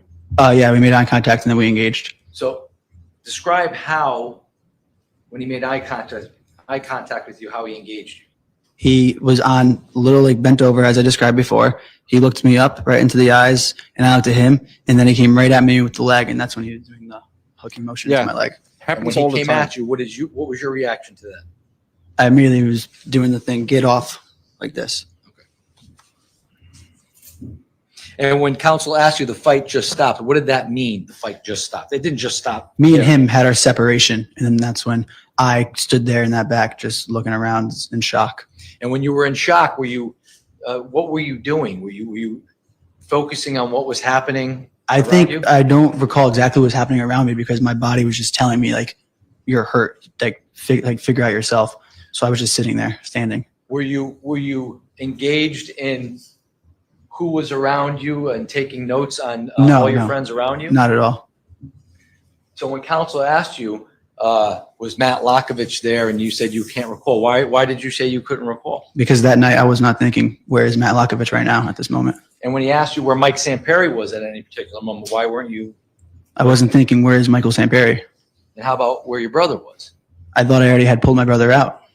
And what about where Jimmy McGrath was? I wasn't thinking, where is Jimmy McGrath right now? And how about any of your other friends that have been mentioned? Not a during single your drug person I was testing? thinking about. No, not where they are. So with regards to when counsel asked you about when the car initially drives up and people say someone's out in the front yard or the car's here and you walk out into the driveway, but you stand at about, I think, 30 feet away. How many people were around you that were from the Shelton party? Like I said, there was 10 people in the driveway around me, How about many people were close to the car? another 10. And at that moment, were you taking notes about who was to the right of you, who was to the left of you? Not at all. Why weren't you taking note of that? Because I was taking note of who were the people that were not supposed to be here in the car. So where was your main focus at that point in time? The people in the car. And with regards to when you go back into the house and then you come back out a second time, remember when you just testified on cross that the car was down the street and Yeah. you come down the tree line area? Correct.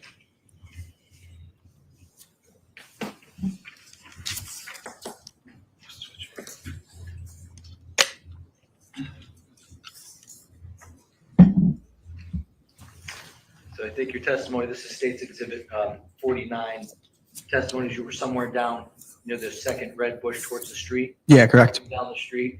You remember when counsel asked you about, do you recall Faison Teal was in the yard at that time? Yes, I remember that. Do you remember what your response was? No, I did not see him. I do not recall seeing him. Why didn't you see Faison there? I wasn't in the yard. Hey, where's Faison Teal? Thinking that. But was Faison Teal at Tyler Rich's house? Yeah, he was at the party. Yes. You just can't recall whether or not he was in the yard at that particular moment? No, I cannot recall. Could he have been at the yard? Sure, he could have been. Yes. Maybe you didn't see him? Wasn't looking for him. So, with regards to anybody that may have been around you, in addition to Faison Teal, again, was your focus on your friends around you or what was happening down the street? I was looking down the street. I wasn't thinking who's next to me in this moment.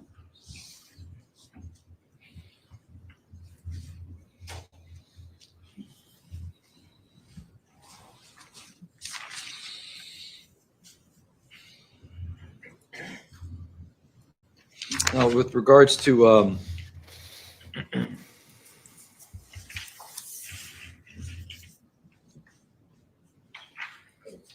one final question. Counsel asked you about this picture. I don't think the HDMI cable will help. Recall that? Yes, I do.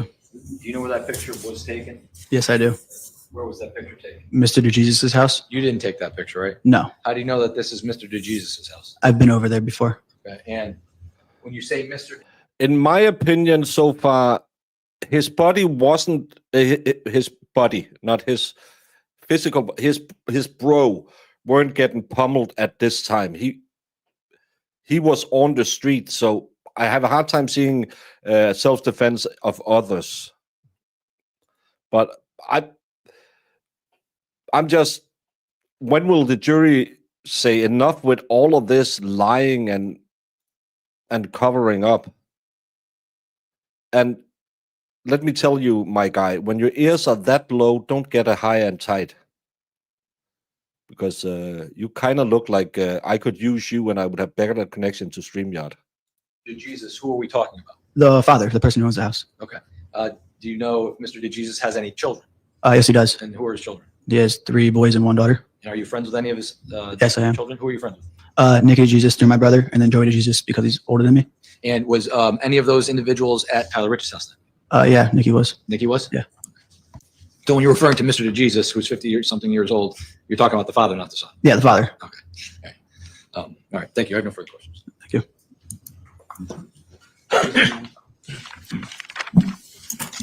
Show the video. Let Brandon use his TV. You were just asked about when you had been Yeah, he's kind of like Alfred E. Neumann. out in the driveway, looking across the way. There were 10 of you in the driveway, you recall, and another 10 across the street with the car, correct? Correct. And you told us you were just focused on who was in the car that wasn't supposed to be there, correct? Correct. And that's why you didn't see anybody rocking that car, correct? Correct. That's why you didn't see anybody put their hands on that car, correct? No, I did not see that. That's why you didn't see anybody throw anything at that car, correct? No, I did not see that. That's why you didn't see any of your friends do anything to that car that night, correct? No, I Because did you were not see just that. focused on who was in that car. Correct. I was focused on who So was in it. focused that from 30 feet away, you could tell us, despite the 10 people being in front of you, that Jack Snyder was the driver and Mr. Valle was a passenger, right? Yeah, I had a sight on them. I looked at them, and that's what I acknowledged. Thank you. Nothing further. When you noticed the defendant and Jack Snyder in the car, did you hang out there the whole time or did you make your way back inside? No, I went inside. Okay, so you didn't stay outside the entire time during that No, there was time? already so many people out there. I didn't need to be out there. No further questions. Nothing further. All right, you're dismissed, Smith. Thank you. Just watch your step as you exit, okay? Thank you.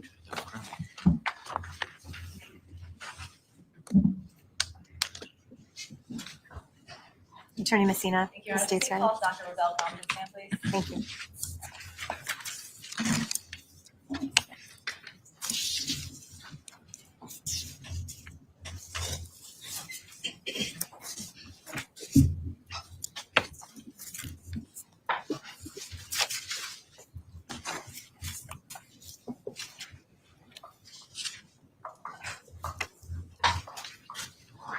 Good afternoon.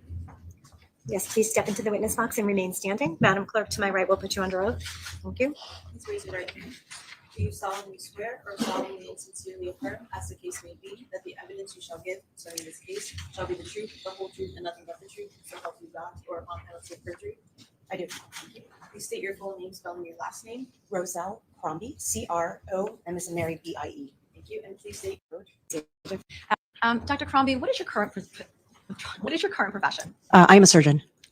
And explain to members of the jury what degrees you hold.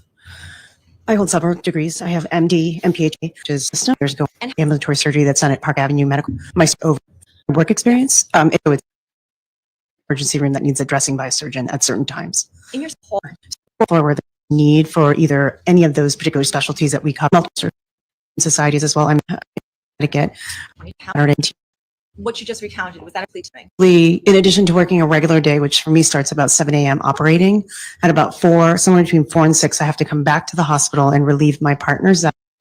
If you go to Spring Store, there should be a link in my link tree.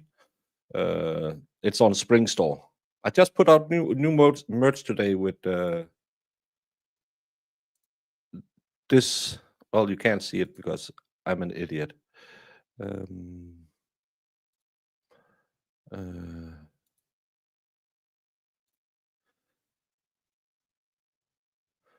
This is my new graphics on. I put it on some T-shirts and a mug.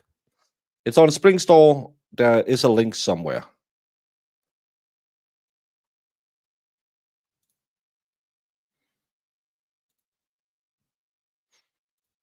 Na.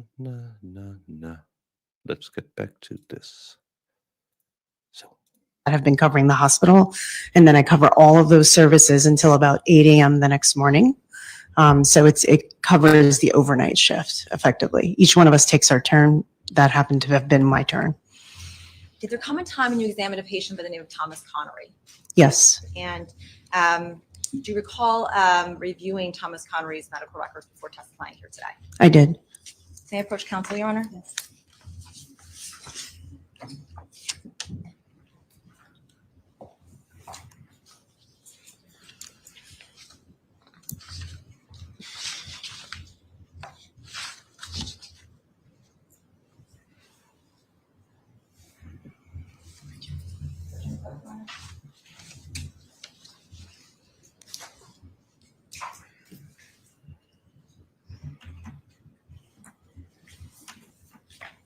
Approaching the witness.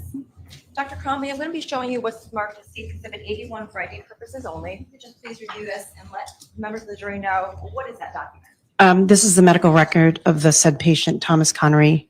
It gives a medical record number, which is a number within our Healing Heaven Health System and a date of birth, 11/27/2023, and it is the contents of what is taken out of our electronic chart now since 2015, but the government required us to be electronic and it's printed into paper.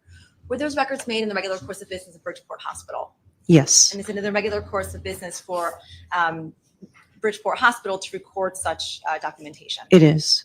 And you had an opportunity to review these records before coming to court today? I did. And are those records the same records that you that were generated on the date of service, which was May 15th? That is correct. And are these records certified? Yes. I'd ask that they be marked as a full exhibit. No objection, Your Honor. All right, court will accept into evidence dates 81 full.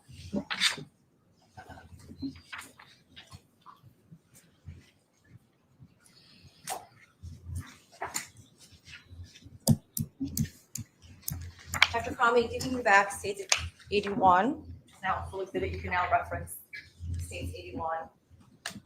Dr. Crombie, looking at states 81, when was Thomas Connery admitted into the hospital that morning? 5/15/2022, I recall that it was just at the turn of midnight is when we got paged Okay. And to your knowledge, how was he brought to the hospital? by ambulance. And where was he brought upon his arrival? Oh, in the ER, there is an ambulance bay where the EMS providers bring them down the hallway and it goes into a trauma room. We have 3 of them, and effectively they're just big rooms that have a lot of equipment that we might need for emergencies or anything that we need to do. When Thomas Connery arrived, did he arrive as any kind of specific level, meaning a trauma level or something otherwise? And how do you know this? So he was, so The American College of Surgeons and the American Association of Society of Trauma, they grade the levels of trauma on 3 levels. So the lowest one meaning that you can just consult the physician, it's not emergent. The second one being that there are some injuries that may be concerning and we require certain people to be there. And then the top level, which means that the patient is an extremis. Everybody should be there, including respiratory anesthesia, surgery. Everybody that is needed possible. It denotes a call to the blood bank, et cetera, et cetera. Do you know what level Thomas Conroy came in as? I believe he was a trauma alert, which is the mid-level. And from your experience and expertise, why was he labeled as a trauma alert? So per the criteria of the American College of Surgeons for certified verified trauma centers, because he had a penetrating injury of some sort, he immediately bumps up to at least a second level, maybe even a third, depending on a bunch of different factors. Would that be for all patients who come in with similar injuries such as his? Penetrating trauma does trigger the second level. And please explain to the members of the jury how you came about, how you were asked to assess his injuries. How were you called to assess his injuries? So in a typical night on call, I'm the attending on call. I have a chief resident, which is anywhere between a PGY3 and a PGY post-grad year 3 to post-grad year 7, basically. And then there's a mid-level resident, which is the person that primarily covers any consults that come through the ER or any emergencies like this, and then an intern. So what typically happens in many hospitals throughout the United States is that the mid-level or the consult resident goes and evaluates the patient. There's also a separate residency program called the Emergency Medicine Residency Program that also evaluates the patient.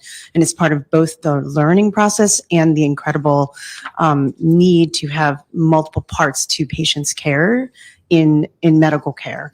And the mid-level resident, we all got the page. The mid-level resident then speaks to the chief level resident, and then they evaluate the patient and call me and give me a head to toe. And then I go and examine the patient. I'm going to direct your attention to Stacy's exhibit, I believe it's 81. Page 2, under where it says history chief complaint. Can you please read what it says under that line? Stab wound, multiple stabbings to the left thigh, trauma alert called at 0042, so 12:42 a.m., direct to trauma 4, which is one of our main trauma rooms. That trauma room was trauma 4. Correct. And how many do you have at Bridgeport We have Hospital? 3 Okay. that are active, but we can spin to more than that if needed in a mass casualty incident. I'm going to direct your attention to States 81, page 6, towards the bottom of that exhibit under the heading ED Notes by Messer Marissa RN. Can you please read what it says there, starting with the sentence on assessment?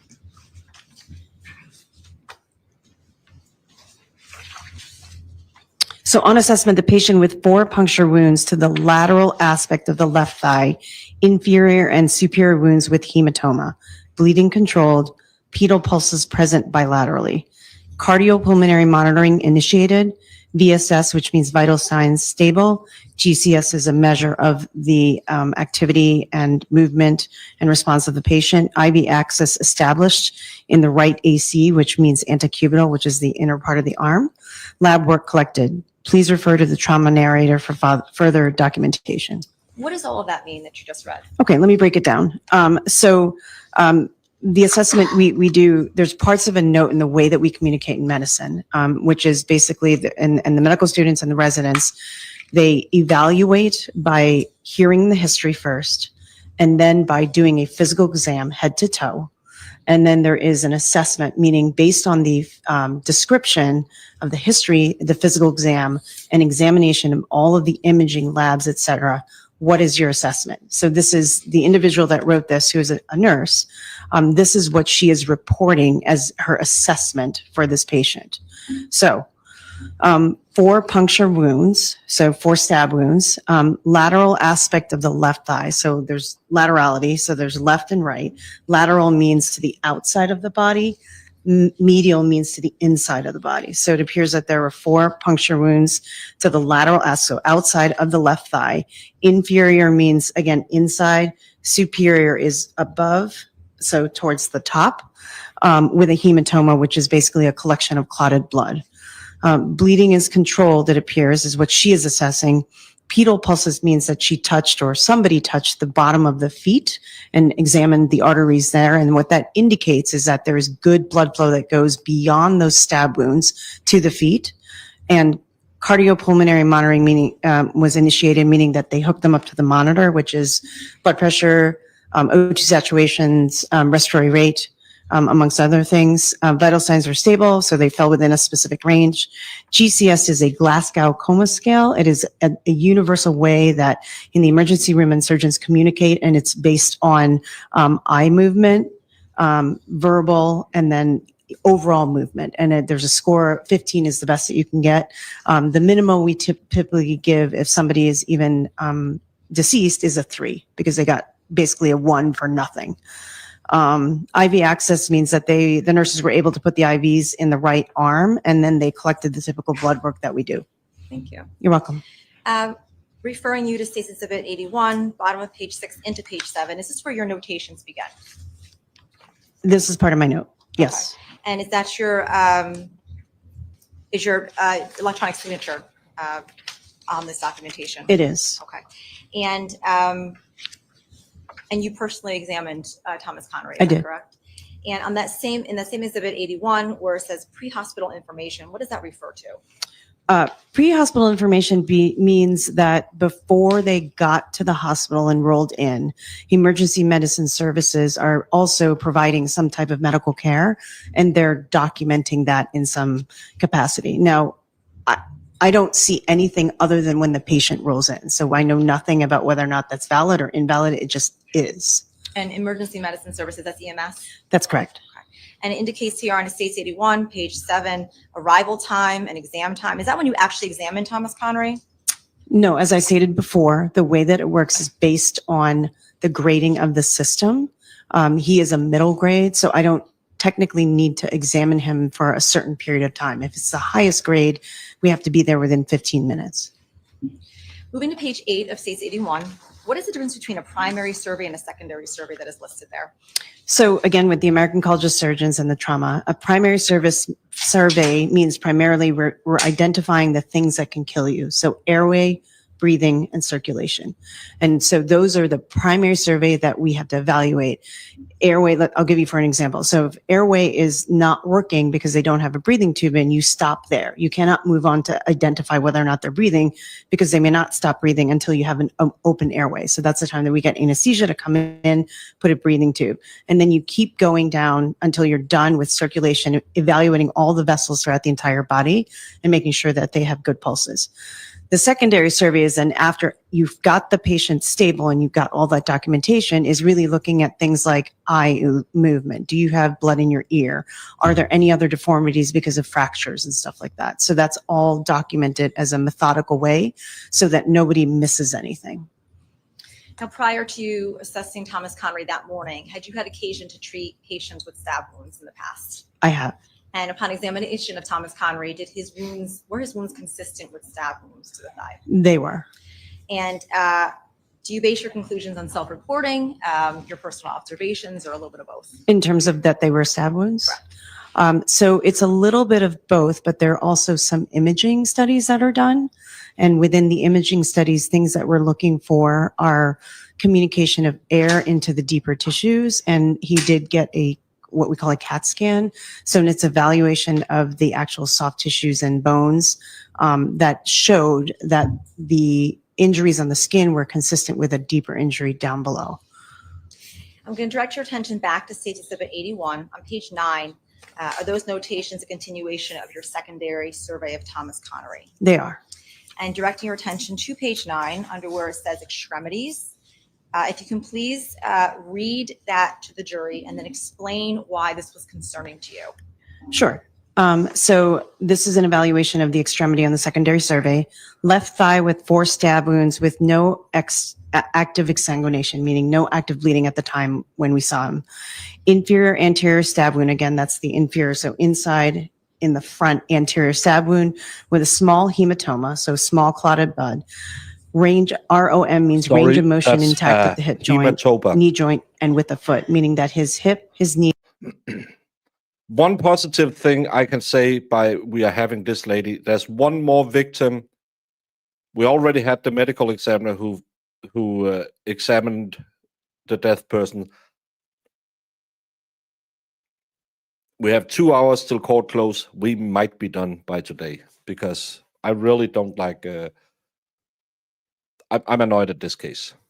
And his foot moved completely normally for what we would expect of this age. No focal neurological deficits, What? which means that we tested both motor and nerve, and it was equal to the other side, and there was nothing missing. No vascular deficits, meaning that they were palpable with the different pulses, femoral, popliteal, dorsalis pedis. These are all anatomic as we're working down from the hip all the way down to the foot.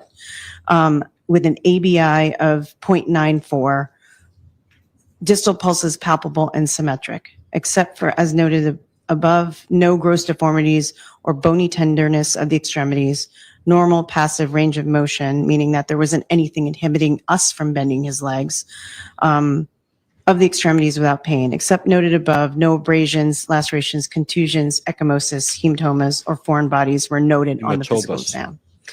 I just also want to point out the ABI, which is stands for the ankle brachial index, is another completely subjective where we measure the blood pressure at the brachial, meaning arm, and the ankle index. It should be equal and bilateral on both sides, and it should be 1. There are some elderly patients that have some vascular disease, meaning that they have smoked or they've got atherosclerosis. Sometimes you can have a decrease between 1, but in a normal young man, such as it should be close to 1. So in the area where the stab wound was on the left thigh, that limb was slightly decreased. Why was that alarming to you? So when you cut through a muscle, and if you think about it like a steak on end, there's a white thick tissue on the end called fascia.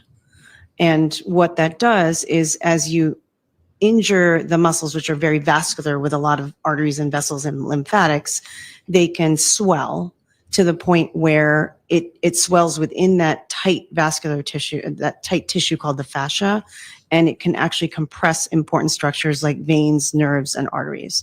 So that's why that number was concerning to me, because A, in a young man, it should not be less than 1, and B, it just shows that there's a significant amount of hematoma, meaning blood, that was starting to decrease some of the flow that was adding to our measurements.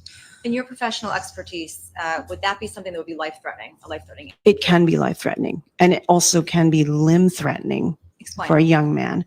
So limb-threatening, meaning that as it starts to compress some of those arteries and veins, what happens is effectively it decreases the perfusion or the carrying of blood to the areas distal or further away from where the blood comes. The blood comes from your heart, it comes down into your hips where your femoral artery is, and then it goes out to the furthest point in the lower extremity. And what can happen is if the thigh is pretty muscular, if you continue to bleed, you can actually squeeze to the point where no blood flow is going down to below the knee or below where the thigh is. So that can typically in a non-responsive patient end up being an issue. And even in a responsive patient, it can lead to something called a compartment syndrome, meaning that the compartment is so tight that the pressures in the different area are damaging key structures. And that can ultimately, obviously, we call it ischemia, meaning not blood flow to a limb. And if it's not dealt with in a timely fashion, it can be devastating. Now, directing your attention to page 11 to page 12 of SACE 81, It's just that they are making fun of Julie Grant because she claims that everyone believed except Juror 11 that Karen Reed actually was guilty, but they just voted the other way. And the jury foreman just goes out and says Karen Reed is innocent. way bottom of that page where it indicates soft tissues, there's a subcutaneous gas noted within the soft tissue of the anterior. But didn't they say the stabbing happened after the video? Lateral thigh, best visualized on lateral view. What does that indicate? That means kind of like I was describing for the CAT scan before. It just means that there was a communication between the outside air and the inside air. And what happens is, you can imagine, is just when I kind of akin it to like if you were cutting like gelatin, the knife goes in, and there's parts of it that will close, but there's going to be a track of air that communicates with the outside. That basically is illustrated by this picture. And that would be indicative of a knife penetrating. Some wound. sort of, not specifically a knife, but a penetrating object. At the very end of page 12, in States 81, it indicates attending comments that Thomas Connery was admitted for observation as the thigh muscles were highly vascular. Why was it important to keep Mr. Connery for a little bit of time at the hospital? To make sure that he wasn't going to continue to bleed to cause that ultimate demise of what I was alluding to before, called compartment syndrome. And at some point in looking at page, I believe it's page 14 of States 81, there's a notation there from the nurse that indicates that at 3:15 a.m., dressings found to be drenched in blood, dressing changed with Sarah, who was one of the nurses.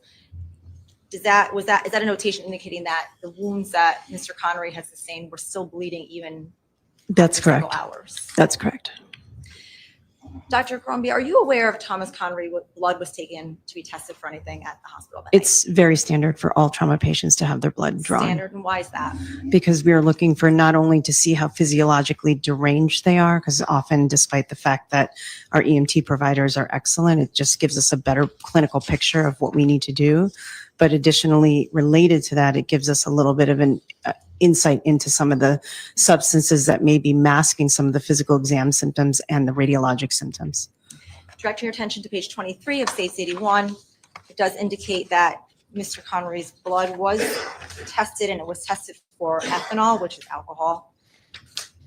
Do you recall what the level was? 125. And what is that for BIC? So, that's so high. blood alcohol level is a way for us to measure how what the law has deemed as being impaired, and 0.8 or 80 milligrams per deciliter is what's considered the impaired amount. I mean, obviously that's going to vary depending on your body mass and et cetera, but that's what's legally done. So technically at 125, he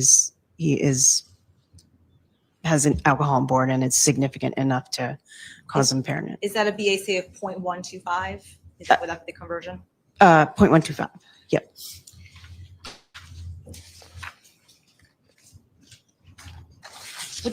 Just 0.125 is higher than the blood alcohol level they claimed Karen Reed was having on the low end. I don't know how big those 2 beers he had was, but I'm saying that Brandon on a golf trip is less impaired than this kid. The fact that Thomas Connery had alcohol in his system, would that have affected his injuries or how he was treated at all? So full disclosure, we don't get these numbers right off the bat. Like, this is something that comes afterwards, but it is incredibly helpful when it comes afterwards that then the team knows that they need to give more fluid and that the alcohol might be affecting the type of injury that he has. More specifically for him, it's just that he is intravascularly, so he bled, and then he's intravascularly dry because of the alcohol, because alcohol is a diuretic. It actually signals, it overrides your kidney's normal homeostasis or balance and doesn't allow you to reabsorb the water when you're dry. It actually signals for you to pee, and that will make you drier effectively. So that's the significance of that in him. Okay. Being that you did not have these levels beforehand, did you see anything that was concerning to you that you thought maybe he had alcohol in his system, hence causing more bleeding, or he wouldn't heal as fast because he had alcohol? Anything to that effect? No, that shouldn't affect it. Dr. Crombie, I'm going to show you what's been marked as, one moment. It's exhibit 77. Can you see that on your screen over there? I can, yes. This was a picture that was taken at the scene. At the scene. Do you recall if this is similar? Mr. Connolly was taken. It is similar. Okay. So we don't see these pictures, obviously, unless EMS has it. Right. I just see the patient as they roll into the emergency room. And I just think one moment, Your Honor. Showing you with the marked state 77. 3. This was a photograph that was taken of Thomas's injuries about a week after, I believe. Are those consistent with where you saw the wounds the night of the morning? Correct. They are consistent. So the left leg, and you can kind of delineate that because there was another leg underneath it that shows the right leg. Lateral is the outside of the leg, like I was saying, and those are 3 of them. There was one on the other side. So when we talk about this is the lateral, the opposite of that is the medial. There's clear description throughout the chart multiple times of an inferior medial one as well. And the significance of that means that the object, whatever it was, went through and through could have gone through and through to the other side. And that's the concern that I have as a surgeon. So pointing to this exhibit, indicating here, I don't know if you can see that, which injury was this? You termed it as? It should be superior lateral. Okay. And pointing here to the middle exhibit. That should just be lateral or anterior lateral. And pointing to the lower end. It's technically inferior lateral because it's still on the outside of the leg. Okay. Yeah. And the one we're not seeing here in this same exhibit is, you said, on the inner side? Inferior. So inferior medial thigh. So inside thigh. Now, Dr. Crombie, referring you back to States 81, page 12, under assessment plan, what does it say was initially done to help heal or tend to Mr. Connery's wounds? So the wounds were washed thoroughly with betadine, which is an antimicrobial, and saline, which is effectively salt water. Xeroform gauze, which is a yellow gauze that has some bismuth salts in it, was applied and secured in place with Kerlix dressings, which are the types of gauze that you can kind of wrap around a leg. Why weren't sutures used? Stitches? Good question.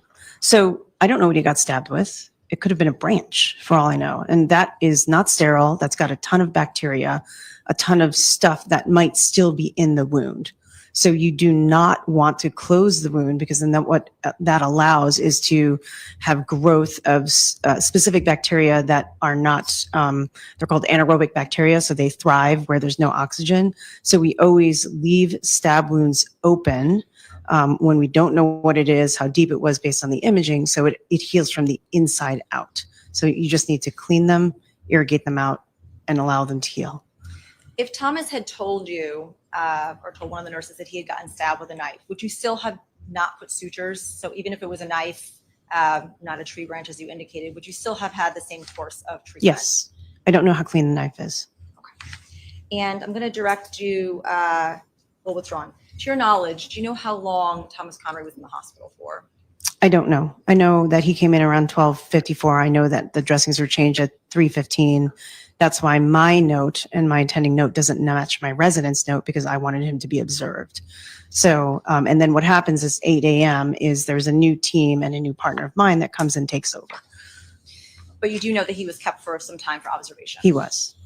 Dr. Crombie, I am going to ask you, in addition to treating Thomas Connery that night on May 15th of 2022, did you also recall attending to a patient by the name of James McGrath? I did not know his name at this time, but yes. And do you have a clear recollection of when James McGrath was brought into the hospital on May 15th of 2020? Yes. So in my recollection, the way that we kind of described it on the surgery team is they both came in around the same time.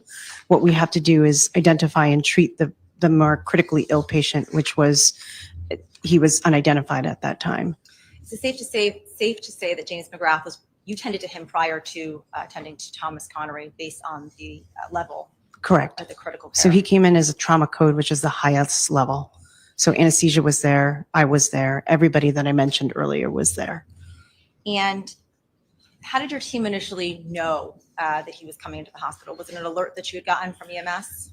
So throughout the emergency room, and again, we're not there. There's something called CMED, which is a radio system that the EMTs and the paramedics and the ambulances do to basically triage and give a heads up for the patients that are coming into the emergency room. They had given them a heads up of the nature of how in extremis he was, how much blood there was on the scene. So that automatically bumps him up to a trauma code. So the way that I'm notified is I get on my pager, it says trauma code and gives a very brief description of what it is. Okay. And why did he come in as an unknown? Explain that a little bit. Oh, that's just if there is nobody at the scene that can identify them very well.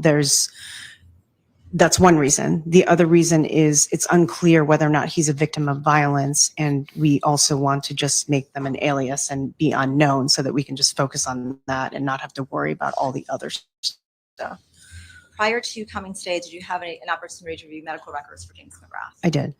And when he came in, do you recall what his appearance was? Very pale and white, and he was on a Lucas machine, which is an automatic machine that performs CPR.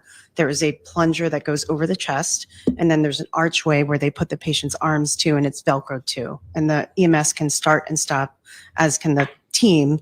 The Lucas machine is what it's called. And that allows the EMTs or the paramedics to focus on things such as fluids, managing his airway, et cetera, things that need to be done, yet CPR is being performed. If it's noted that his appearance was toxic looking, what does that refer to, or what does that mean?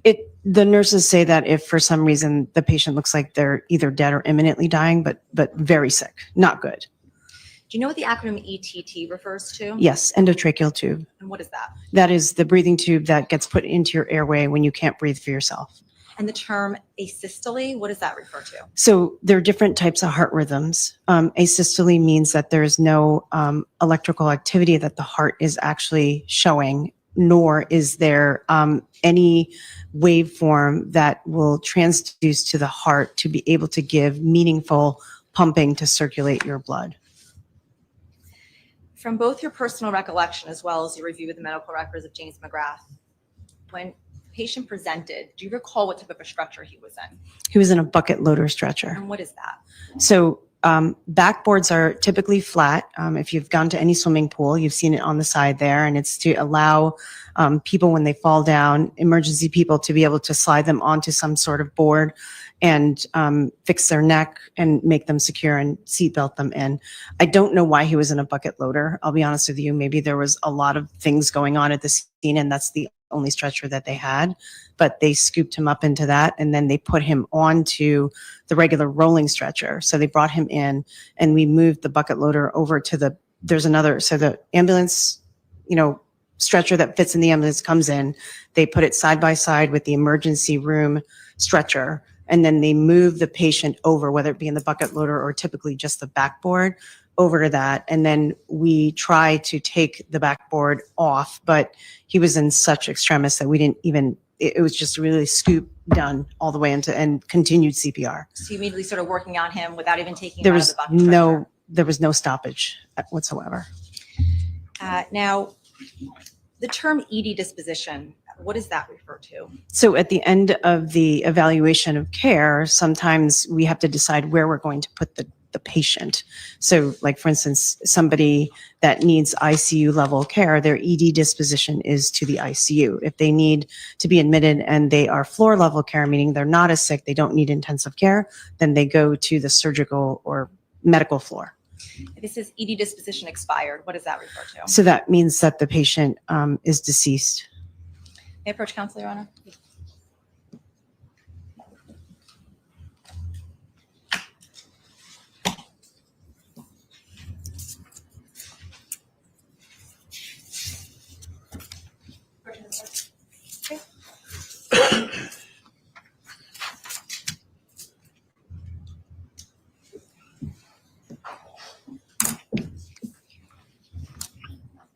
Dr. Crombie, showing you what's been marked as states 82 for ID purposes. Do you recognize this document?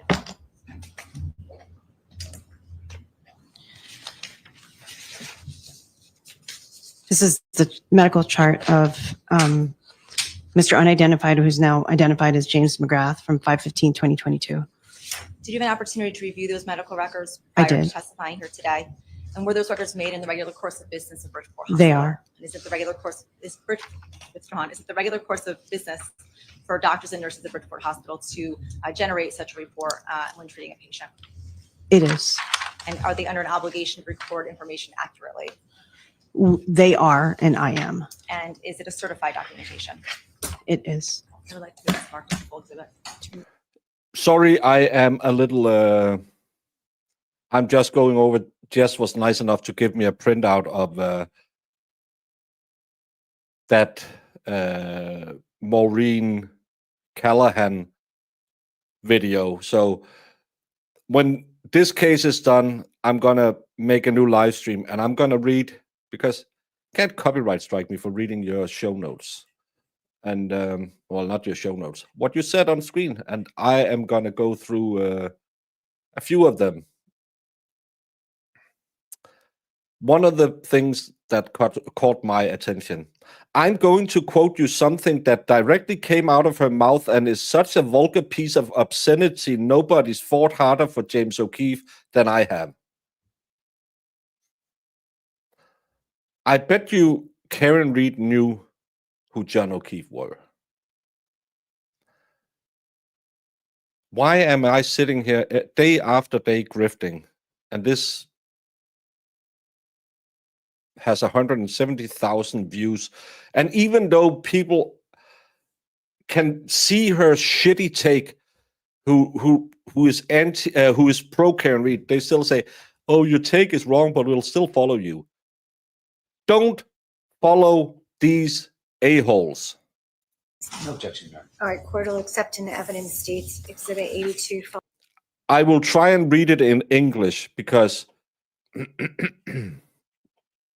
I cut out the opening where she talks about babies. So you guys have been asking a lot about this person and the case a lot. And I have to say, I love true crime. I wrote a true crime book that just the mystery of it, like, enraptured me for years. But for some reason, the Karen Reed case, like, I couldn't latch into it, and I couldn't figure out why. And then in researching for this segment, I realized that I just think that there was an instinctual gut reaction I had towards Karen Reed.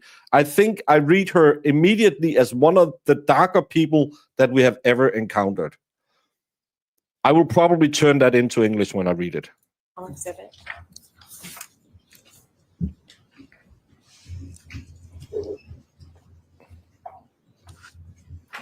Well, I might do it just to spite you, James Bond. Dr. Conway, I have a few questions just to ask you about State 82, Capital Exhibit. Let's reference those pages. Yeah, it's called The Nerve. Direct your No. attention to State 82, page 13. Is this where your notes begin in attending to James McGrath? So it's page 13, halfway down the page. This is my history and physical note that is written after the event occurs. And page 15 into 16 of that exhibit, attending comments. Just refer to That's that me. Page. That's you? Yes. Okay. And if you could just please read what it says at the bottom there. From my attending comments. Yes. Patient came from over 20 minutes away and clearly was on scene for greater than 20 minutes prior to that per EMS. The patient remained in cardiac arrest, meaning his heart had stopped per EMS and no other rhythm other than asystoles, which is what I described to you before. Since they had picked him up, a significant amount of blood was described at the scene. Head to toe exam. His pupils were fixed and dilated and non-reactive. Stab wound noted in the left chest axillary region. No other injuries were noted on the secondary survey. Patient was intubated. However, there was clearly food substance near the ET tube as he vomited on intubation per EMS. End tidal CO2 was confirmed and placement was confirmed of the endotracheal tube. Upon turning off the Lucas CPR assist device, there were no pulses noted in any of the proximal, carotid, or femoral areas. Asystole was confirmed multiple times between the Lucas device and self-performing CPR. One round of ATLS, ACLS was done to include treatment as well with bicarbon calcium in addition to the epi that was given. No return of any signs of life were noted. Again, it is confirmed on the monitor that he was in asystole, and an ultrasound evaluation of the FAST reveals no cardiac motion, so time of death was called. Father was told of the condition of the patient. Referring to page 14 of your notes, where it indicates under chief complaint HPI, where it indicates patient was reportedly found on scene in extremis with asystole as his read. What does that mean? So meaning that the first note of what the EMS does is they have their own monitors that are portable monitors, and when they hooked it up to his chest with all the leads in the proper area, there was no cardiac rhythm whatsoever. And EMS, and he presented an extremist 30 minutes after starting CPR. On arrival, he had a GCS of 3. What does that refer to? So that is the Glasgow Coma Scale that I was telling you about earlier, and it's an evaluation of eye, verbal, and movement. So his eye exam was not moving, he was not talking, and he was not moving. So that's a 3. No palpable central pulses. That's pulses anywhere. So central specifically means that the first place that your heart pumps to is your carotids, which are the 2 big vessels in your neck, and then your femorals, which are down in your groin. And bilaterally dilated unresponsive pupils and ongoing CPR. So what that means is when the brain does not have oxygen for a period of 3 to 4 minutes, you start to lose, your brain dies and you lose the ability to react to light. And that's seen typically in exactly this fixed and dilated unresponsive pupils. Directing your attention to page states, I believe we're on 82, page 15 of James McGrath's medical records under trauma bay events, where indicates resuscitation. Those 4 bullets underneath. Yep. So resuscitation. epinephrine times 2. So they gave adrenaline, which is a drug that we typically give that is naturally occurring in our bodies in the adrenal gland to try to kickstart the heart. It was given 2 times with continuous CPR. No ROSC achieve means that there were no spontaneous live events that were return of spontaneous circulation was not achieved. Cardiac ultrasound, we have a ultrasound in the trauma bay that can look at a bunch of different things, but we specifically looked at the heart and it was not moving whatsoever. And then patient declared dead at 12:52 a.m. Dr. Comey, who declared James McGrath dead? It was technically my resident, but I was there supervising. And do you recall who went out to tell James McGrath's father that his son had passed away? So I immediately asked the so there's a team that comes in with everybody, and we have pastoral care. We have pastoral care residency program. So they typically try to figure out where the family is. So I turned and I asked where the family was, and they brought me to where Mr. McGrath was. And Do you have a recollection of telling the father that his son had passed away? I do, very vividly. And directing your attention, withdrawn. Dr. Comey, there was some indication that James McGrath had an elevated blood alcohol level that night. Anything about that fact that would have affected his injuries or the fact that he had died? No. Regarding the alcohol? No. Would you have treated him any differently if We would he have had not. alcohol in his system? We don't know that at the time, as I stated earlier. And would he have still succumbed to his injuries even if the alcohol was present? For this particular injury, yes. And She has 177,000 subscribers. That's 150,000 more than I run a funny, stupid channel. I get comments weekly about how do you allow Brandon to send super chats. I think Brandon is funny. Why do you give Brandon a wrench? Because Brandon is funny. And I'm told I'm misogynistic, racist, fat, daily. I have when I'm not doing too much trial coverage and hang out with Baby Baker, I cover funny segments of a Canadian laugh therapist. I run a trial streaming channel where we make fun of everything, especially the broccoli hair and the low ears on the witnesses. And I can just sneak 150 people in here to watch this. This chick, who apparently is part of a big conservative movement on the YouTubes run by someone I don't know, Kelly something, made this video about Karen Reed and has had 18,000 views on that video. And none of what she says in the video is based on any facts. I think even as a stupid small YouTube channel, when I say something like in this case, I try to be truthful. I make jokes. When I say something in the Karen Reed case, I don't go with the rumors that Higgins sold his house. Later, they found out it's his neighbor's house. I don't go with, well, I heard Colin said something, because I can't prove it. I believe, and I know I'm old-fashioned, that us, even though we are social media and gossip columns, we have a responsibility to swing close to the truth. So I'm just very disheartened to see this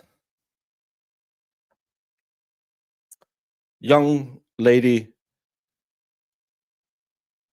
fill people with so much BS after I spent close to 6 months covering 2 trials. And she gets zero wrong. She even calls John O'Keefe James. If that's the level that people want of entertainment, I tomorrow will be starting my gossip channel where I will be talking about how stupid talking heads are on the YouTubes and how dumb people are for following them. Well, did you know Meghan Markle and the red-headed stepchild of Prince Charles? Well, he's not a stepchild, but ain't got no redheads in that family. Are living in America and they hate their life. Is there anything, Dr. Comey, that you hate vividly these people. remember when you took, well, what's wrong? Was James McGrath ever taken out of that bucket stretcher and put somewhere else at some point? Yes. So before I went out to go find Mr. McGrath, what we typically do to try to help the family see their loved one for the last time is the whole team, particularly the nurses, will clean up. It's Marissa, a little messy you get after on we've that been one. working on somebody particularly that had bled significantly. So what we had done is all hands on deck because it was a big bucket stretcher, which is much heavier than it. And when we went to basically pull him, the bucket stretcher, onto a clean stretcher, there was liters and liters of blood that spilled all over the floor in the trauma bay, all over. It was in the bottom of that bucket. So we Yeah, had but to clean that still, up again. So that Isn't Megyn Kelly, she's one of those firebrand conservatives that yells against mainstream media, and then she does the exact same thing. which is consistent with the type of injury that he had. Vivid memory of that? I do, because I did not want to go get his dad before we cleaned all of that up. Final question, Dr. Crombie, from your expertise with an injury to the heart, such as the one that James McGrath suffered, what were the chances that he would ever survive such an injury? Impossible, unless it happened in the hospital and we were right there to crack his chest. Thank you. I have no further questions. Attorney Smith? Would you like me to begin, Your Honor, or would you like? Do you have an estimate on how long the cross will be? I think if Your Honor is okay with going perhaps a little past 3:30, that we should be able to complete the cross-examination. All right, why don't we keep going then? Thank you. It's 3:30 now. Afternoon, Dr. Crombie. Good afternoon. We've never met before. We have not. We've never discussed this case before. We have not. What? You are here to tell us today about the things that you did after the events that led to these injuries, correct? That's correct. And you were telling us that as part of what you did, that some blood was drawn from Mr. Connery, correct? Correct. You didn't know that at the time, but you told us. Is Connecticut not Eastern Standard Time? He just said, if you're okay with going a little past 3:30. Am I wrong? It's 3:29. That his blood alcohol level was a 0.125, correct? That's correct. And you said that 0.8 is considered impaired, correct? Correct. And 0.8 is considered impaired as far as for legal purposes for driving or for medical purposes? Hey, Wiki Mac and her raiders. I haven't seen you in 2 hot seconds, Vicky. I hope you are doing A-okay. I hope everything is fine with you.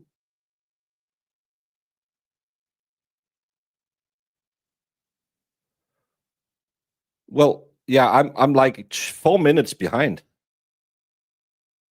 I haven't heard 3:31, but Vicky, so good to see you back on the YouTubes. I've been looking for you. Or both? Well, it could be a little bit of both. And I believe it's 0.08 when we do the conversion over. So a 0.08 is too impaired to drive under the law, correct? Correct. And is also medically, is that a different sort of level of impairment than what we It is. use? It Okay. is. So I guess I should explain that to you. So just like I was saying, like depending on your body mass index, depending on your age, depending on there is a enzyme in our livers called 3:30. alcohol dehydrogenase, which breaks down the alcohol into the different components. And then the free components are what make us impaired. And depending on how fast those enzymes work, and then the size of our bodies has to do with the depot, and then our bodies, processing through that. The enzymes itself can be affected by multiple different factors, including any meds that you're on. Even if you were to take a Tylenol because you had a sore knee and you were 21 years old, it's going to be a little bit delayed in the metabolism or breakdown of that and clearance of that. In individuals that have a history of utilizing alcohol regularly, they tend to have more of this enzyme around and can clear it quite quickly. So they can seem very functional, despite the fact that the legal limit or what's measured is, significant. There are various tables on this, but there's various different things that affect that. But, when this all evolved years ago, legally driving and operating motor vehicles was the 80 deciliters or the 0.08. In fact, it used to be higher than that, correct? That's correct. 0.0, and it's Yeah. been lowered as That's we've correct. developed more information about the impairment effects of the alcohol, Correct. correct? That's correct. And when we have a BAC, that number reflects the amount of alcohol that's already been metabolized and is in the bloodstream at that point, correct? That's correct. And there's a fairly standard sort of metabolism rate for most people. Is that fair to say? In general, yes, but just like I was saying, with all of those different factors, and it's kind of like dive tables. They create them based on a bunch of different data, and they come up with a metabolism. It's certain. In an hour, it should be this, in an hour, it should be this, and another hour, it should be this. Have you heard that for a male, about 2 drinks per hour would get you to a 0.08? Oh, maybe she was asking because she wanted to take the afternoon break. It's again, there's some. I have heard that. I don't know if I necessarily think that that's totally accurate because when you say male, it could be a 5'2" male, it could be a 6'7" male. And it could be something that one guy's never had a drink in his life. This guy drinks regularly, so it's completely different. Age can affect that as well? Age can affect it, yes. And you mentioned a dive table. What's a dive table?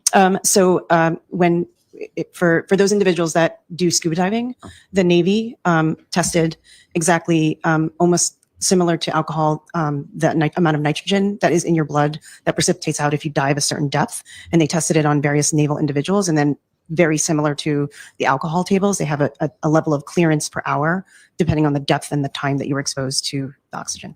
Okay. And you told us that a 0.125 would indicate significant impairment, correct? Well, I wouldn't say it's significant, but it is impaired again.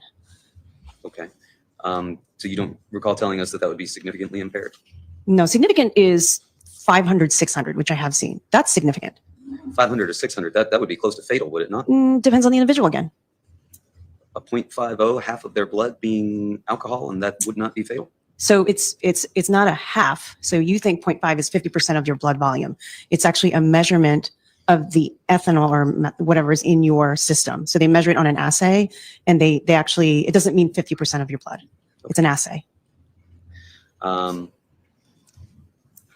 And at a 0.125, you said that may have some effect on his injuries as far as bleeding or things of that nature? It has an effect, exactly what I was explaining before, is that it's a diuretic. So what that means is that he's legally drunk. Level of impairment, as we've just discussed, depends on the individual. But what doesn't depend on the individual is that alcohol signals you to pee out and override your kidney's regular homeostasis. So how that can affect your injuries is that if you're already dry to begin with, you have a certain blood alcohol level that your body's trying to clear. I'm assuming they aren't drinking water in between the alcohol that they're drinking. He's bleeding. And then in addition to that, his kidneys are peeing out, taking some of the intravascular volume out of his body. So that can affect your injuries. Okay. At 0.125, would you also expect that to affect his ability to accurately describe how he'd come by these injuries? Again, it depends. Could When I affect his when I examined him, he was telling me exactly what was described to him. Could it affect his perception at that level? It's hard to say. Again, it just depends. Depends on the It person. depends on the person. It's very different. Would you expect somebody who had only had 2 beers a few hours beforehand to have a 0.125? It depends. It has to go back to that alcohol dehydrogenase enzyme that I'm talking about, how active it is or how inactive it is. Jesus, 2.4, that's passing out territory. And then some of it is also just genetically, some people have more active alcohol dehydrogenase than others. So you're saying that you would expect somebody who had 2 beers a few hours before you saw them to still have a 0.125? It can happen. Just 2 beers to get us to 0.125, Depends on the individual. even if it was a number of hours beforehand. It depends. How do you know it was 2 hours before? If that's what the person said. It's hard to say. It is hard to say, isn't it? It would be unusual. Would you agree with that? I wouldn't say it's unusual, but it's possible. And we also talked about a 0.20 blood alcohol content level. You recall that? I do. That is more than twice the legal level of impairment of It 0.08, is. correct? And would you consider that to be a significant level of impairment? It depends on the individual. So if it's a 6'8" football player, maybe not. When you say if it was a 6'8" football player, why would a 0.20 not be significant impairment? So again, the way that the law, and I didn't make the law, deemed it is they took an average of individuals' impairments and they measured what their deciliter was. They did a bunch of tests and they said, do this cognitively, move this way. And that's how they came up with a 0.8. And that's now in a larger, more massed individual with a bigger liver, they can metabolize just better. Is a line. And if it happens to be an individual that, you know, has a history or has that genetic predisposition, each one of us is different. We're a mosaic of all of our genes. It depends on what their level of impairment is. But you would agree that the law has said that 0.08 To operate a motor vehicle or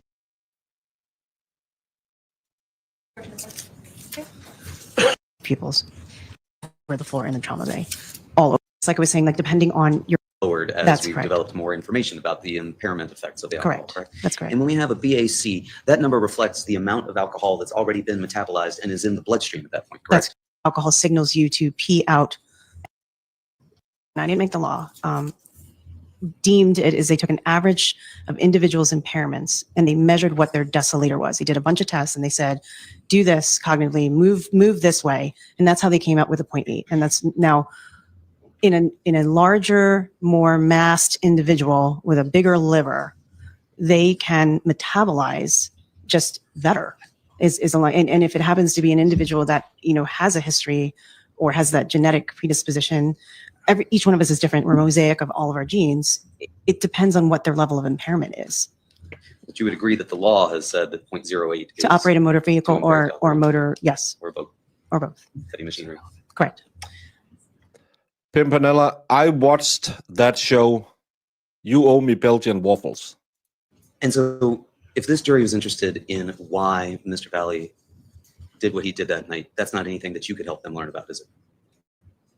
So I am here to describe the two patients that I took care of. I don't actually know who Mr. Valle is, I'll be honest with you. Okay. But I'm here to talk to you about the injuries that we treated that night and how we intended to save one of the victims. Very good. Thank you. You're welcome. Any redirect? No redirect. All right, thank you, Doctor. You're released. Thank you. Just watch your step as you exit the witness stand. Thank you. Take the rest of the day off. It's late. I'm tired. I need another stream. Just a quick question to the state, if I could inquire, was that the last witness that the state had lined up for today, or do we have another witness to call? I believe we actually have another witness if you want to start the witness. All right, why don't we do our 15-minute recess then, and then we'll get started on that. All right, court's going to stand in the afternoon, 15-minute recess. Thank you.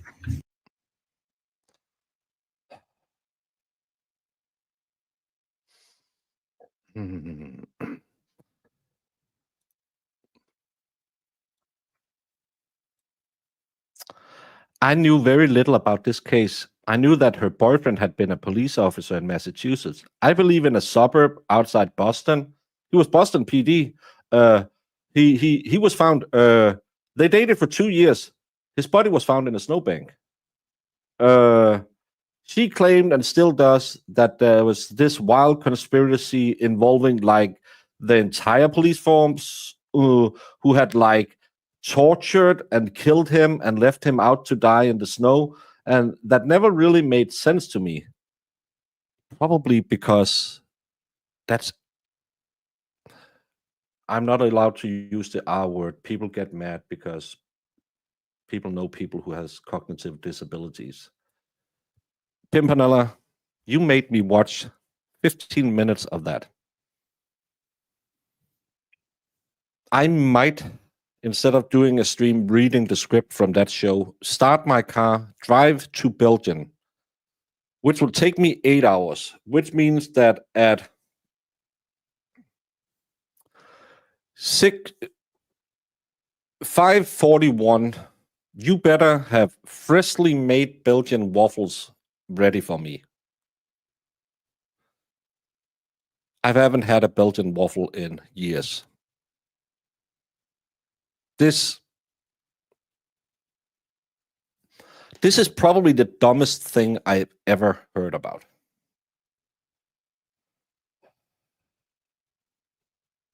No local place that sells Belgian waffles. No, we don't really have waffle places or pancake places. You make it yourself. Mm-hmm.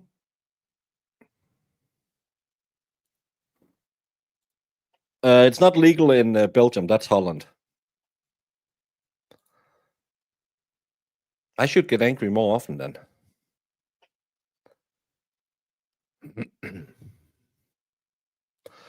The standards are based on the average slowdown people experience from alcohol level, not how drunk they feel, etc.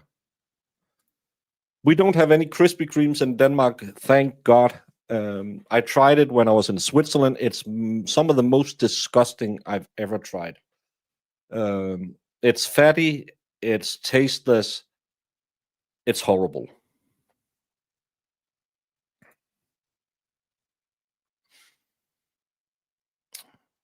Well, it's gonna be a round trip. So tomorrow I will be no. If I make it down there at 6 in the morning and I drive back home, I can actually make it back to do the afternoon stream. Yeah, with 2 hours to spare. I'm gonna be a little tired tomorrow. So yeah.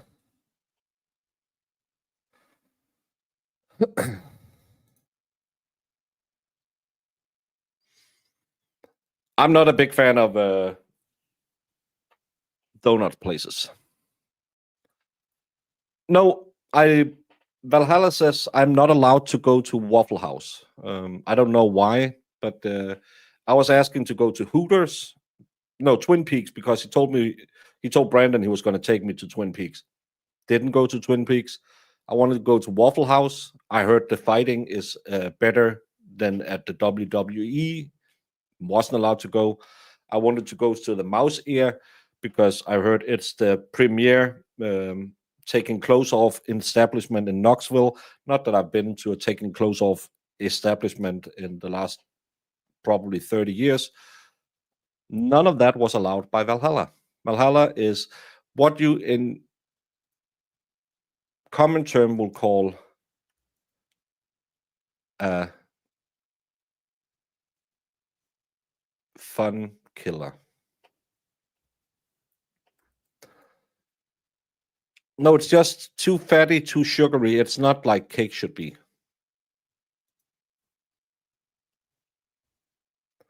And I got a beagle French kissing me. Stop making him jealous. His mouth tastes like deer poop.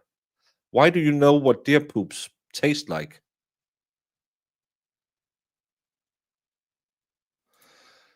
Have I ever eaten at Denny's with a cup? No, I've eaten at Denny's with Valhalla.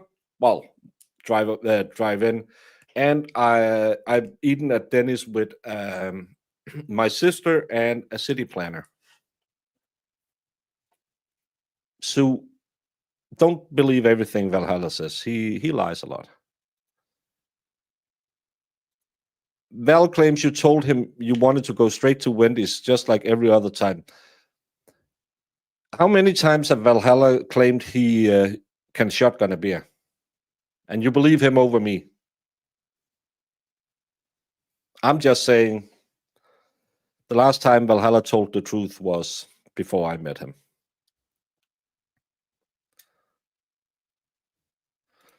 Come to Atlanta next time. We'll get you to a Waffle House, Twin Peaks, and Hooters. I thought Hooters had went bankrupt. Might be wrong. I might actually fly into Atlanta the next time because I figured out I was looking at some tickets and I don't know why, because I'm not traveling. But if I fly to Atlanta instead of flying directly to Knoxville, I can fly directly from Copenhagen to Atlanta in 9.5 hours or something like that, which would then be a 3-hour drive to Knoxville. So with the pre-time, you need to be at the airport, get your sheet at the airport and drive. Let's add 2 hours before, take off 30 minutes to get through the airport and get your car, and then 3 hours. That's 5.5 hours. That's 14.5 hours total traveling, even if I make a bucky stop. And the last trip I took over there, I left my town at 8 in the morning, got up at 6, and left at Yeah, left at 8. And Session, the Honorable Judge my Murphy. time, I landed Good at afternoon. the expert's afternoon, Your house Honor. at 7 in the morning, my time. So it's You a may be little seated. over Thank you. 25 hours. Counsel, are we prepared to call the next witness? We are, Your Honor. All right, we'll bring the jury in then. Thank you.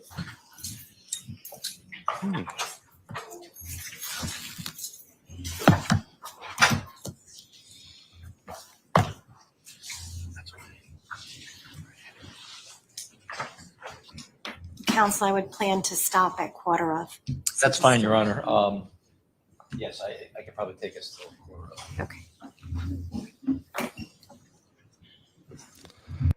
I know everyone is fighting about that In-N-Out and Whataburger. I don't. When you have a restaurant where you have to offer off the wild menu, that's too complicated.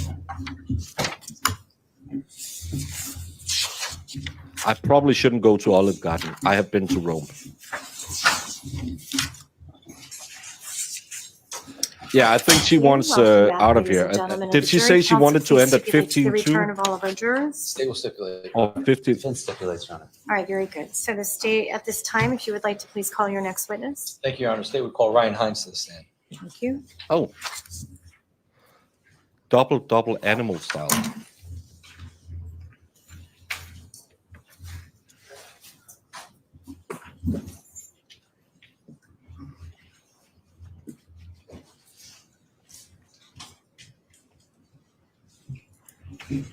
No, this is closer to the atomic clock than Camden.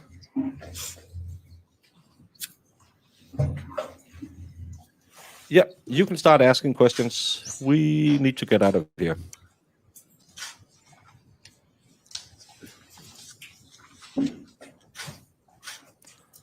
Good No, afternoon. it's not closings. It's a new Please step up witness. into the witness box and remain standing. Madam Clerk is going to put you under oath. Thank you. It's if Do you solemnly swear? yeah, shut up. If you ever watch South Park, the Towel is a character from that show, and he thinks that he's funny, calling himself a towel, and he calls John DePetro the towel reporter or something like that. Again, Grant is the best example of why you should take your prenatal vitamins and not your vodka. Not that I Favor, claim just sit Wendy close to that Mosey. microphone and keep your voice up. Wendy Murphy did Acoustics that. in this courtroom is not too good. I like mustard. Good afternoon. Good afternoon. Can you please tell the ladies and gentlemen of the jury how old Probably the last one who 19 got years old. stabulated. and you go to school? Yeah, I'm going to be attending Alfred State University in the fall. And what are you going to study? I got Heavy Burger King in machinery Finland. operations. And prior to Alfred State University, were you in school? I just ended a postgraduate year at Bridgeton Academy. Did you play any sports? Yeah, I played football there. And are you working for the summer? Yes, I am. What are you doing? I'm working at the UPS store in Fairfield. Now, prior to your testimony today, have you and I met? Yes, we have. We'll find How out in a many minute. times? 3 And why did we meet? to talk about today. And I want to direct your attention to May 14th of 2022. Mhm. How old were you back then? I was 16 years old. And did you go to school? Yes, I did. Where did you go to school? I was in Shelton High School. And did you play any sports? Yeah, I played football and baseball. And what year in school were you back then? I was a sophomore at the time. You were a rising sophomore, or were you ending your I sophomore? was ending my sophomore year. So I want to direct your attention to earlier on in the day on May 14th of 2022. You familiar with Griffin Marcinzik? Yes, I am. How do you know Griffin? Griffin's a really good friend of mine. Ever since I moved to Shelton, he's been one of my first buddies. And did you and Griffin hang out somewhere earlier in the day on May 14th of 2022? Yeah, I think we hung out at his house for a little bit that day. Around what time would you say you were at his house? Getting closer to the evening time. And at some point, did you leave his house? Yes, I did. And where did you guys go? Natalia Rizdik's house. And how did you get to Natalia Ridzik's house? I believe we walked. Is it close? Yeah, it's only 2-3 streets away. And when you got to Natalia Ridzik's house, what kind of things were you guys doing there? Just sat down, hanging out. She had a couple people over. It was no more than like eight of us there. Now, were you guys drinking alcohol? Yes, we were. And were you drinking? Yes, I was. And how much were you drinking? I would say at her house, no more than 2 beers. Did you drink at Griffin's house prior to going to No. Natalia's house? Always 2 beers. When you went to Natalia's house, did you bring any alcohol with you? Yes, I did. And what did you have with you? I had a 12-pack of Bud Light with me. And you said you drank 2 beers out of that Bud Light? Yeah. Okay. And how long would you say you were at Natalia Ridzik's house for? 30, 40 minutes, something like that. And at some point in time, did you and Griffin leave Natalia's house? Yes, we did. Why did you leave Natalia's house? Because we were invited to Austin Leifer's house. And do you know where Austin Leifer's house is? Yes, it's on Lazy Brook. And did you in fact go to Lazy Brook Road? Yes, we did. And how did you get there? Tanner Chernowski drove us there. And when Tanner Chernowski drove you there, was it just you and Griffin? Yeah. And at some point in time, did he drop you off? Tanner, yeah, he dropped us Lazy off. Brook Road. Around what time do you think he dropped you off? Gosh. Around like 7, 8 o'clock, somewhere around there. And around 7, 8 o'clock, what was the lighting up like out? It was still daylight out. And at some point in time, was it getting dark? Yeah. And when you got to Lazy Brook Road, can you tell the ladies and gentlemen of the jury what happened when you got there? So we showed up there.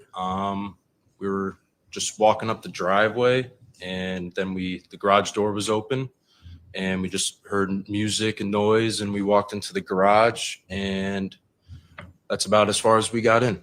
Now, when you got to Lazy Brook Road, were you drinking a beer down the driveway? No, I still was only at 2 beers.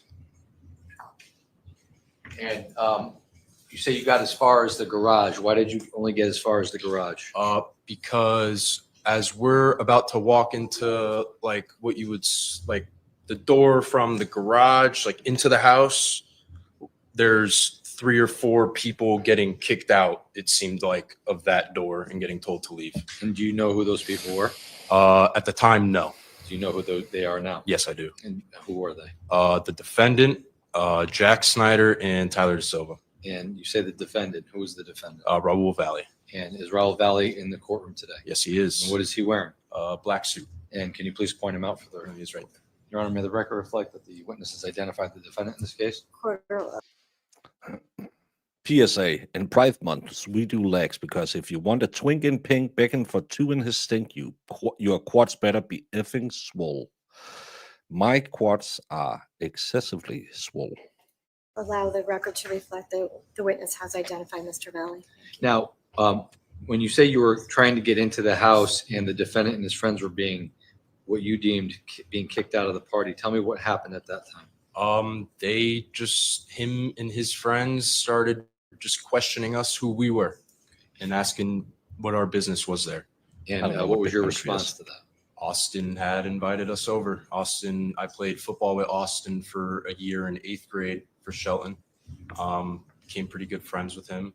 And he had told me and Griffin that night, come over, I'm having a party, come over. When you got to Lazy Brook, did you notice if there was any drinking going on at that house? Oh, yes, there was. And when you responded to the defendant and his friends telling them that you were there because you were invited by Austin, what was their reaction to that? They didn't care. They didn't seem to ask Austin who we were. They didn't care. They weren't worried about if we were invited or not. They weren't worried about that. Was the defendant saying anything to you in particular during those moments? No, not really. It was more of Snyder that was saying stuff to me. And at some point in time, how long would you think that interaction between you and the defendant and his friends lasted for? About 2 or 3 minutes. And then at some point in time, withdrawn. Did this interaction happen inside the garage all area? All in the garage. At some point in time, did the interaction between you and the defendant and his friends extend to outside the garage? Yes, it did. Tell us about how that happened. So basically, it started with Snyder asking me for a beer because I had my 12-pack in my hands. And I actually said, yeah, sure, you can have a beer. And then the defendant asked me for a beer also. I said, yeah, sure, you can have a beer. I gave each of them a beer. And they were just like they weren't okay with that. They started getting very argumentative with us, still wanting to know who we were, why we're there, and insisting that I give up my whole entire pack of beers for them. And what happened after they insisted that you give up your beers? Like I said, I gave each of them one beer. I was just like, is that all right? Like, can we just be cool about this? And for a second, it seemed like, yeah. They were like, yeah, sure. It's cool. It's fine. And we're like, all right, cool. Like, can we get by? And then all of a sudden I get my beer grabbed from out of my hands by Snyder. And then all of a sudden me and Griffin are getting pushed out, not on our own. And how are you getting pushed out? Literally got grabbed and just started being walked out by Snyder out of the garage into the driveway. And once you got out into the driveway, what was your reaction to how you were being treated? I was in shock. Like I wasn't trying to be an aggressor in any sort of way. I just had given them a beer, trying to be cool, make some friends, whatever. But they were very just like, fuck you, blah, blah, blah. Who are you? All this, that, and another thing. No, they went to the party where the defendant was, rolled up to the garage with a 12-pack. And then the defendant and his buddy came out and said, yo, you want to listen to these sweet tunes? You got to pay the toll. What? If you want to listen to Will Smith and Jazzy Jeff's newest hits, it's a beer to me and a beer to my buddy. And he said, oh, I heard about that Summertime. I want to listen to that. And they gave them a beer each. And then they said, hey, you know, this is Connecticut. We ain't rolling like that. We don't want no mobby-haired boys around our girls.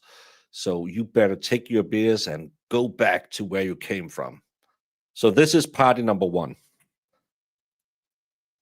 And at some point in time, did you get angry with Yes, I did. I got upset with Snyder, and I simply said to him, listen, like, that's not how this is going to happen. And I told him, like, I'll fight you for my beer right now. And so when you told him you would fight for your beer, what did you do at that point?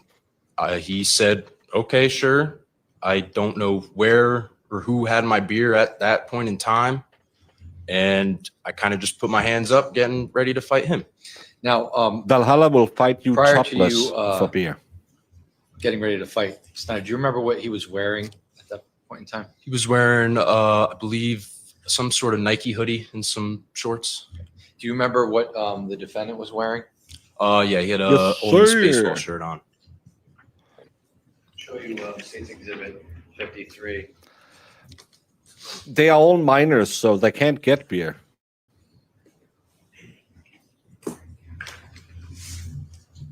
Yeah, but you still want to do it topless. That's the weird part. Show you State's 53. Is this what you recall the defendant and Snyder looking like that night? Yes. You see that the defendant has some the helmet on? Yeah. Did he have that on when you initially talked? Whole time. And he has some type of neck pillow on? Yeah. Did he have that on when you spoke to him in the garage? I don't recall. There wouldn't be a kangaroo So, safe in all of When you get Tennessee. out into the driveway, you squared up with Jack. What does that mean? You squared up? I put my fist up, like, just kind of saying, all right, let's go. Let's do this. And did Jack, in fact, put his hands up? Yes, he did. And at some point in time, what happened after that? I'm kind of looking at Jack, just like kind of walking closer to him, like about to go and punch him. But then it happened so fast where I get hit, like right here, I get hit. And I'm thinking it's Jack that hit me. Like it happened so fast, but then I'm like, whoa, like he's far away. But it just instincts took over, and I just went and tackled Snyder to the ground. And at some point in time, how long would you say the fight lasted for? 30 seconds. And do you know who you were fighting with at that moment? I was just trying to fight Snyder. And do you know if anybody else was fighting with you? I felt a lot of blows to the back of my head multiple times, over and over, repeated, getting like what felt like being punched in the back of my head many times while I was just on top of Snyder. And then all of a sudden I'm getting ripped off by my neck and that was about Funny, it. that also happens if Let me you show you drink what beer with Mark Valhalla. states in Video You 58. get ripped off.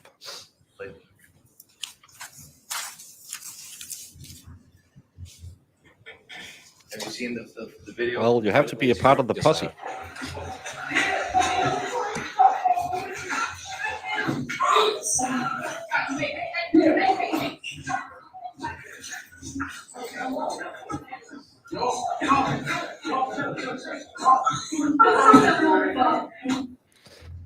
Especially with your Arne haircut. I love that comment. Arne, Hannah for cool.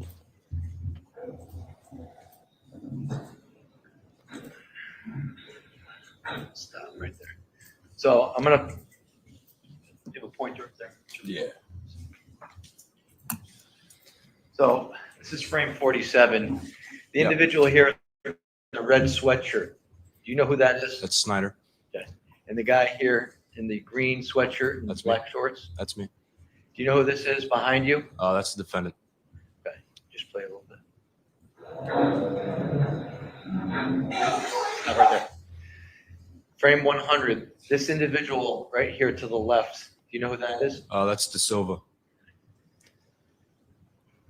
Now, after this fight ended, what did you do? I got my beer back and I left. Do you know how you got your beer back? I believe the lifer's mother gave it back to me. And was there any arguing back and forth going on after this fight ended? No. You just grabbed your beer and you took off? Yep. Now, when this fight occurred, do you know whether or not, would you recall where Griffin was at the time? He was like, I don't know. You can't see him in the video. No, he's not in the video. He's like over to the right more. Okay.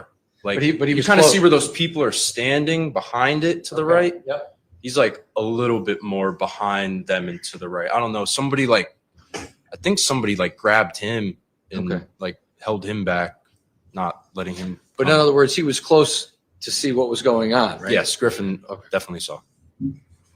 Now, at some point in time, you grabbed your beer. What did you do? Walk up the driveway? We'll walk down the driveway. Walk down the driveway, excuse Yeah. me.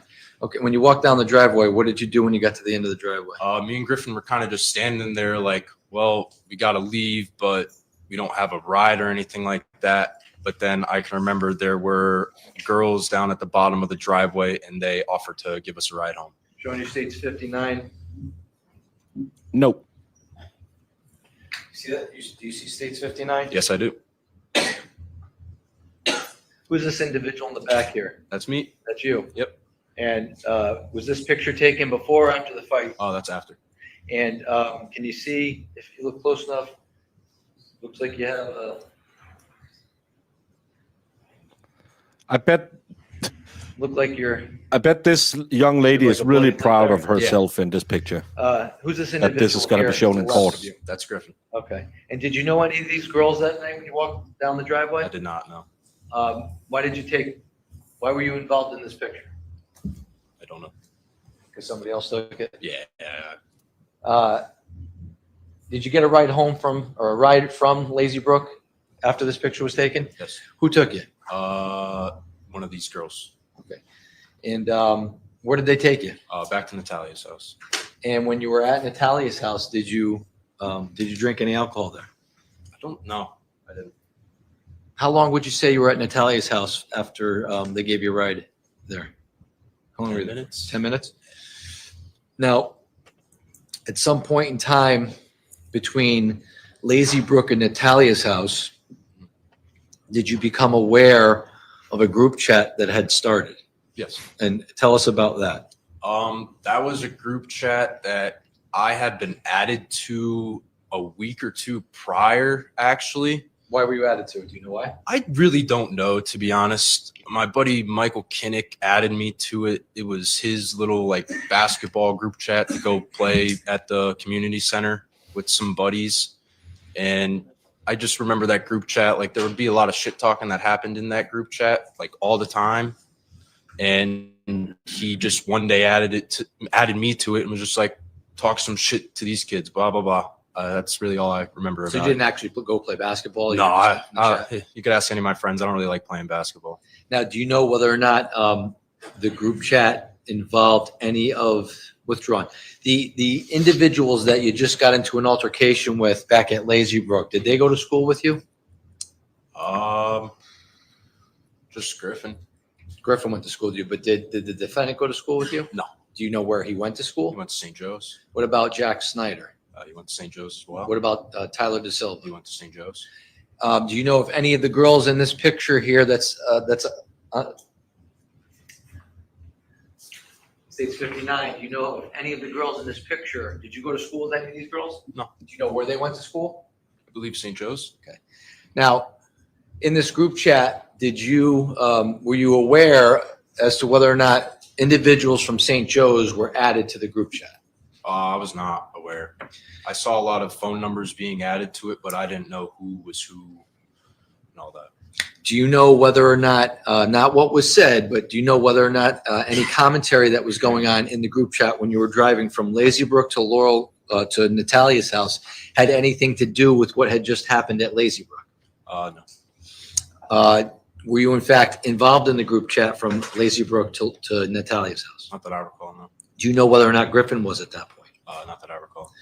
So when you get to Natalia's house, you said you're there for 10 to 15 I don't minutes? think she's pantsless. I And just at think some point in time, you leave Natalia's house. it's because Why? she's covered up, so you see her thighs and Charlie her came and stomach. picked us up. Charlie who? Connery. And how do you know Charlie? I know young women don't wear a lot of clothes these days, but pantsless is a little, that's a little frisky.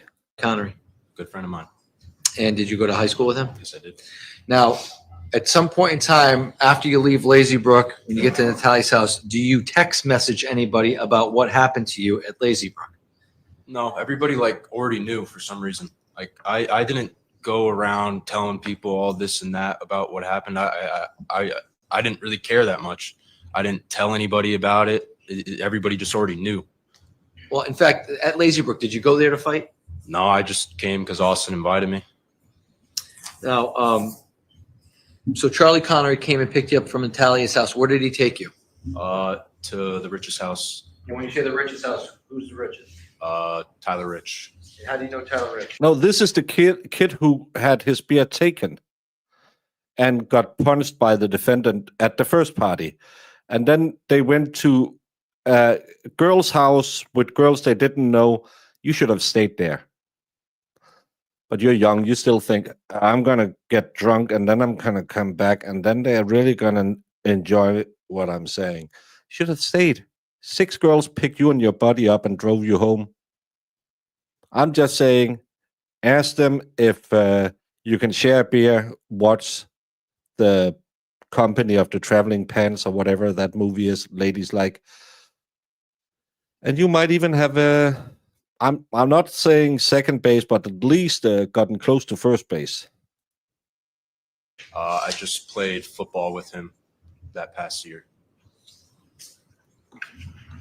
Did you go to school with him? Just for that sophomore year because due to COVID, freshman year, all that stuff. So freshman, sophomore year, you could say, yeah, I went to school with him. States Exhibit 5, do you recognize this house? Yes. Whose house is that? Tyler Rich's Sisterhood of the Traveling Pants. And when you got to Tyler Rich's house, did you go in immediately inside the house? Yes, I did. And how many people would you say were there when you got there? 20 to 30. And Well, he went there. He when should you have got stayed there. what kind of things were going on inside the house? I just had people coming up to me and questioning me what had happened, just wanting to know what had happened. I wasn't everybody like I said before, they already knew. I don't know how they knew, but they knew what had happened, and I just simply explained to the people that asked me what had happened. And did you in fact tell them what happened at Lazy Brook? Yes, I did. Now, when you were, aside from what you told people happened at Lazy Brook, what other things were going on inside Tyler Rich's house? Conversation. People hanging out? Yeah. Were people drinking alcohol? Yes. Okay. Did you see who was drinking alcohol, or was it just kind of just there and people? Yeah. It was just What kind of alcohol was being consumed? Do you remember? just beers or a seltzer, something like that. Did you bring your beer Yes. or what was left of them with you to Tyler Rich's house? Yes, I did. Did you in fact drink any alcohol when you were at Tyler Rich's house? One beer? Now, when you got to Tyler Rich's house, how did you enter the house? Do you remember? Through the cellar side doors. Do you recall where the cellar side doors are? Yeah, it's on the right of the house. So if I'm,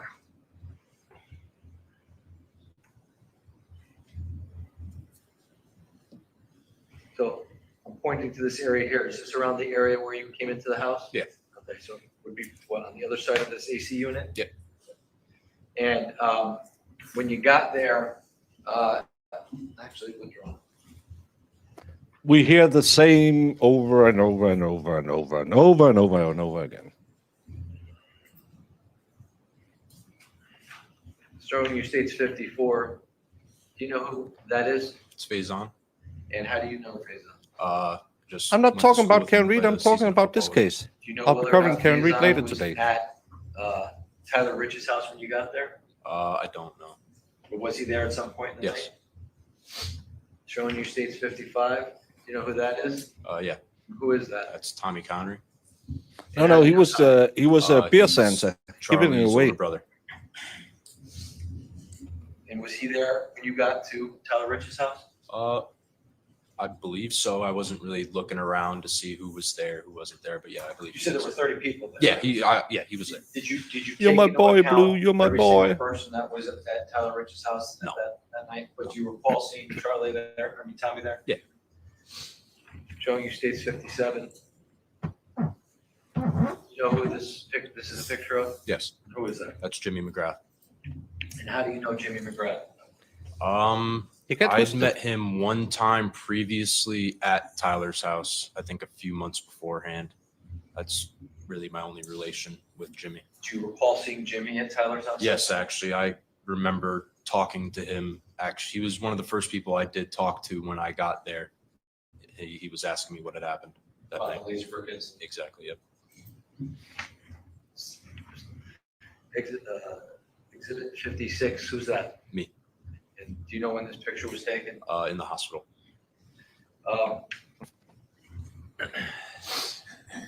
Now, are you familiar with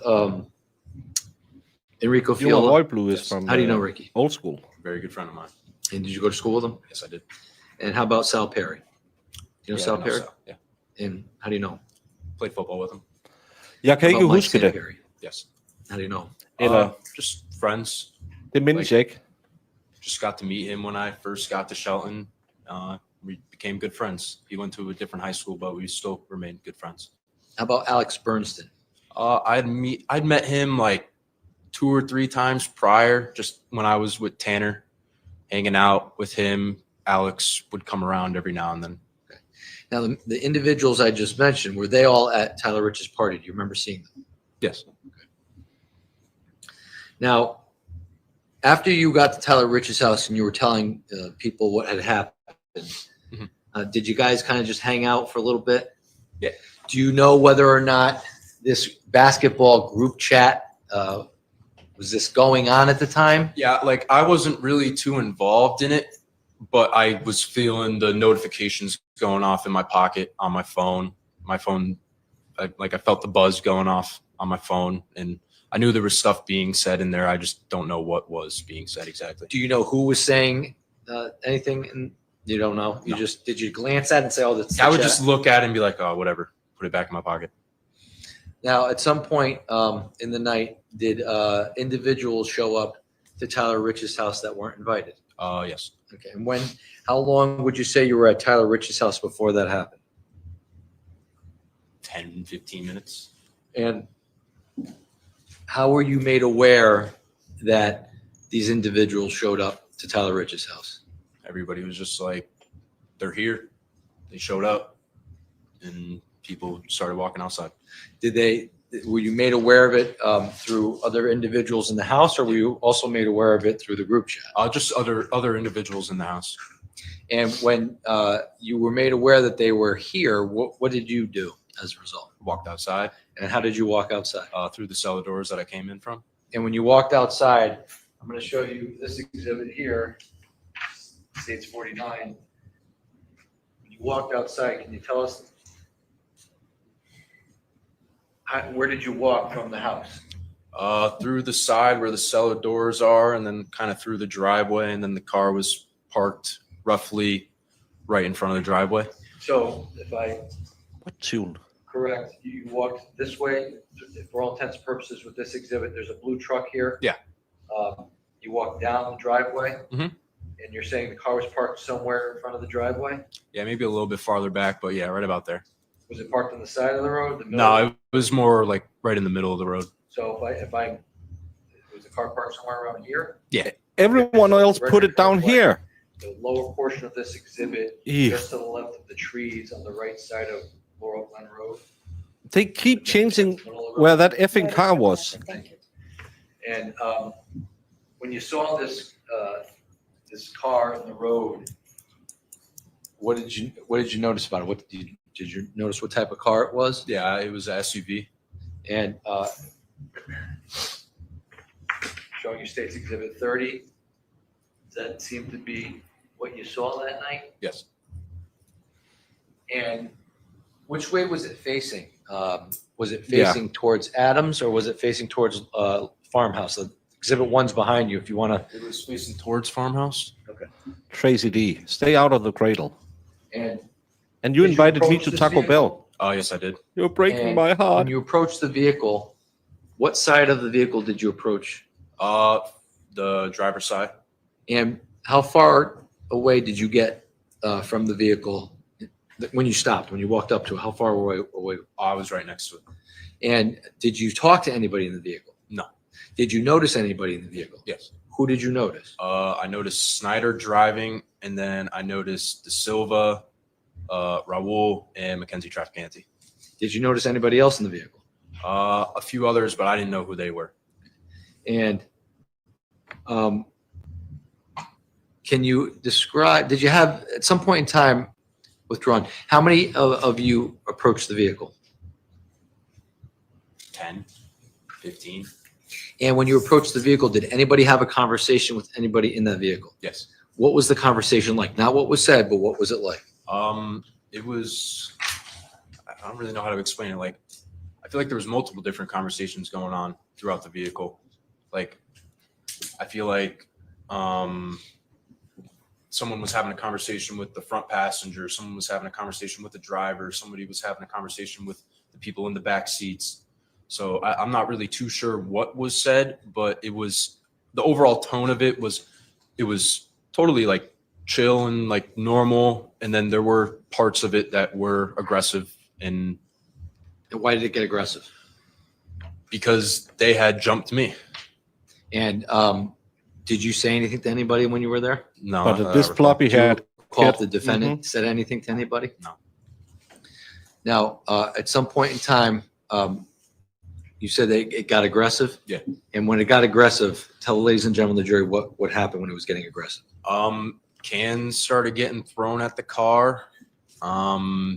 And then the car started whipping up and down the road. Now, when you say cans got thrown at the car, who threw cans? Multiple different people. Did you throw any cans? Yes, I did. And what kind of cans did you throw? I threw my Bud Lights that I had still. Were they empty cans or were they full cans? They were full cans. Okay. Do you recall where you threw the can? I believe I was on the other side of the car at this point, so on the passenger side now. And I believe I hit the door, the passenger side door. And then the other can I threw completely missed the car because I believe the car was moving at the time. So you see this defect in the windshield here? No, he got hit in the back of the head while waiting for the guy I did to not do attack that, him. no. So if that was done that Oh, night, no. that was done by somebody else? Yeah. If it was done that night? Yeah.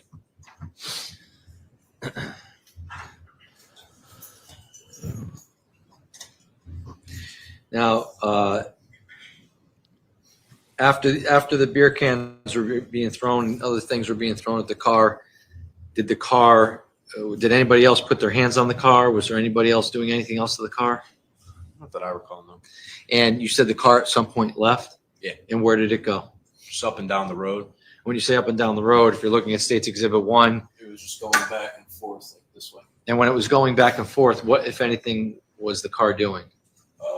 Going really fast. Were they throwing anything from the car? No. You're not allowed to speak Swedish on this channel. That's a hate crime. You don't remember any of that? No. Where were you when the car was going up and down the road? In the driveway. And were you paying attention to it the whole time, or were you talking Pretty to other much. people? A mix. Like I would pay attention to it, then I'd talk to the person next to me, something like that. Now, when you were initially at the car, do you recall who was with you out of all your friends? No, I wasn't worried about any of that. Why can't you recall who was with you at the time? I just wasn't looking for who was with me. I just knew it was my You friends, notice. Stop people that I lying. Knew weren't going to do anything to me. Do you know if Tyler Rich was there? No. Do you know if Griffin Marcinzik was there? No. Do you know if Ricky Fiola was there? Now, when the car went up and down the road and you were in the driveway, you said? Yeah. You said you were just talking to your friends, kind of paying attention. Were you kind of looking down the road? Yeah. What were you doing? Okay. And you said you were talking to your friends. What friends were you talking to? You remember? No. Why can't you remember? Just normal conversation. Just can't remember. Can't remember the particular person you were talking to? At some point in time, did the car stop driving up and down the road? Yes. And where did you see it stop? Like right at the corner of Farmhouse and Laurel Glen.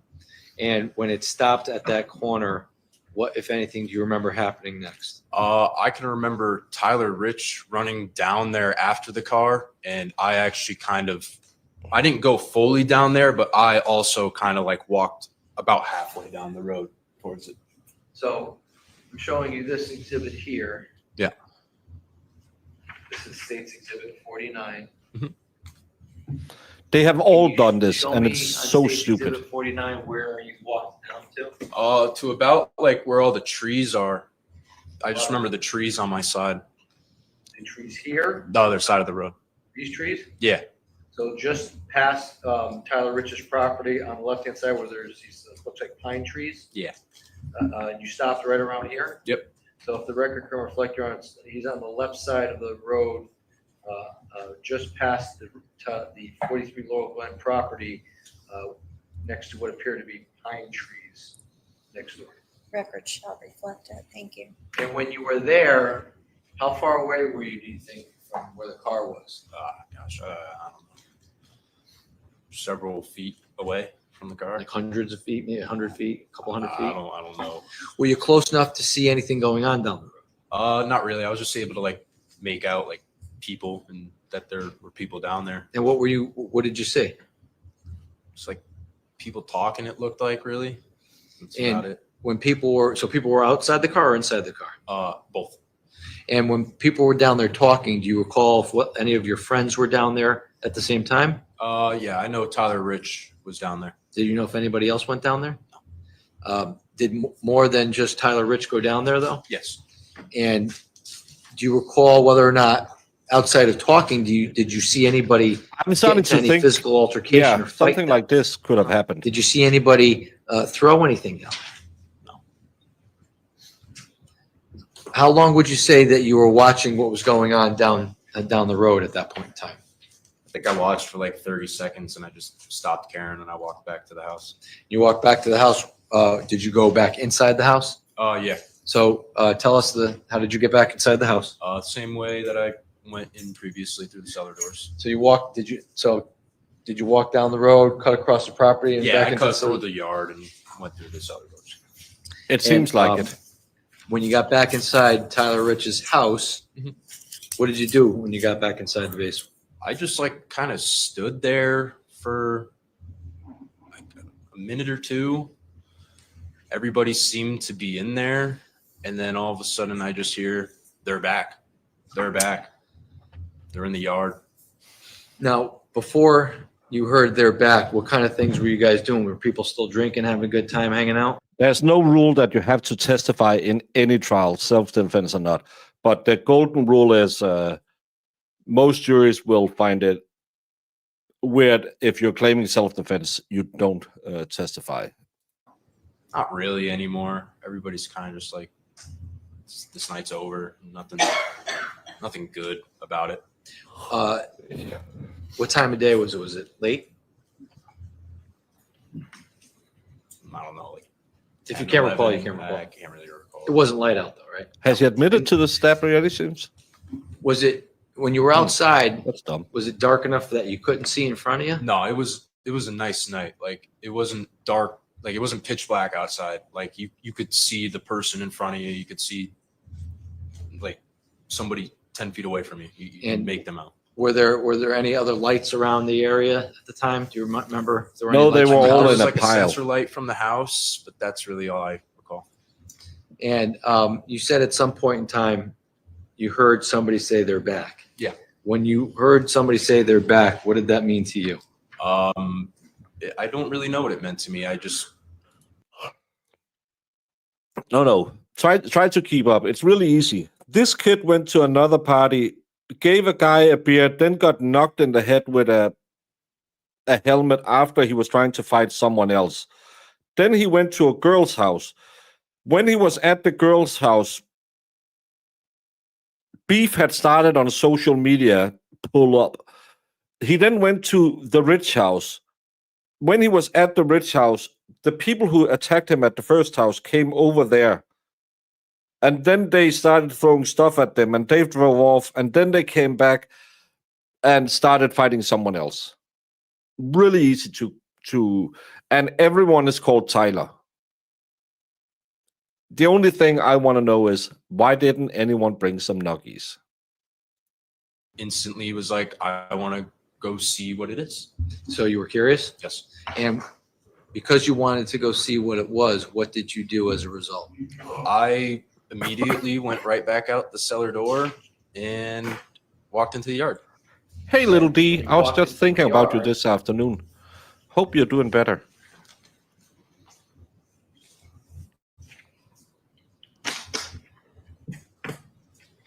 Showing you State's Exhibit 5. Where did you go? Do you recall where you went? Can you show me the State's Exhibit 5? I'm somewhere behind like this red bush. Okay. So you're somewhere over here? Yeah. So the record can reflect I'm pointing to the left side, just behind the red bush. Record can reflect. Thank you. And Yeah, when I'm you just come not sure I'm outside and helping you're anyone because I'm lost. near this bush here, Mhm. what do you see when you come outside? I see the defendant and then I see De Silva. And can you tell us on State's Exhibit 5 where you saw them? About the same area. De Silva was like, if I'm looking at them, De Silva was behind the defendant to his right a little bit, maybe 3 or 4 feet. So if you're looking this way, Yeah. the Silva's over here. Yeah. Okay, and the defendant is where? Right in front of me. And tell us about your did you have an interaction with these two? Yes. Just tell us about that. So when I walk outside, the defendant had just like put his shirt up over his head. And like, I can't do it right now, but he like put his shirt over his head and was just like quietly, very calmly saying, "Where's Aiden King? Where's Aiden King? I want to see Aiden King."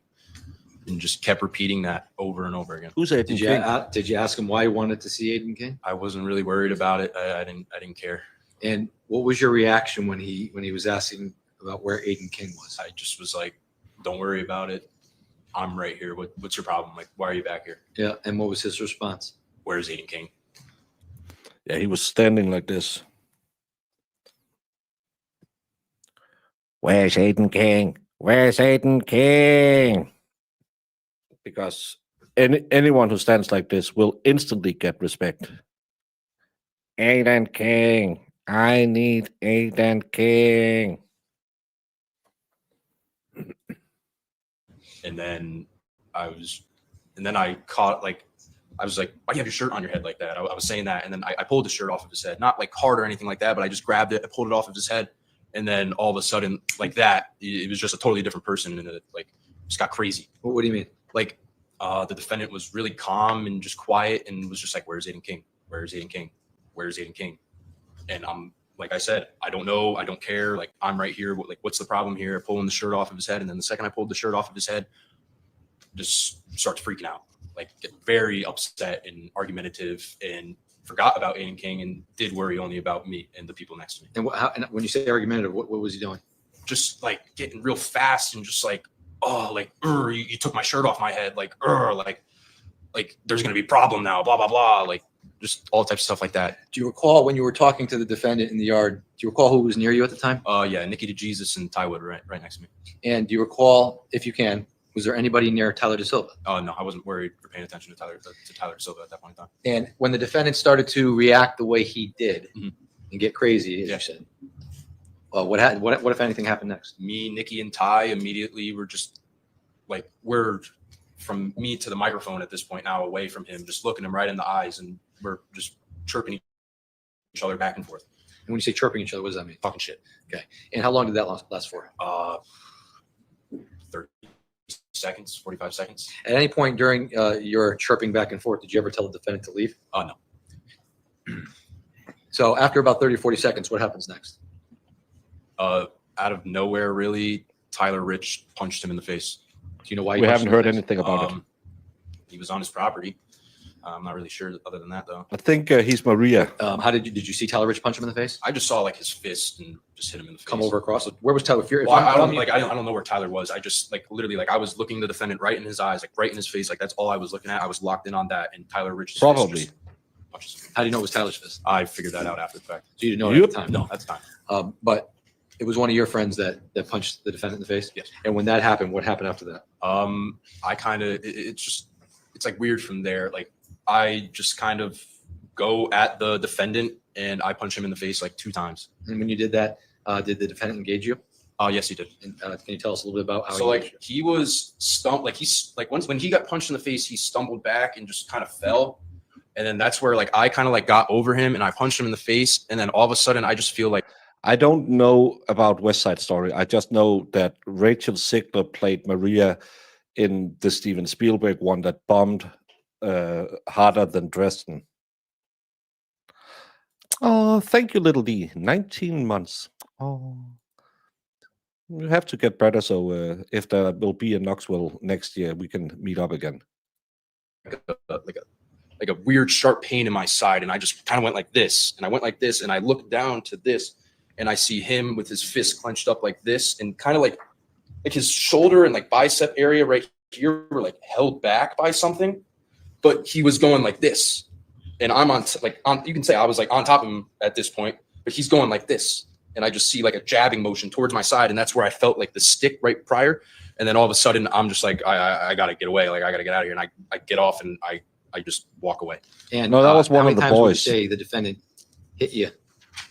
Oh, do you recall? I mean, I got stabbed 3 times, but I don't know.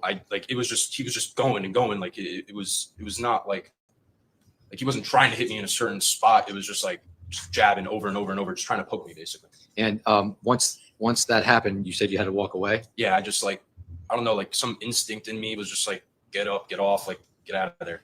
And when that happened, Nope. how did you feel? I was just like dazed, and it's like really like blurry and just like, I don't know. It's just, it's honestly that entire part of the night, like is the like least like there I am, I would say. Okay. And at some point in time, what are you likely. doing in the yard after this happens? I realized that De Silva is in a fight with his own like group of people, and I kind of just stood there and watched. And do you recall whether At this or not point, you engaged in I that have fight at no all? idea, Brandon. I am lost. Now, I'm just how saying long would words. you I don't know say, what they mean. That whole fight took place. A minute. And when the fight was going on, what kinds of things do you recall seeing about kind of watching the De Silva fight? What do you mean by that? Well, I mean, you kind of just stood there and said and watched, right? What were you watching? What were you seeing? Just people throwing punches, I guess, and that's really all I can recall about it. When you were engaged with the defendant, do you know whether or not there was more than one person engaged with him? No. It was just you and him? Yeah, from what I know. And at some point in time, when you stop, when you back off from the defendant, do you see where he goes? No. Now, when you recall, if you can recall the De Silva fight, you recall how many people were engaged with De Silva? 3, 4 people. 3, 4. After the fight ends, at some point, do you realize that you're injured?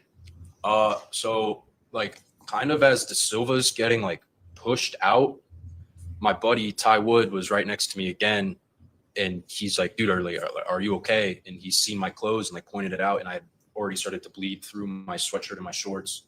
And that's also when I heard my lung collapse in my chest, and I don't know how to describe it, but like it was like bubbles coming from out of my chest, and I just immediately got super like scared, and I didn't know what was going on. And when you say you were bleeding, Yeah. did you say anything how did you realize that you had been injured? I just kind of lifted up my shirt and looked, and I was like, holy shit, like I was stabbed. And when you realized you were stabbed at that moment, did you hear anybody scream anything? No. Did you see anything else at that point? What was going on? I kind of just went into like, I don't even know how to describe it. Like I thought I was going to die. Like I heard the bubbles come from out of my chest, and I just immediately thought the worst. And I walked myself back in through the cellar doors into the basement and sat down and was like, I want water. Okay.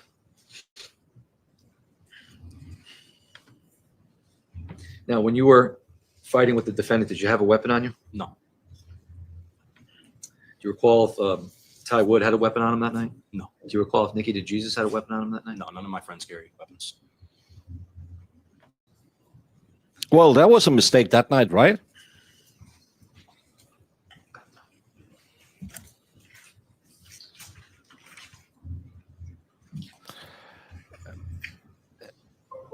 At this, who's fighting? What, if any, fight happened that night? Light beer or women or a t-shirt? Yes, sir. 60.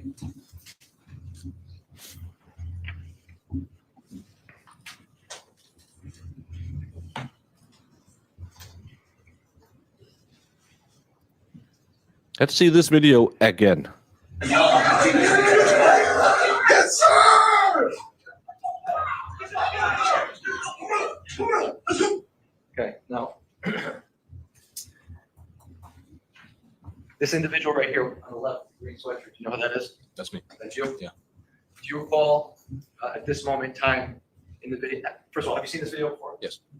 And do you recall, based on your recollection of when you were engaging with the defendant, is this video before or after you were already stabbed? This is after I was stabbed. So how is it that you're standing there watching Tyler Da Silva, and how is it that you don't know you're stabbed at this point? I just didn't know.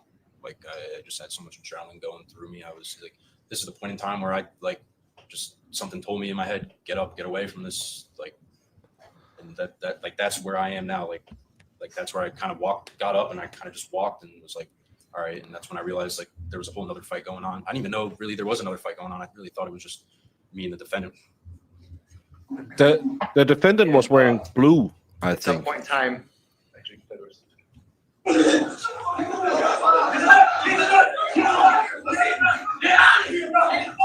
so at some point in time, you recall hearing, he's got a knife, he's got a knife? Yeah. Okay. At some point in time, at what point in I time can't do you hear that. realize that you're stabbed, and then you indicated you went down, you talked to Ty Wood, and then you go into the basement? At what point, I guess in that timeline, is my question. Like the same exact time. So you hear, he's got a knife, he's got a knife, And Ty Wood's pointing out to me that I got stabbed. and then you're lifting up your shirt? Now, I'll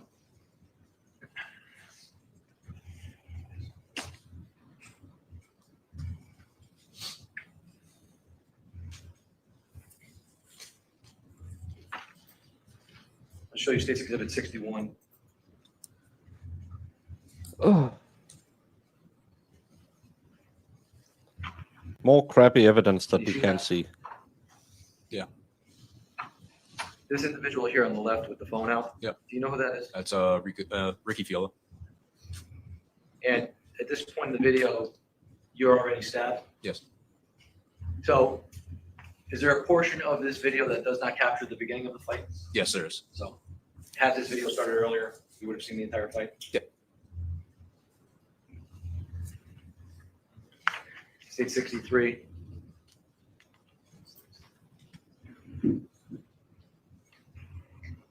Again, this is, oh. Me. Do you know who this is here? That's Sal. Sal Perry? Yes. This individual here with no shirt on, you know who that is? Alex. Alex Bernstein? Mhm. How about this kid here with the red hat? Michael Samperi. And this is, Silva. and do you recall being here in this moment in the video? That's like the only like point of view like I remember of like watching Silva. Like this is like this is like what I remember from Okay. that. Yeah. And it's a few seconds after this that you realize the Tidewood comes over. That's like when everybody started figuring out they were stabbed. Like I want to say like Faison might have been the first one that realized he was stabbed, and he was like, "Holy shit! Like I was stabbed." And then everybody's just like, "Whoa! Like what's going on?" When you realized that you were injured, did you notice aside from Faison, did you notice if anybody else was? No. You kind of just lifted your shirt up, went right into the basement, and Pretty much. sat down, said, "I need a glass of water." Yeah. Did anybody else follow you into the basement? Some people did, but I just don't. I don't remember who it was.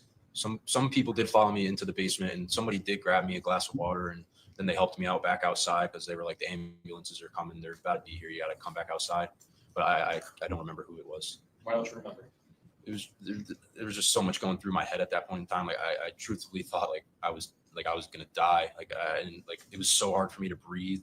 I didn't know I had a collapsed lung. I heard those bubbles happen in my chest, and I was just thinking the worst. And I truthfully thought like I was gonna die in that front yard or basement that night. Did you know what was going on at that moment? No, not really. I was just kind of in my own world, just like, don't die, just one breath at a time. Like that's literally what I got down to. By the time I was brought back into the yard and my lung was so like collapsed and stuff, like Could you breathe? like barely. I was like that.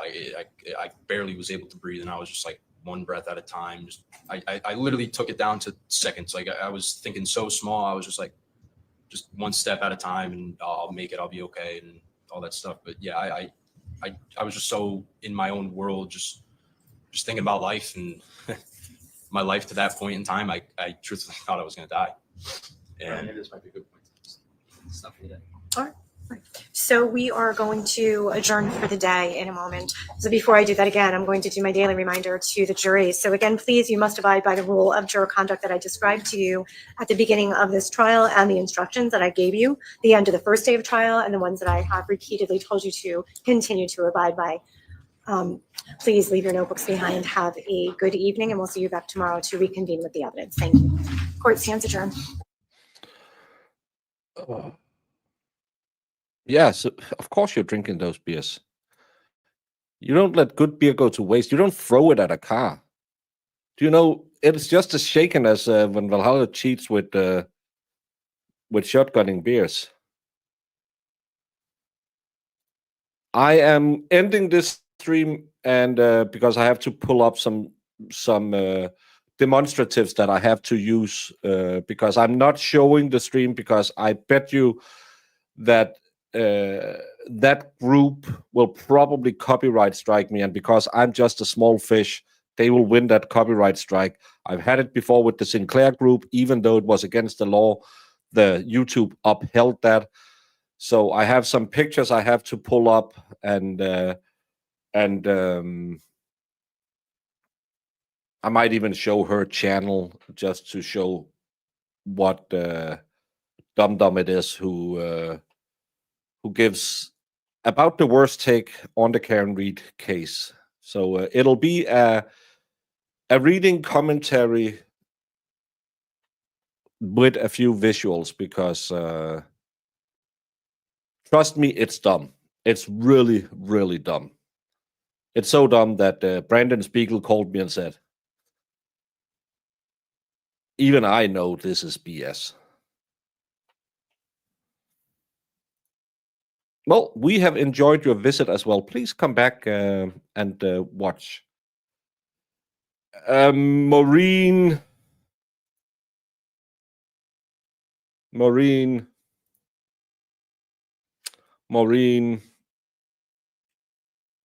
what's her name? The Nerve with Maureen Callahan. It's this channel who made a video about, where is it? 20,000 views on her video about Karen Reed.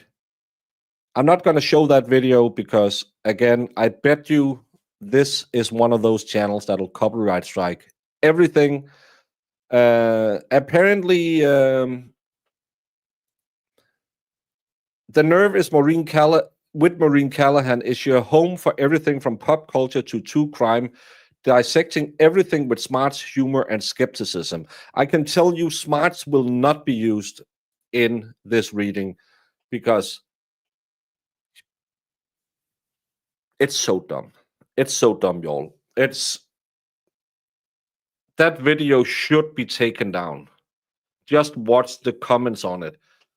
What annoys me the most is people who are actually free care and read people are going in and saying, we love you anyway, even though you're wrong on this one. No, unfollow bad creators. That's why everyone unfollows me.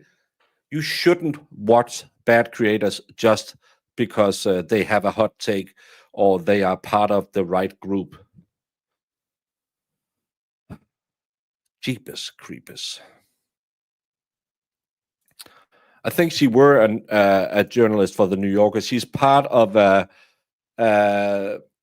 when Megyn Kelly got fired, she made like a media thing. That's what came up when I Googled her earlier. I got a little off at some point was because I had to prepare my notes and Google it. But it's a Megyn Kelly associated or started or something stream. And these people, I bet you will be very, very, very into copyright striking a chubby little baker out of Denmark. Well, it's gonna be live as soon as I hit the live. Did I set it for the 25th? I might have. Sometimes I do things that's wrong. Yeah, it's set for the 25th. I'm gonna edit it back to today. Whip. But I have to go off, and then because Rumble, you can't do two at a time. I'm guilty now. They just need like 2 hours to look at the films. Then they comment he made to the doctor, even though from the lawyer is basically an admission. Yeah, that was weird. Asking the judge, could you, doctor, could you tell us why he did what he did? Yeah. Well, thank you. Juror 1 has spoken to the foreman. The foreman has done an interview yesterday. Hey, Carla, how are you doing? But I'm ending this, and as soon as I pulled it up, I know it says 11:15 my time, which is bananas your time. We will be reading this other nonsense. I should be going to bed, get some sleep, but I need to get this off my chest because I did chess today because if you want to survive stupid takes on the internet from channels that should know better, you better be effing swole. I'll be back probably like 10 minutes or so. So everyone go have a pee break and return for another stream, because who doesn't want another stream with the lovely Biggity Baker and all of you wonderful people. See you in a sec. What exhibit are you referring to? I'm going to make this 100, Your Honor. All right. 100. 100. Because it is 100% 100%. correct. So you literally built a cannon? Yeah, it's pretty awesome. All